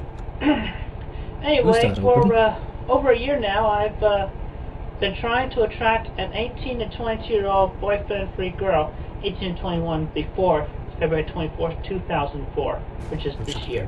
Yeah, I need to Anywho, been trying for over a year to attract a girl, boyfriend-free girl, and I have failed. And you know, when you have so many failures at this time, you can't help but feel sad, you know, and depressed. And yet here it is about Christmas time, and well, all I want for Christmas is a 4th and 5th grade girl. Chris prepares for Christmas 2004 by singing 2 of his songs for the camera. He performs So Need a Cute Girl, Tell me why I so need a cute girl my age. followed by All I Want for Christmas is a Pretty Girlfriend. All Thanks, I Chris. want That for helps me a lot. Yeah, very much a lot. Oh, she has to be 18 to 22. Well, at this time of year, all I can say right now is that I hope Santa will comply with my request and bring me a pretty girlfriend. And so, Okay, happy picture is what he holidays has done for. from me, Christian Chandler. By the way, you can call me Chris in public. And Right, thank you. sure. Christian whipped his camera out for Christmas Day too, and documented the state of the house at that time. 'Twas Christmas Day, and all through the house, the creatures that were stirring were my family and me and our 2 cats. Cat. And we wander upon our wondrous Christmas tree, with a star that was made so delicately. Delicately? The star on top of the tree is in fact Sonichu. Chris reveals that his dreams were dashed that day. And a Christmas present that was supposed to be for the girlfriend that Santa brought, but unfortunately, she didn't show. Chris introduces his No one audience to was his parents. surprised. And now we wander in on my family. Say hello, Father. Yeah, Making our Christmas movie. I see you're wasting your chip. Well, I'm gonna play it onto VHS anyway. All right. Yes, it's gonna A be over smaller soon. Christmas tree down here. And our mothers sleep here in a dark area. Would you care to share a Merry Christmas with the world, Father? The tour puts a spotlight on the extent of the hoarding situation in the house, as Chris visibly has trouble navigating through the hoard. Care to say something to the entire world? Merry Christmas. Yep. After the tour, Chris documents the gift exchange, revealing the interpersonal dynamics of the family. Okay, yeah, it's recording. So, here we are around the Christmas tree. We're gonna open presents. Hooray, hooray. Chris presents Bob with a card. What? Am I Splitting supposed to read it? Yes, read it. Am I supposed to read it out loud? Yeah. Read see. to Mom. I want to thank you all for your support and love throughout my fantastic love quest. Pooey. And if Santa doesn't bring me one, no Chris, no Thomas. Like I asked him, then I'm going to need some Czechoslovakia support. stand for islands involved in the Fort war. Free. Not a great one. It'll come, Christian. Hope you all like my Can't forget as much. Okay. Today I'm thinking of Christmas and remembering you all. Merry He Christmas. still was Christmas. uninteresting. Yep. Christian gives Bob the option of receiving the puppet TV show Fraggle Rock on DVD or on VHS. After Christian discreetly implies that he wants to keep the DVD for himself, Bob caves in and chooses to take the VHS. Yes. So you want the VHS. Yeah. There you go. I'm not much for the other. DVD. Why do we have it on both? I gave him a choice, remember? You remember he originally wanted DVD? Yeah, it's Fraggle Rock, Father. That's what's on there. I see. Everything that's on the DVD is on that VHS. VHS works better than my system. Yeah. Chris presents Barbara with a Lego set. No boring stuff. He gives her a plush doll of the Japanese character Hamtaro. I got you Hamtaro. That's cute. Yeah. That's cute. Well, yeah. It's a Hamtaro. It's a little hamster. It's a little bitty hamster. The family discussed the possibility of a surprise visit from Sarah. Oh, that's my present for Sarah. Because, you know, she might come over. Well, she did last year, remember? Chris attempts at an embrace with his mother, but ends up hurting her instead. Here, whoops, I'm sorry. Don't work my head. I'm sorry. He does it again. 2 boxes together here. I'm sorry. Chris gives Barb another present. A just snow indeed globe not good. with him in it. Snow globe. With me in it. Merry Christmas wrong. It's also got Sancho in it. Look. See? Me on one side, Sancho on the other. That's cool. I got it over at Walmart. The snow globe. How about that? It's cool. Yeah. That's neat. Merry Christmas. Yep. Merry Christmas. Now we can go back downstairs where it's warm. Snappy New Year. Yeah. Snappy New Year, huh? Not on the couch. Yep. After the gift unwrapping, Christian went back to his room to record a video recapping the events. Well, now this ends our family Christmas of 2004. I did get some nice gifts, but it does not compare to having a boyfriend-free girl that I can make it to a girlfriend. But unfortunately, I was hoping for her to come, but she didn't. My Guilty everybody friends, apart. our hammer. No. Yeah. You know, she had not been paired up with that jerk Wes Isley. I could have it, but seriously though, I wish she was here so that I could talk to her and so she can help me in my quest to get a boyfriend-free 18-22-year-old girl. 1823 as of February 24th, 2005. Well, anyway, that pretty much sums up my Christmas season for this year, so, as they say in showbiz, goodbye, folks. As he entered 2005, Christian continued his tried-and-true tradition of pacing around the mall, hoping to attract a boyfriend-free girl. His activities quickly caught the eye of Anna McLaren, an employee of Pack & Son at Charlottesville Fashion Square, who described her encounter with him in a blog post titled, "The Tale of the Crazy Pacer." There was a guy who paced in front of Abercrombie & Fitch. He'd come and do it for hours on end, just walking back and forth. He was an okay-looking guy, not evil-looking like creepy molester dude. So he would pace for his allotted time, then leave. Sometimes, as he paced, he would sing or shout. Nobody really could ever tell what he was saying. Oh yeah, and he always wore the same shirt. A nice little long-sleeved red and blue number that had a gold crest on the left side, and white collar and cuffs. Then, one day, he decided to start pacing on the Pac Sun side, so he started pacing in front of our store. We were doing floor set, and Lin noticed that crazy pacer kept looking into Pac Sun as he paced. And this day, he was acting particularly crazy. He'd pace and pace, then stop and shout something at the wall, then keep pacing. And he also did some singing, even getting into the vibrato falsetto junks. It was hilarious. So anyways, someone, I can't remember who, suggested that the next time he looked in, we wave at him. So they waved, and Christian waved back. After some waving back and forth, Christian took the initiative and entered the store. He came right up to the counter that I was standing behind, and he looks right at me, all fidgety and twitchy, and he goes, "You look to be about 19 years old, right?" He then proceeded to introduce himself. What a great start. "My name is Christian," he said, "but you can call me Chris. I'm Christian W. Chandler." "Oh," I said. "Hi, Chris." "So," he continued, "do angels have names?" I found out later that he meant to say, "Do angels like you have names?" Poor guy was so nervous, he didn't get it right. Anna introduces herself, then Chris talks about eyes. "My eyes are two different colors. One of them is green and the other is blue. That's because I had pink eye a while back and one of them stayed that way. What color are your eyes?" I was pretty grossed out by the pink eye story, but I told him anyway. Sometimes blue, sometimes green, and usually gray. "Oh, that's neat. It's funny how that happens, isn't it?" "Yeah," I said. He attempts to ask her out, but Anna declines. He eventually settles on the internet as a forum for future communication between them. Christian came back and handed me a card with a crudely drawn Sonic the Hedgehog and some other yellow Sonic-looking creature on it, along with Christian's name, email address, and website. It was a homemade business card. "That's my email address, and you can just email me sometime, okay?"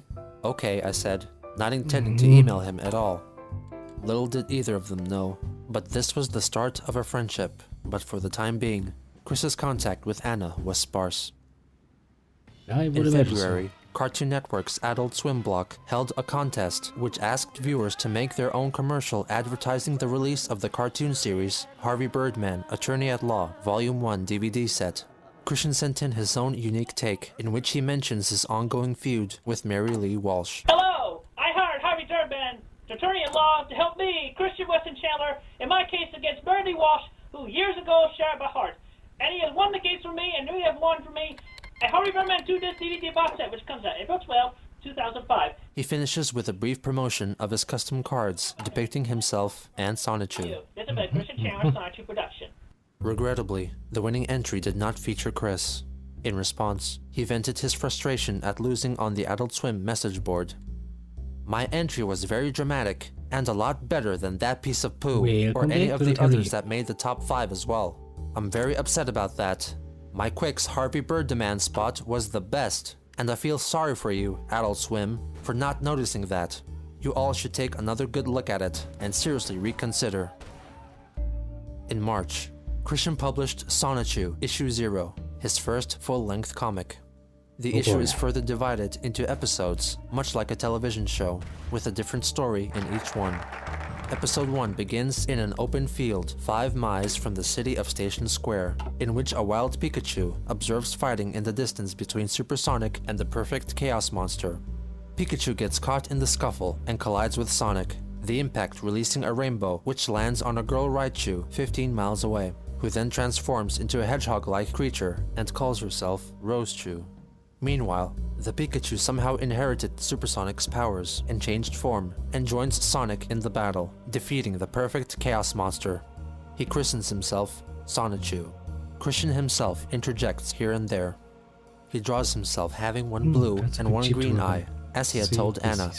His eyes are in fact different colors, but the difference is nowhere near as profound as in his illustrations. As long as you give him He then something to work proceeds off to introduce Quickville, and reveals that he is also the mayor of said town. He then goes on to introduce all the main characters of the story, including Mary Lee Walsh. He saves himself for last, and devotes a full page to talk about Christian Weston Chandler. The next episode concerns Sonichu and Rosechu meeting and quickly falling in love, sharing a kiss underneath a spray of fireworks. In episode 3, Sonichu confesses that he has a dislike for pickles, as does Christian in real life. This is followed by the introduction of the evil foe, Natesurk, whose name is simply Christian backwards. After the battle is won, Mayor Chandler drives off in his car, carrying the Virginia vanity plate, Sonichu, identical to the one on his real-life car. It should be noted that Sonichu refers to Chris as his father, even though his creation has nothing to do with Christian. The comic ends with a sub-episode starring Chris in a story based on his run-in with the mall police. However, in this version, he clutches his medallion, says Electric Hedgehog Power, and transforms into Chris Chan Sonichu, who largely looks like a blue-colored Sonichu, making him look like the original Sonic the Hedgehog. Meanwhile, the Jerk-Cop equips metal armor.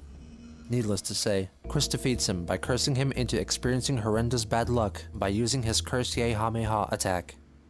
Nobody was surprised. Towards the end of March, Hannah, who worked at Starbucks in the Fashion Square, approached Christian during his near-daily pacing and asked him out on a date.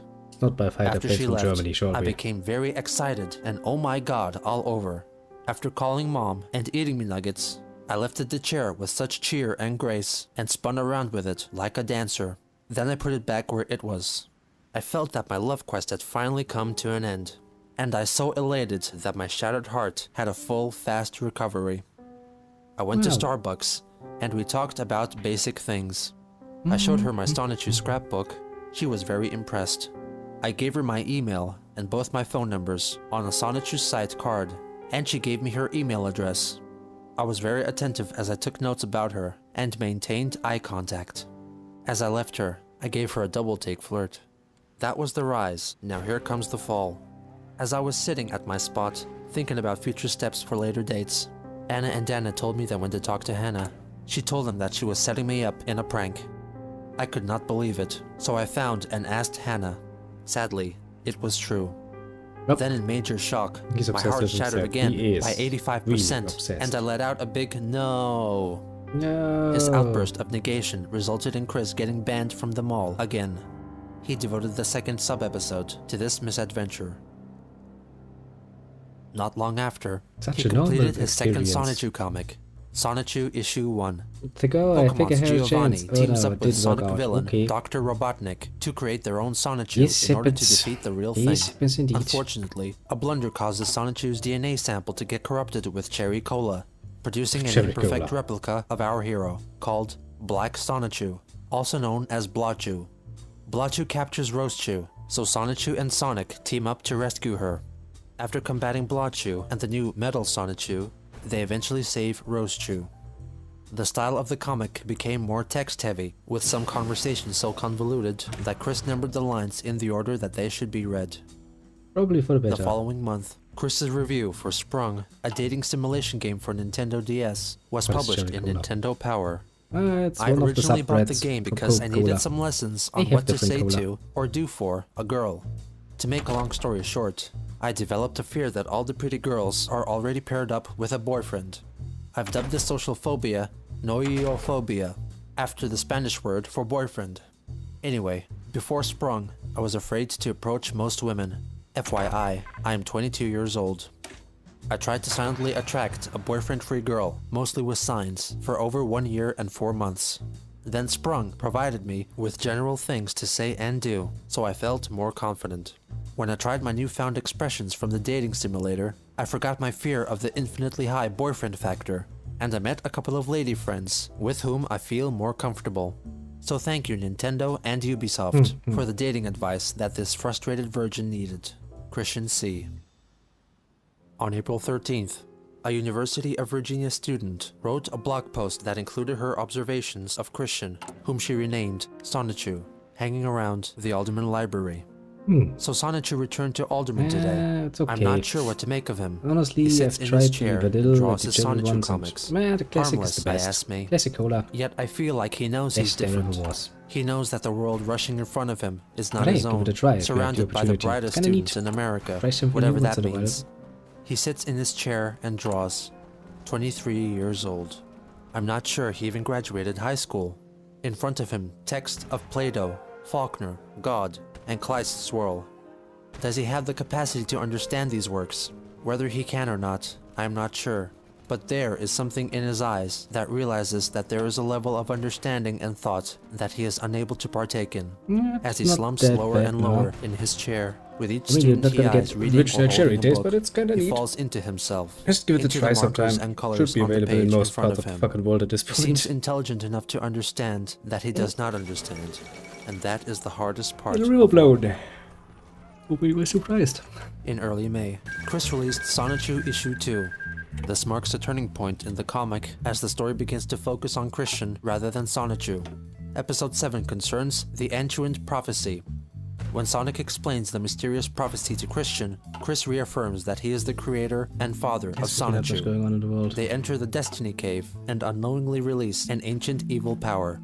Chris Apart also from meets Italy, an who's ancient fed leader overdoing of the it. Cherokee clan, Oh, who Turkey's gonna reveals get that fucked. Chris is his reincarnation. He is told that he has to unleash ancient powers to defeat the evil by using his Sonichu medallion to transform into Chris Chan's Sonichu. The story ends in a cliffhanger, with Sarah Hammer and Wes Isley getting possessed by mysterious forces. Between episodes 7 and 8, Chris inserts an advertisement for Axe body spray, in which, ignorant of the societal norms of hygiene, unknowingly confesses that he believes that bathing makes people smell exceptionally nice, to the point that people would compliment you, and that using Axe body spray is just as effective as bathing. Episode 8 continues with Wes meeting his past self, who is a member of the Wasabi clan, and turns into Wesley Sonichu and vows to kill Chris. Sarah also sees a vision and meets the queen of the Cherokee clan, and transforms into Sarama Rosechu. Meanwhile, Chris Chan Sonichu accidentally transforms back into his human self, leaving him vulnerable to attack from Wesley Sonichu, who turns himself into a ball and goes for a flying attack, prompting this exchange from the protagonist. What the? Sonichu, run! You don't have to tell me twice, but during the Stone Age. Chris figures out that his attacker is Wes Isley, and confesses how jealous he is of him for being with Sarah, who is eavesdropping nearby. Wesley reveals that he only wants to steal the Cherokean crown. Chris changes into Chris Chan and fights Wesley Sonichu, who eventually knocks Chris out and steals the crown, which inexplicably just came into being. Before Wesley can finish him off, Sarah intervenes and fires a lightning bolt arrow at Wesley, pinning him to an unsacred tree. In the final episode, Yeah, the question is, Sarah where did the breaks tree up come with from? Wes, who cries out no while shrugging.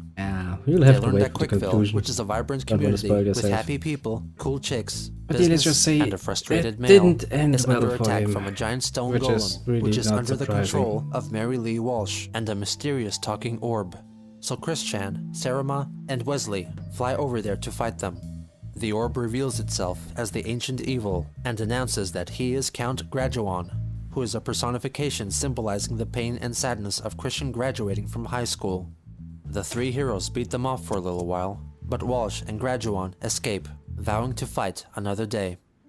Yeah, In the Jimmy Slater's gonna epilogue, get Christian fucked. and Sarah chat on the couch, and unfortunately for Chris, she reveals that she has found herself another boyfriend named William, and thanks Chris for being a great friend. I'd say so. Christian dedicates an entire page But then to again, you Sarah know, Hammer, his parents lifelong friend, and get offers old. some highlights of their time together. Currently, I don't get to see he as much as I did, because she found herself a Just recently, boyfriend while I was in we were doing Richmond. this with the Kronos. But I often wonder how she is, Well, and Bob's if she is happy with him. I share my 86th troubles with birthday or her something. in my illustrations, Jesus letters, and over the phone. I always appreciate the little moments I have with her. The final page is a call to action for all Sonichu fans, in which Chris expresses his wish to have Sonichu produced into a bona fide franchise by Nintendo America. The comic concludes with Sub-Episode 3, which is a dramatic reimagining of Chris's conflict with Mary Lee Walsh, who is the head of the private villa of corrupted citizens, the base of operations for the villains in the Sonichu universe, the name of which is derived from the acronym of Piedmont Virginia Community College.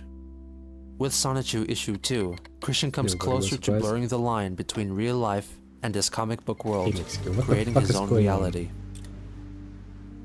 In Sonichu's News Dash Okay. Issue 9, Chris announced that he will That's attend messy. the Anime Mid-Atlantic Jesus Convention in Christ. Richmond, Virginia on all 3 days. Since he has put himself into Sonichu's world, he will cosplay as himself. Talk about self-respect, huh?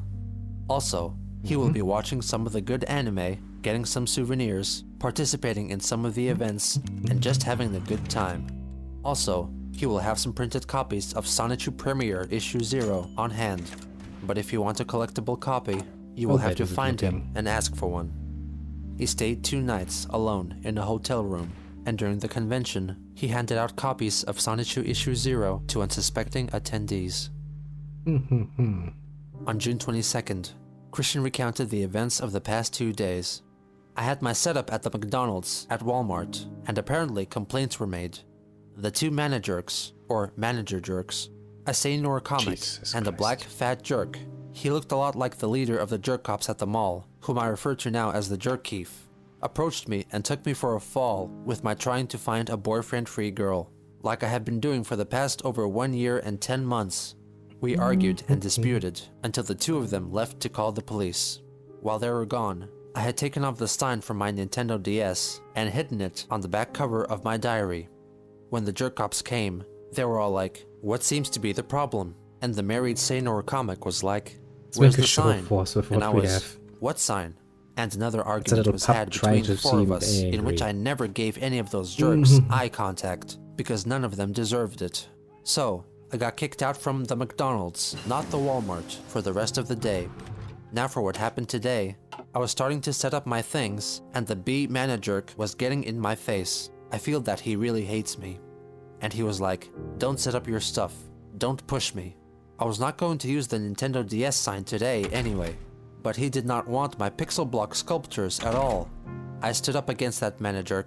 I continued to build, and I dictated my situation into his face with a song and dance. He went up to the Walmart Great. manager, and he was like, It's always great to "Hey, hear you sing let's and talk." dance. But I sat silent for a minute. Then I said to him, "I do not speak to any man other than myself, because they all have taken all the pretty girls, leaving me with none." Verbal combat had started, and during the fight, I ran off, still giving verbal punishment, as well as the finger, and many Kamehamehas. I nearly backed up onto him with my car, and I gave him another finger. Then I dashed off. Now, I feel sad, Very adult because I've conversation. nowhere else to go to attract a boyfriend-free girl. And I feel very furious with those managers and all men other than myself and my father. Chris began believing that there was a conspiracy involving all the men in his town. They all are against me in finding a girlfriend of my own, but I will not give up on my long and tedious love quest. I'll find a new attraction spot, somewhere in Charlottesville, Virginia. There has to be at least one 18 to 23-year-old boyfriend-free, caring, smoke-free, non-alcoholic white girl out there distinguishes much somewhere. between Chris dramatized this anime, entire comics, and ordeal in reality sub-episodes 4 in his mind. and 5. Is more But the his problem. adaptation also featured the manifestation of his dream sibling, Crystal, his twin sister. A mere month later, Can I say he caused France's more opinion? trouble, but this time at Target, where he sat waiting to encounter a boyfriend-free girl for hours, taking gross advantage of the free refills at his disposal. I was at the new Target store, just hanging around, not bothering anyone. And, from out of the blue, these two managers asked me to leave because they said I was loitering. I was not. I was there hoping to find an 18 to 23-year-old boyfriend-free girl like I usually do. Yeah, Then, but is from out of that a the blue, problem? after I told them off, they came back with two jerk-cops. I was slightly intimidated, but mostly annoyed and ready to strike back on them. They asked me to leave and never return. I did not want to leave. I would have left peacefully. In fact, I was ready to go, but I had a prepared speech to say to them stupid jerk-cops. And, during the middle of my speech, they chased me, pulled my pants, and pinned me to the floor. 5 jerk-cops dogpiled on me as I struggled to get free. 1,000 pounds of sausages on my 180-pound body were seriously a cutoff for my breathing flow. They handcuffed my wrists and legs, and they hog-tied me. Not only did I feel humiliated from being the victim, but I was angry at them, not only for handcuffing me, but once again thwarting my efforts in trying to find a boyfriend-free girl. They drove me to the He county doesn't jail, understand that it's but not how that fortunately, works. they did not keep me there. Yeah, I he's was basically a released to my suspicious family. person. Chris was Loitering charged around with in the shops. trespassing and disorderly conduct. Looking It for was a terrible, girlfriend but my is mother and not I what are you going do to get in a back shop. at them In a in shop court. you are to buy In fact, shit. I learned that the The jerk rest cop of who you to eat arrested me shit. was If you're just called loitering, they're Baggett. gonna throw you out. That was the Jesus only Christ. thing about the That's the type of situation that was concept. hilarious.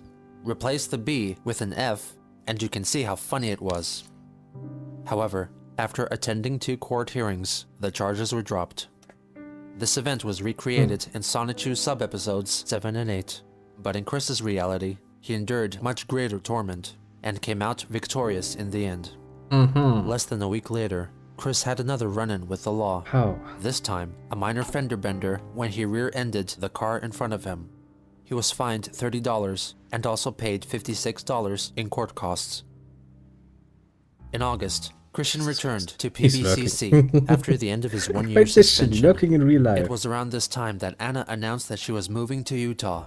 Her announcement also somewhat coincided with her 20th birthday, so Christian and her friends organized a birthday/farewell party for her, with Chris claiming that he picked out and bought the cake himself. Throughout August and September, Chris engaged in back-and-forth conversations via MySpace with 2 female students, Jelena and Lindsay, but despite all his efforts to meet with them, it ultimately came to nothing. In September, Chris finished Sonichu Issue 4, which was merely a compilation of sub-episodes 1 through 8. He claimed that his mother didn't want him making any more stories concerning his own life, so he obeyed and stopped making sub-episodes. In October, a user on a Sega forum began a discussion thread about Sonichu, in which members discussed the comic and Christian's personal antics. This was the earliest documented online discussion concerning Christian, but the original Sega forum hosting site has since been shut down and there is no known archive of the discussion chain. What? In Something that was on the internet is not on the Beat, internet any a longer? manga anthology magazine, published Chris's letter which vaguely concerned the manga Absolute We're Boyfriend. uncharted waters. Riko Izawa in Absolute Boyfriend sort of has the same problem I do. She can't get a guy, and I can't get a girl. Here's my sitch. All the pretty girls are already paired up with some jerk, leaving me with none to choose from. Nobody can tell, off the bat, a paired up from a boyfriend-free girl. At first, it's equally hard for Riko to find a girlfriend-free boy, but then she's granted this wish, where she gets a girlfriend-free boy, although he is a robot, delivered to her doorstep. Lucky girl. I'm 23 years old. One would think I'd have gotten a girlfriend by now, but no, I haven't. I'm stuck in the situation where if my parents should pass away, I will be a very lonely virgin. Jesus Christ. Some months Go later, to a fellow brothel or reader sent something. in a reply to Chris. You don't want to be Why a is he virgin any only longer. looking for pretty girls? There are plenty of girls who are not supermodel gorgeous whom he could date. It's not the outside of the package that counts, but the inside. A girl can be pretty on the outside, but might be mean or self-centered or have other problems. Whereas another girl could be plain or even ugly on the outside, but quite a beautiful, kind, intelligent person on the inside. If more guys would think about what qualities they look for in a girl and make sure those qualities don't just focus on her outer appearance, they might just find a girl to go out with. Otherwise, many girls will think, why bother? He'll just leave me for the next pretty girl he sees. Kind of like Megan agreed with her sentiment. Distinguish a bit. Saying girls we want to have sex with are not necessarily the girls we gonna as make is a family documented with. in their emails. Obvious reasons. She declined giving out her You know. phone number, and later in the same email, also declined his invitation to go out to our restaurant. In an email from December, she stated that she did not appreciate Christian trying to kiss her, and admitted that she's not interested in a relationship, but insisted they can remain as friends. Fair She enough. also confessed to accidentally discovering that he bought Megan a Nintendo DS, even though she had recently just gotten one herself. Through Megan, Chris was introduced to My Little Pony and Sailor Moon, Ooh, with Sailor Megan Moon. providing him with some of her own fan art. He also began making his own custom It My actually Little was not Pony bad figures, art-wise. including one that he made using his own hair. As an adult male fanatic of My Little Pony, he preceded the so-called brony culture, which would only Oh, begin to for fuck's blossom sake, around why? 5 years later. Megan also You're gonna go requested into him debt to hole bid now, on eh? a collection of World War II photos on eBay, of which Chris was the winning bidder. In 2006, Christian's online spending habits intensified, with Chris purchasing My Little Pony and Sailor Moon figures, pornography, and sex toys, among other things. Well, with In that we have February internet of shopping and its 2006, nicest Christian aspects. finished drawing Sonichu Issue 3, which took Great, 7 months to hooray. complete. The comic begins That's what a nice with the combination origin of things. It's like, stories of yeah, each let me member get of a the Sailor Moon chaotic doll combo, and some whose eggs were 30 created random in photographs and from ejected from World the War rainbow, II Germany. as seen in episode 1. Why not? The green egg lands in the jungle. The electric hedgehog Pokemon that came out of it grows up to become I really had wild hoped we could keep Sonichu. Germany out of this for once. The blue egg lands in the ocean and is rescued by the Pokemon Swampert, which takes it to the beach just in time for it to hatch and become Bubbles Rosechew. The white egg lands in front of a church, and out of it hatches Angelica Rosechew, who is raised by nuns. Mystifyingly, after she evolves into her final form overnight, Christian is outside her window, bringing her a scrunchie and a pair of shoes as a gift. The red egg crashes into Nabe's dojo-shin and hatches. For some reason, Nabe is compelled to rip off the Sunny's tail, causing him to instantly evolve into Punchy Sonichu. The purple egg hatches in a cave, and the purple Sunny starts to telepathically communicate with the Pokemon Mewtwo, who decides to mentor it. For months, this mysterious mentor taught the Sunny how to hone his pores, lift objects mentally and physically, and what the outside world was like. Until one day, during meditation, the Sunny suddenly evolves into Magichan Sonichu. He then farts. The episode ends with a final bulletin which would have been more suitable for a televisual feast rather than a comic book. Jesus Christ, we have Stay tuned confessions for as when fuck in the these meantime. hedgehogs meet. In the next episode, Right, Blachu but it's steals a Spain. Master Sunstone, and through a comedy of errors, is met with 4 of the chaotic combo. Eventually, the 5-member troupe teams up with Sonichu, and they take down Blachu, leaving him in a bloody mess, accompanied by a tweet-tweet sound effect, commonplace in cartoons. The comic closes with a fake ad for a call service that would send one of the 2 single men in the world a beautiful girlfriend, or a monkey. Or a monkey. In May 2006, Christian attained a CAD degree after 5 years of study, even though it should have only taken 2. For the graduation ceremony, he decided to wear the robe from his high school graduation instead.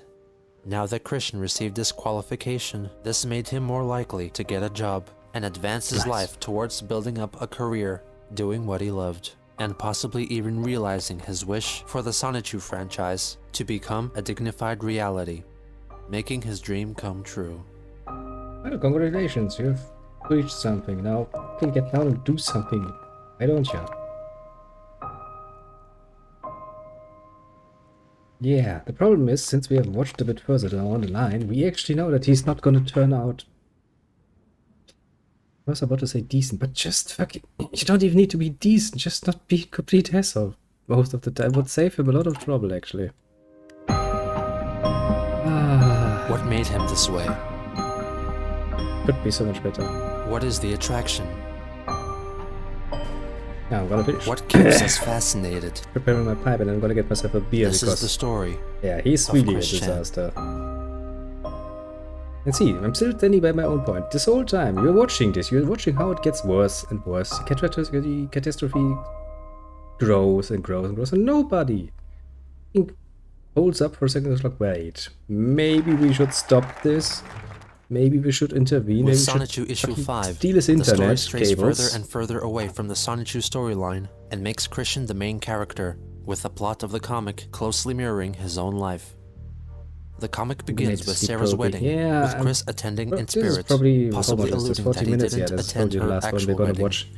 The episode also introduces two new characters, Megadula Skunk, based on a character created by Megan, and Sailor Mechtoon, indisputably symbolizing Megan herself.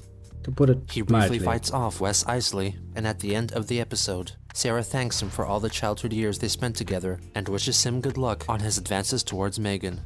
Sarah throws her bouquet at him, and he catches it, believing this meant his own wedding would come shortly. Christian uses his comic to depict his inner monologue and fantasies to the world. I love Megan, yet she's not ready to return or seek it. I'd feel better if I could chat with her on the phone, although she's uncomfortable doing that. Our email communications are okay, but speech speaks louder than typed words. You don't the say. artwork also changes to an unmistakably anime and manga style, perhaps in an effort to appeal to Megan even more. In the following episode, Christian has a lengthy discussion with Sonichu about his optimistic hope that he and Megan will get together, despite him admitting a few pages ago that she was not responsive to his advances. He acknowledges that he is so optimistic that he even stopped using his attraction sign. They're interrupted by the announcement that Mary Lee Walsh and the Jerkops are invading Quickville, so Chris teams up with Megan, Crystal, and the Chaotic Combo. During the climax, Crystal gets trapped in the dark mirror, and Christian comforts a tearful Megan who thought that she had lost Chris for good. His obsession with Megan is made crystal clear, and is further confirmed by the emails she sent to him. I know you know that I hate guys and I hate love, cause I told you a million times. So why do you keep getting too close and touching me? I really don't like it at all. I know you said cause you have feelings for me and it's hard for you, but, I'm sorry, this sounds mean. You really need to try and get over it. If you keep hanging on like that to someone who doesn't love you back, well, it'll only make you more miserable. You need to just accept the fact that I don't and will probably never love you. So you should just take a rejuvenating breath and move on. Yes, Advice to which yes, Chris he refused to should. listen, as He is evident in an email absolutely written just a should. month later. I'm just a little mad that I have to keep telling you to please stop touching me. It's like you're not wanting to listen to me. I tell you, then you say okay, but eventually you're back to the same tricks, and this time I really mean it. Even my other friends don't like it and think it's weird. So once and for all, could you please stop? You know I don't like it, so why do you keep doing it? It's not like you're gonna try and soften me or something. So, I don't want to have to tell you again, or I might get really angry. Cause you know, unwanted remarks or advances to a girl is sexual harassment, and I don't take that lightly. It actually is, isn't it? Chris's not so subtle attempts at getting her attention did not go unnoticed. Sometimes I get the feeling that you copy me to get me to like you. Like Sailor Moon, for example. The only Sailor Moon thing you had was that adult video. And since I told you how much I love it, then you started getting into it. Kinda like My Little Pony. That kind of thing really annoys me. I don't like it much when people get into something right after they find out I liked it first. When you said we had a lot in common, like Sailor Moon and My Little Pony, well, who loved Sailor Moon first? Who collected My Little Pony first? Okay, I know I sound like a spoiled brat, but can you see what I'm trying to say? Yes, but I don't like that's being not too how in society common with works. others. Usually most people I are try to kind be of as feeling different from others as possible. uncomfortable if you just randomly start touching them. On June 27th, 2006, Patty Chandler was put to sleep. Oh. A day later, at a special service, Christian read out the eulogy, which he wrote himself. My family, furry friends, anyone else present, we are gathered here today to pay our last respects and wishes to our dearly beloved Beagle Spitz, Patty, who has departed from our world here on Earth to a doggy heaven where she will be happier, because she will run free and play with all the other dogs who are already having fun up there. I will always remember Patty for all the lovely memories she had shared with me from when I picked her out of the litter at my Aunt Karina's house in Red Oak, Virginia, the time I watched my old best friend, Sarah Hammer, take Patty by her front paws and danced a bit, the times I've watched her stand on her hind legs and then rewarded her with a biscuit bone, the times I've just sat with her in the yard and petted her head. I've always given her a bally scratch, where I stroke her head with all 5 fingers, like as if I was gently squeezing a rubber ball. The many times I've fed her a can of food and a cup full of dry food, and refilled her bucket with fresh water so she can drink it and wash her face. When Patty was brought to the vet on that fateful day, I was distraught with fright and concern for her health. Oh, don't I worry. stayed with her during her final At least moments, you will get a with a very hand on her distinct head negative and a feeling in tear a while, my I eye. believe. When my mother was brought the paper that gave the doctor permission to send her on her way, I didn't want her to be the one to sign it. I raised Patty since she was a 6-week-old pup, and I wanted to take the strain for signing that one-way ticket. It was hard for me, but it was for the best. So I signed that paper with a crying Sonichu face saying, "We love you, Patty." After that, I gave her my final pets: hug, hand-to-paw hold, eye contact, ear rub, cheek-to-fur rub, and I sadly waved her for the final time, and I said, "Goodbye, Patty. I love you." As I stood outside, I heard Patty's last barks, saying, "I will always love you, Chris. Thank you." But we all must move on with our lives, with our beloved Lucky Mutt in our hearts and in our memories. So, Patty, may your old doghouse and surrounding flowers forever memorialize your blessed heart, your barks at the stars and strangers, and your loyal love that you have blessed upon me and my family and friends. Bark on and rest in peace, our beloved Lucky Patty. What the? What would you do for a PS3 and a chance to be on Robot Chicken? In November, Adult Swim held another contest. This time, Man's encouraging just viewers attacking to me. submit a That's video not good. wherein they I would was say prepared what they for would that. I do wasn't for even a watching for PlayStation that. 3. Christian's video featured the appearance of his own makeshift PS3, which was in fact a PS2 encased in a mix of Lego and pixel block pieces. Hello, my name is Christian Weston Chandler from Ruckersville, Virginia. What would you do for a PS3? What I would do for a PS3? I tell you what I do. Well, if I had the money, I'd spend Yeah, the I'm money, getting like all the other people did with their tents and all that good stuff. I'd throw away the cure for autism if I had it. Which also means that it will just call everybody else into war, but that's not gonna help me much. And, oh yeah, I would trade in my PS2 for another thing. Or, otherwise, I'd make one from wood if it was hard enough. But you know what I did? I did it. Okay, we need to hold fucking water. Jesus fucking Christ, I was not expecting that. I actually play guitar here on this thing. In the beginning of 2007, Christian started working on a DVD called Yup, I'm on TV, which would become a collection of all his TV appearances and his homemade videos, in addition to a slideshow of his pictures up to 2007. He planned to make and release it to only a small selection of people, including Mrs. Sanford, with whom he got in touch via email. You may be able to help me in a portion of it now.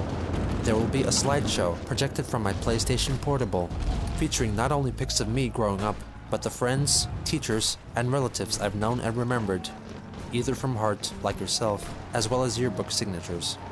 As for what had happened during PVCC, in a nutshell, about midsummer 2003, I realized upon revelation that I needed a girlfriend to make into a sweetheart from the ground up. So, with the sign, which I've later realized that it made me look slow-minded, the R word, I've started my enduring love quest. The Dean of Student Services, Mary Lee Walsh, came out and tore my sign up right in front of me and said, "You're not gonna get a girlfriend this way or anyway." That bitch shattered my heart and murdered my soul. And it wasn't just her. The policemen imposters in brown, white, and red, aka the jerk-ops, blue and black are the true police soldiers, also seriously indented the impression that Virginia is for virgins, not lovers. He talked about his high hopes for a future with Megan and ensured his former teacher that she would receive a copy of the DVD. 3 days before his birthday, he completed Sonichu issue 6. first story, titled Episode 12.5, Quench is yourself, strikingly you distinct idiots. from all the episodes thus far, which stars his recently deceased dog, Patty. The story opens with a creative blend of photographic backgrounds and a hand-drawn Patty who wishes she could speak so she could thank Christian for all he has done for her. The next morning, Christian walks outside to feed her, only to discover his dog has transformed into an anthropomorphic dog-like creature who can talk. They spend some leisurely time together, and she tells Chris that she wishes to roam free outside her pen. Chris leads her indoors and shows her his room, which Patty calls crowded, and suggests that if he got a girlfriend, she would help him tidy up. Using a Nintendo DS, Chris reveals a portal which opens up to Quickville, and declares the town Patty's new roaming grounds, where she can finally explore with freedom. The final page of the story is a simple full-page tribute to Patty Chandler. The next episode resumes where the last comic left off. As Chris and the gang debate the best way to rescue Crystal, they come to the conclusion that they need to acquire the 7 Sonichu balls to save her. They discover an evil green Sonichu, who then envelops Chris in a dark dimension in which he announces himself as the Sonichu form of Natesurk, who then reveals his true form and declares that he is, in fact, Reldnag Natsu Natesurk. As the name implies, he is completely the opposite of Christian, with his semi-bare chest symbolizing his raging homosexuality, which horrifies and offends Chris. Meanwhile, Black Sonichu announces that he has turned his back on Natesurk, and now he is on friendly terms with Chris's friends, and has also all of a sudden developed a romantic interest in Bubbles. Chris and Natesurk transform into their Sonichu forms and battle, until Chris Chan somehow ends up back in Manchester High School. Just as Natesurk is about to deal the final blow, a phantom basketball knocks him unconscious. Chris is woken up by Megan, who tells him that Natesurk fell into a coma after hitting his head on the bleachers and is currently in the hospital. Bionic the Hedgehog reveals himself as the one who wielded the basketball at Natesurk's head. They reminisce about old times and how Chris hasn't drawn Bionic since 2004. Chris laments that he is 25 years old, having never even had a date. The dialogue suddenly becomes a promo for his up-and-coming Yup, I'm on TV DVD, which would not be available for purchase. The scene cuts to 10 weeks later, when Natesurk awakens from his coma with a fiery urge to murder Bionic the Hedgehog. On February 24th, 2007, Christian celebrated his very special 25th birthday. He held the joint birthday and DVD launch party at what appeared to be the game place. To mark the special occasion and to instill his wisdom unto others, he recorded his important message video, in which he reflects on all he has learned over the course of his life. He wished for it to become an educational video shown in schools, but this goal has yet to be accomplished. Hello, ladies and gentlemen, girls and boys, and dudes of all teenagers, as well as the gals. My name is Christian Chandler. I am here, and y'all are there. This message is for everyone of the present and the future beyond this date, February 24th, 2007. My birthday, my 25th birthday. I am high-functioning autistic, and in my 25 years, I have seen and learned so much.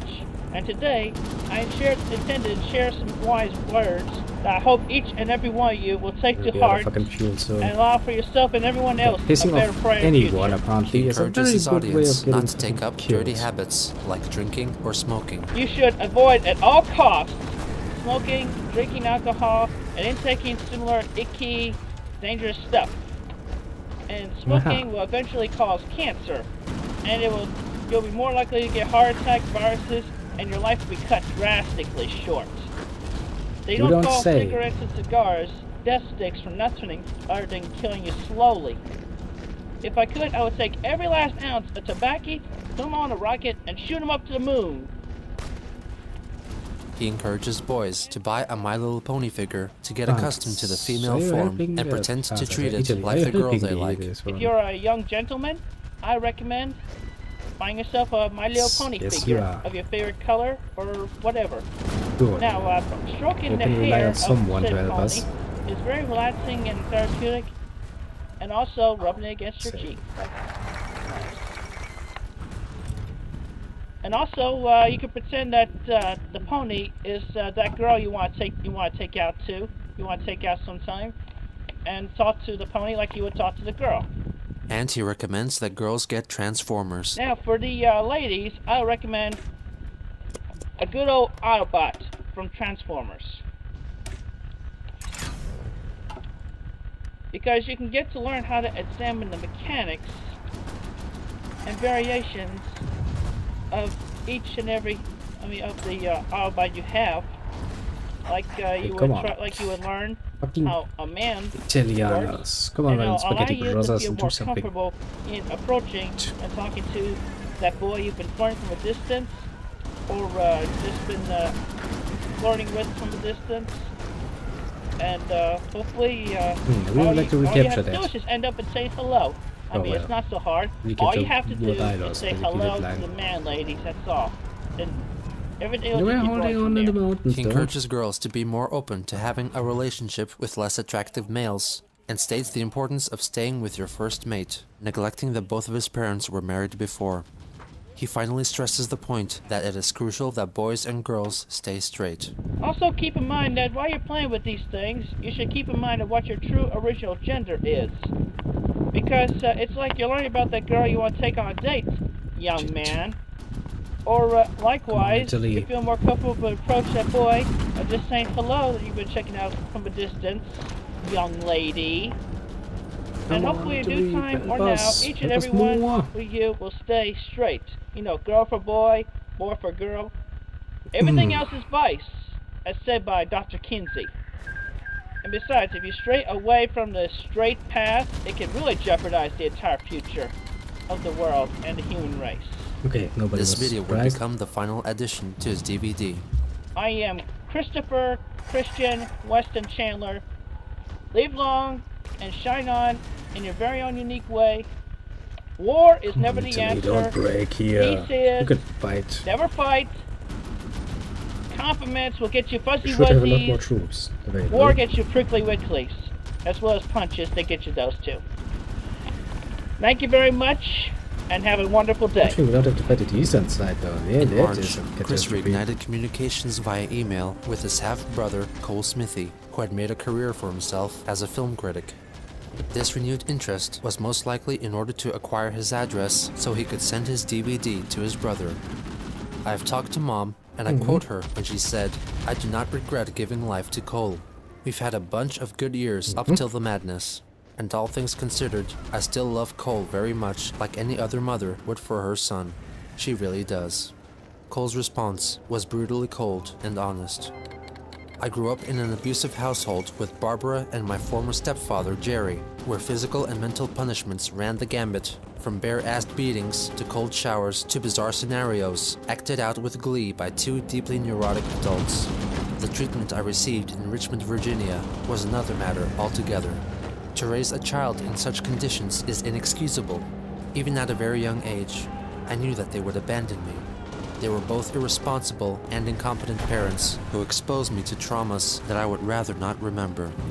He continued to elaborate on his feelings towards Bob.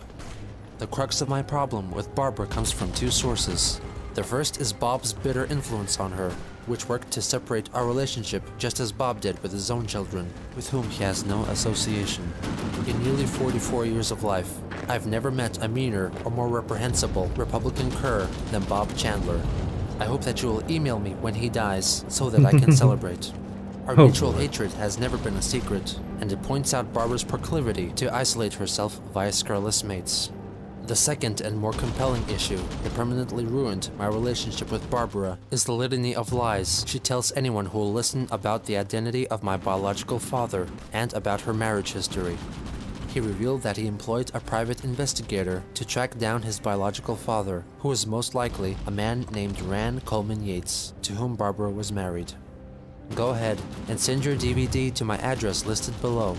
You and I may be related, but our mother only loves you. As the months progressed, Chris and Megan's strained relationship carried on.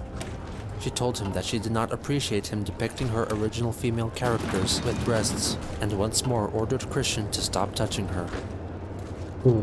In May, Chris created a YouTube account called Sonichu and uploaded his first video, a fight on the game Soul Calibur of Chris versus Mary Lee Walsh.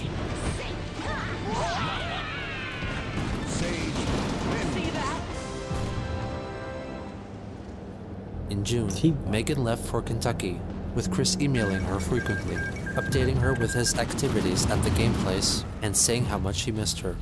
He also mentioned attending an upcoming rummage sale in town, which ended up being reported on in the Daily Progress, with Barbara and Christian receiving an honorary mention. Right behind Ross, Christian and Barbara Chandler were waiting to shop. Christian wanted toys and video games, while his mother wanted to look for fabric. In the meantime, Sony held the Chop Chop Master Onions Rap Showdown contest to promote the Parappa the Rapper video game, which required contestants to submit a video of themselves performing a song from the game. However, they were limited to only using their own voices, with the use of backing tracks resulting in an immediate disqualification. The winner would get 2 PSPs and an all-expense trip to Seattle's Penny Arcade Expo. Chris was convinced that if he were to win the competition, he could give one of the PSPs to Megan, then invite her along to Seattle so she could fall in love with him and finally take his virginity. AP Station, my name is Christian Chandler. I live in Rockville, Virginia. I have a PSP. I like the rap. I play with the rapper. I go with you now. The only song I know is Master Onion, which I got from a demo I borrowed from my friend Megan. Chris's video was far from polished, with rehearsal probably kept at a minimum. Kick, push, it's all in the mind. If you want to learn testing, I'm sure you'll find that you all Switz think boys. that I teach you to beat ya. We believe in you. We believe that you can He retake inserts this. various seemingly random video effects, which were at his disposal via the camera he used to film the video, the PlayStation Eye. Duck and turn, duck and turn. Random is a very nice way of describing what that is. Come on now, why don't you follow my word? Very random. Do rock on, yo. Na na na na na na na. Rap, rap, rap. That's a rap. The following month, Christian found out that his entry made it into the top 10 and was now eligible to the public vote, ultimately due to the low number of total entries. He announced his elation online and urged everyone to vote for him on all his websites and social media. He also emailed several people asking for their vote. This included some unlikely candidates, such as his former guidance counselor from PVCC, Susan Hannafin, and his brother. After some deliberation, Cole agreed to vote for Chris, only after Chris asked their mother about who Cole's real father was. Chris promptly replied that he asked her and claimed that his father was Jack Dale Smithy, which Cole knew to be untrue. Understandably unsatisfied and upset, he continued to email Chris about how Barbara enveloped his life in lies, closing with an earnest wish to be informed of Bob's eventual passing. Chris intensified his campaign by handing out flyers at the game place, urging fellow visitors to vote. He even resorted to voting for his own video by making fake accounts, and gave himself a glowing review. From Quick Sonichu, Video Lucky 7. Such honesty of his situation and devotion for his lucky girlfriend adds great emotions to his performance. The visually appealing effects added the best humor and biggest laugh I had among the bunch. I enjoyed the fun background of his assumed-to-be bedroom, and his informative feedback on playing Guitar Hero on PlayStation 3 was truly a wise and great addition. Also, he has nailed the lyrics a cappella. As this brave autistic warrior so creatively put it at the end, rap, rap, rap, that's a rap. Truly the cherry on the top of the sundae. A perfect score of 5 out of 5 stars for his marvelous effort, and smiling at knowing he looked a bit stupid. Voting was closed at the end of July. The polls are closed, and I am anxious to find out if I am number 1 of the Rappas or not. I really want that trip to Seattle so I can be with my sweet Megan longer than usual and have fun together. I love her so much. On August 3rd, it was announced that the winner of the Chop Chop Master Onions Rap Showdown was Adam Stackhouse. Crack, crack, crack the egg into the bowl. Crack, crack, crack the egg into the bowl. M-I-X the flour into the bowl. Chris immediately wrote a strongly capitalized email to Sony, demanding they reconsider. I really wanted that trip so I could have a chance to impress my sweetest Megan and possibly fulfill my dream of getting married and soon have a daughter named Crystal. Yet now I, a frustrated high-functionally autistic 25-year-old virgin, have been balls broken like I have through a big chunk of my life in America's favorite game, Kick the Autistic. Sigh. I had my fantasies of having fun with Megan, taking her to a really extravagant destination. I am not rich. Taking a long-wanted tour of the Nintendo of America Company Tour with her, playing Guitar Hero against the guy in the Parappa costume, jamming with Megan in the hotel room, and possibly our first time in bed. Sigh. Life can be so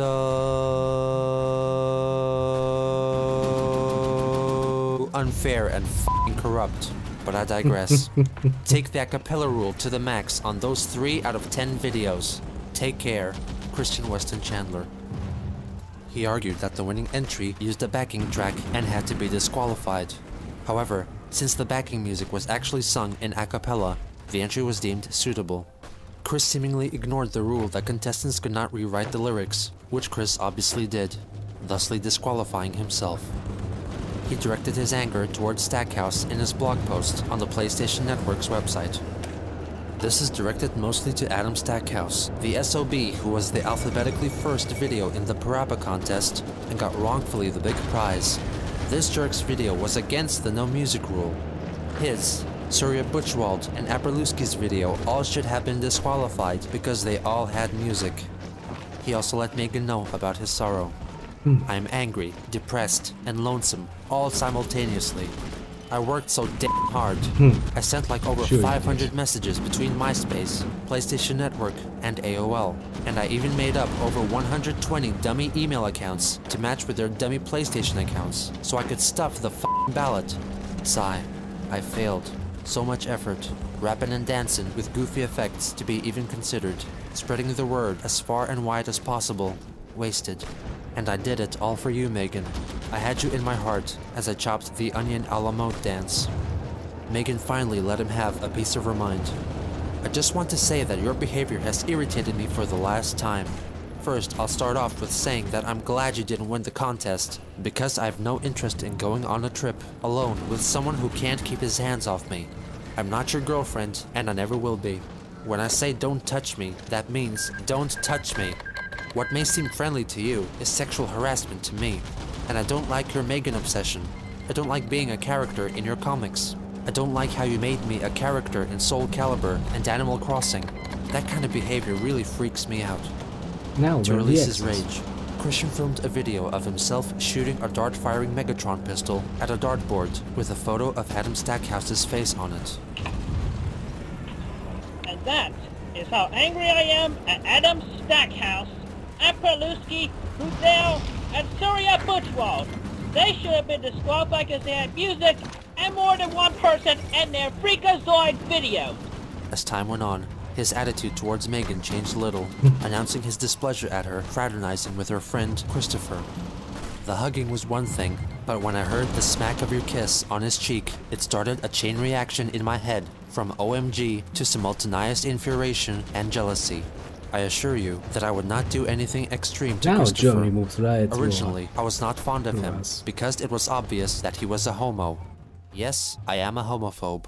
I fear them all, and I fear the tormenting temptations of falling off the straight path. But then I mentally, sometimes from a DVD, and if you'll pardon the expression, shove some pussy in my face. I tell you what, if I ever stoop down to changing my path, I might as well get a gender change operation. In late October, Daniel Mims, who frequented the game place, covertly snapped a couple of photos of Chris in mid-battle, and his buddy Lucas uploaded them onto the anonymous image board, 4chan. A user on the comedy website, Something Awful, who had seen Christian on the UVA campus, created a thread focused on Christian and his comics, unleashing the Christian myth onto the world. Members debated over the veracity of his supposed actions, and those who have witnessed him in person shared their stories. The fascination around Chris quickly spread to other websites. The outlandishness of his situation motivated people to draw inappropriate fan art featuring Chris and his Sonichu characters. On November 3rd, in a thread on 4chan, a user named Evan Christopher George was encouraged to send Chris an email showcasing a small selection of fan art. This is some fan art of Sonichu my friends and I have drawn. I hope you enjoy it. The included images were Chris hosting girlfriend auditions with no darkies written on his desk, a short comic about Chris losing his virginity by having sex with Sonichu, a graphic depiction of Sonichu masturbating while yelling out "No darkies, jerk-op," and Chris and Sonic Thorndike, a character conceived by one Blaze Sonic, having a stare down. Chris's reply was rather unexpected. Thank you for your fan art contributions. In constructive criticism, I like the one with me and the girlfriend auditions, as well as my glaring in the eyes of the blue guy. But I'm feeling great detest towards the other two. Sonichu and I are not of that nature at all. If you would like to make it up to me though, please draw a strip of Rosechu stripping for Sonichu and have him f her.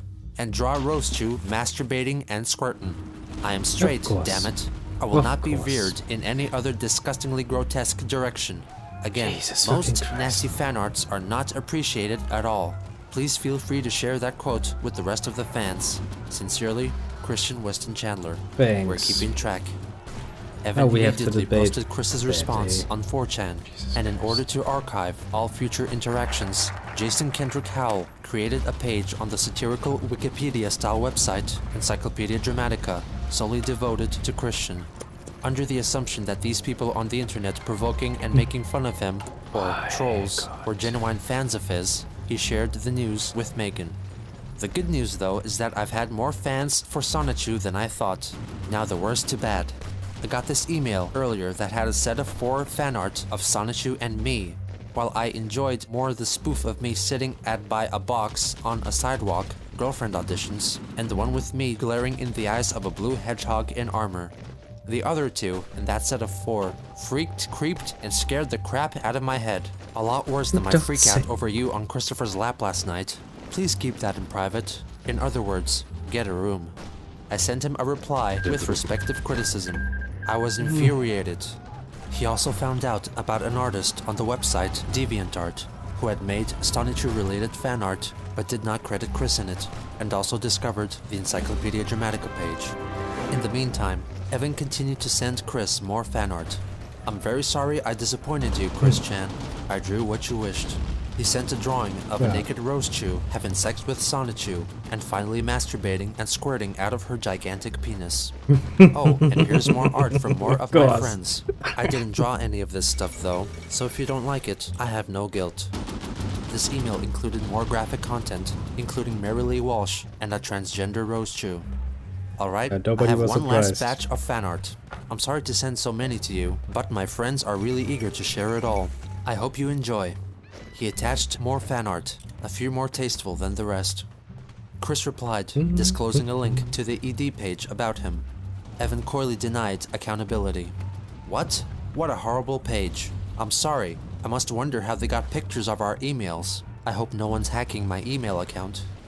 Ignoring security concerns, Christian sent another angry email. Do me a favor, draw a vagina on my Rosechu. Rosechu is a girl. She never had a frickin' pickle. If I see one more freaking pickle, and you may spread this quote to other adult fan artists, I will create you in Soul Calibur 3 and beat you up like there's no tomorrow. Wow. Evan replied with a simple uh-oh and a picture of Rosechu holding a pickle saying, I wish pickles could masturbate and squirt. And Evan saying, fudge, you're going to beat me up in SC3 now, aren't you? I shouldn't have let our souls get fiercely entangled. Ah, nice. On November 4th, someone who called herself Vivian G sent an email claiming that she independently created a similar character called Sonichu and wanted Chris to acknowledge that it wasn't stealing. Evidently, he stated that it was fan art and that she shouldn't keep doing it because his characters mean too much to him. Vivian then sent a caps-locked email trying to convince him to improve himself. Jesus, are you so high on your horse that you think it's fan art? Jesus Christ, man, you are irritating me. You are putting me under more damn stress than you'll ever have. I want to express my goddamn self to the internet, and I find that some prick who thinks he's so great can call homosexuals wrong. And I have 2 lesbian friends who would be offended as f by your ignorance, and thinks that going around stalking girls will get you a girlfriend. Newsflash, bitch. You mean nothing to this world, and you will never get laid unless you improve yourself. Your troubles with jerk cops isn't because of them, it's because of you. Fuck off and die. This entire debacle with trolls encouraged Joshua Martinez to toy with Chris, who first met him at James Madison University, where they both received speech therapy and remained as acquaintances. He managed to convince Chris that he regularly schmoozed with movie stars, thanks to his connections to the movie business. Sure. He contacted Chris and claimed that he found a girl who would like to meet him, when in fact, he was only trolling him. He even pretended to be this Lori and had a conversation with Chris through instant messaging. Nobody was Christian reported surprised on that his that was elation not in a an thing. email to Anna. Her name is Lori Lopez. I chatted with her through AOL Instant Message last night. She was really sweet, and not only did I have a great time getting to know her, but, blush, I got turned on. I know that she works at a car lot, I think. She is 23, brunette, brown eyes, and she is a mix of American and Spanish. If you've Suddenly watched you're the not movie really as racist, Into the eh? Blue, the starring woman, Strange how that Jessica works. Alba, is an American-Spanish mix as well. He also mentioned her to Megan and even attached a supposed photo of her. On November 7th, Chris filmed a video pleading those involved with the ED page to be more respectful about him and take it down, and talked in length about his life and what caused him to be in his current situation. It has come to my attention that I have a lot more fans of my Electric Hedgehog Pokemon Sideshoe than I had originally thought. And I thank each and every one of you for your support. And I will draw more comics when I get some positive inspiration or when I feel like it. After all, everybody has a life, so do I. I have a life. I would like to humbly apologize for appearing to be some kind of sleaze, troll, badass, or whatever adjectives, good or explicit, you may feel about me. Please understand, I am a 25-year-old high-functioning autistic male with a simple, peaceful dream of becoming a father of a sweet, little pretty girl who I will dubly name Crystal Weston Chandler. Your Crystal, creativity really a does. name that sounds similar really. to mine, but No, it it's has a not nice ring to it. He claims that his family, on his mother's side, stems from British royalty. Weston, my mother's maiden name, and a proper English name from royal descent. As a matter of fact, among my mother's side in the ancestral traits, we have been traced down to Daniel Weston, who was on the Mayflower voyage, and beyond him, Anne Boleyn, who was the one of King Henry VIII's wives, who gave birth to Queen Elizabeth I. Yeah, Anne Boleyn. Well, that's a He famous talks name, I about would his say. upbringing, the struggles of the school system, and his achievements in high school. But this He is really defends his horrible methods reasons. for finding a sweetheart. All I did was sit around with a sign by my side that said I was looking for a boyfriend-free girl, 1825, yada yada yada, Nice. all that page. And I did all that because I have feared rejection and the infinitely high boyfriend factor, because you cannot tell which ladies are paired up and which are not. And wedding rings, that's just a whole different story, because they're married. Because it's not like you give every woman a ring who's already paired up. And this is one perspective. So please understand, I am not a violent person. I'm decent. I come from a caring, loving pair of parents. I'm kind, I'm considerate, Turkish, I will respect your space and your feelings ever so much. Thank you very much for your time and listening. And please remember, I'm an innocent person. Just like most every one of you, I've had my faults. I've had my share of bad times. I have my share of good times. Please I don't think we need understand to get that. involved too much with that particular Thank one. you again. Take care. With this recent upsurge in interest for Chris, he had the ability to raise awareness for his cause, and maybe even take proper action to prevent further trolling. Yeah, mostly because we Or can't better actually yet, from here. if he took better care of his online presence, he could have made all of this fade away.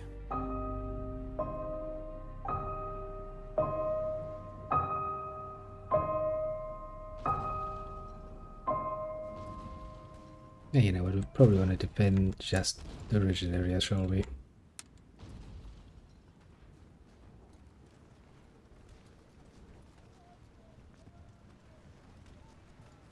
Maybe a bit of added to it. What made him this way? You know what, sure, but we're gonna defend all of this. What is the attraction?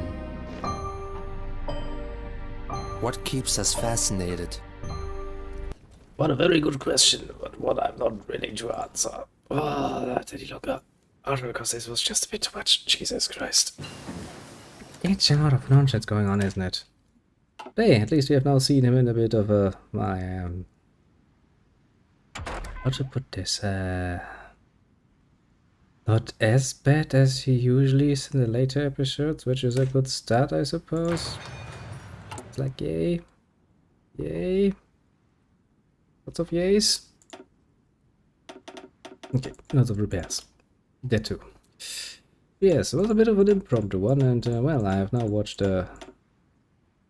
another 4 episodes of this, so 6 more to go until I've kept up to where I started with watching it with the Chronos, and then we'll probably go from there further. We have some more time for that. Nice. And I'm probably gonna do a bit more of this combined thing, probably tomorrow.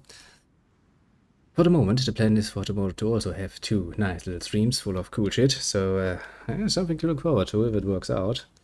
One can only really hope, but it has worked 2 times in a row, so I'm relatively certain that it will work once more. Hopes and dreams are now, but still better than nothing. Better than nothing indeed. But yes, for the moment, as it is getting rather late once again, and I would like to get myself a nice cold beer and try to not suffer too many nightmares after having to watch more of that. Jesus Christ. See, I have now a very interesting state reached. See, I've watched with the Chronos from episode 10 on, all the way to the 20s, and we've seen a lot of horrible behavior from him. I know how the story ends, thanks to the Chronos, without any details, mind you, just the conclusion, basically. Which is a giant what the fuck, and how the fuck do you end up there? And honestly, starting out now, it starts out rather innocent, doesn't it? Kinda interesting, isn't it? I mean, he's still very much failing any sort of fucking social clue that we would normally consider to be normal. Like now, for example, not just randomly loitering around in stores, no matter what you internally might want to do, that's just not how stores work. You don't loiter in them, otherwise you will get asked very nicely to go. And if you don't follow through, well, they're gonna call the cops. Normally you don't really have to explain such concepts much, because most people will understand that relatively easily. Well, I mean, it's the fucking 90s, and the 90s are not really kind yet to the more autistic populace, admittedly. We're still trying, mind you, but not nearly enough was done. Although, to be fair, that's only true for, well, my own experience, limited as they are, and that is only really true for Germany. I don't know how it was in fucking America. I'm not imagining much better, and going by what I've seen so far. Not really. And still the one question stands, doesn't it? Why has no one at no point in time just, you know, put a fucking stop to this? Because if you let this little one, the autistic one, run freely, especially on a place as wild as the internet was in the 90s, oh boy, that can only go so bloody wrong. There's literally no way of doing this right. Putting it mildly, there is none. You can't. Quite literally not. Do right here. It can't only end in fucking tears. And oh boy, it didn't end in tears. And then that's surprisingly more horrible than that. Well, for the moment, as I said, I shall bid you adieu, because I have, I think I've done well surviving that far, and I think I deserve a beer now, because, well, to be fair, nobody's gonna be able to stop me anyway, so screw you and all you stand for if you try to. Let's go through the usual outro then, shall we? Actually, I'm gonna make myself a note on which part we are, so we can rewatch it from there on, if we desire. On the right side, the LU2B side, we have one person easily nameable, which is Snowy. Snowy came by for a bit, stayed for a bit, and, well, probably saw what we were watching and was like, nope, I want nothing to do with that. Which is an understandable decision, to be very sure. Next in line, we had the right side finished and the left side starting with Strategy Mamba. Coming by once again, staying and enduring this too. Kudos to him for that, because I do need company for that. That or strong liquor. Or both. But admittedly, both is probably the best way to doing this. Next, we had good old Terry coming by, and in case you wonder why we are watching fucking Chris Chandler. That's Terry's at fault. He was the one who was like, can we do this? And I was like, yeah, sure. Blame him. Blame him for the trauma. Later on, he's like, I had nightmares because of the last time we watched this. I'm like, why would we do this again then? I'm gonna have to ask him about that at some point. Then, next in line we had a shortish, yes, a shortish steamed by little Kronos coming by. This guy was originally at fault for the fact that I even know of this, so I'm gonna blame him heftily for that. Oh boy. But hey, it gave me an opportunity to play around with new windows. Look at that, we now have a double capture, a window and window thing. Isn't that neat? Something new and exciting. Sadly the disadvantages kinda punch the advantages in the face so hard it's not funny, but I will keep this method for the future and hopefully use it for something a bit more pleasant than, you know, that. Oh well. Oh well. Oh well. Oh well. I think that's everybody I can easily name. I think at least so. As for everybody else on the more lurking side, do feel appreciated too. Pat yourself on the shoulder for a job well done indeed.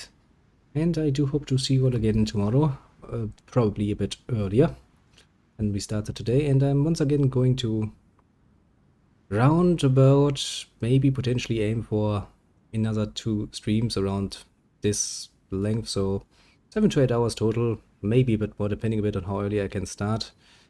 I have something to look forward to. We're gonna finish Shrinkage in the Sky tomorrow, and afterwards we're probably going to play some WoW, I wanna say. Because if I actually want to watch more parts, I kinda need to do something that I can do basically without putting much focus on it. And well, WoW is pretty good for that, because you know you can just zone out and do some questing, or do some fishing or something while you listen to this horror unfold more and more and more, which is kinda neat. But yeah, there you have the plan for tomorrow. If it's actually going to work out like this, we'll see one way or another. I'll try to keep you posted if things looking like they're not gonna turn out like that. Probably on the Discord thingy. Yeah, that is actually the best thing to look at if you want some accurate information. So you could just, you know, send me a message there and go like, where are you? What are you doing? You can ask what I'm wearing, but it's not gonna be pleasant because it's, you know, jeans, a shirt, sometimes a vest. So, nothing much to get there. Sad enough as that is. Yeah, well, I'm probably gonna make a save game and continue this little warfare at some point too.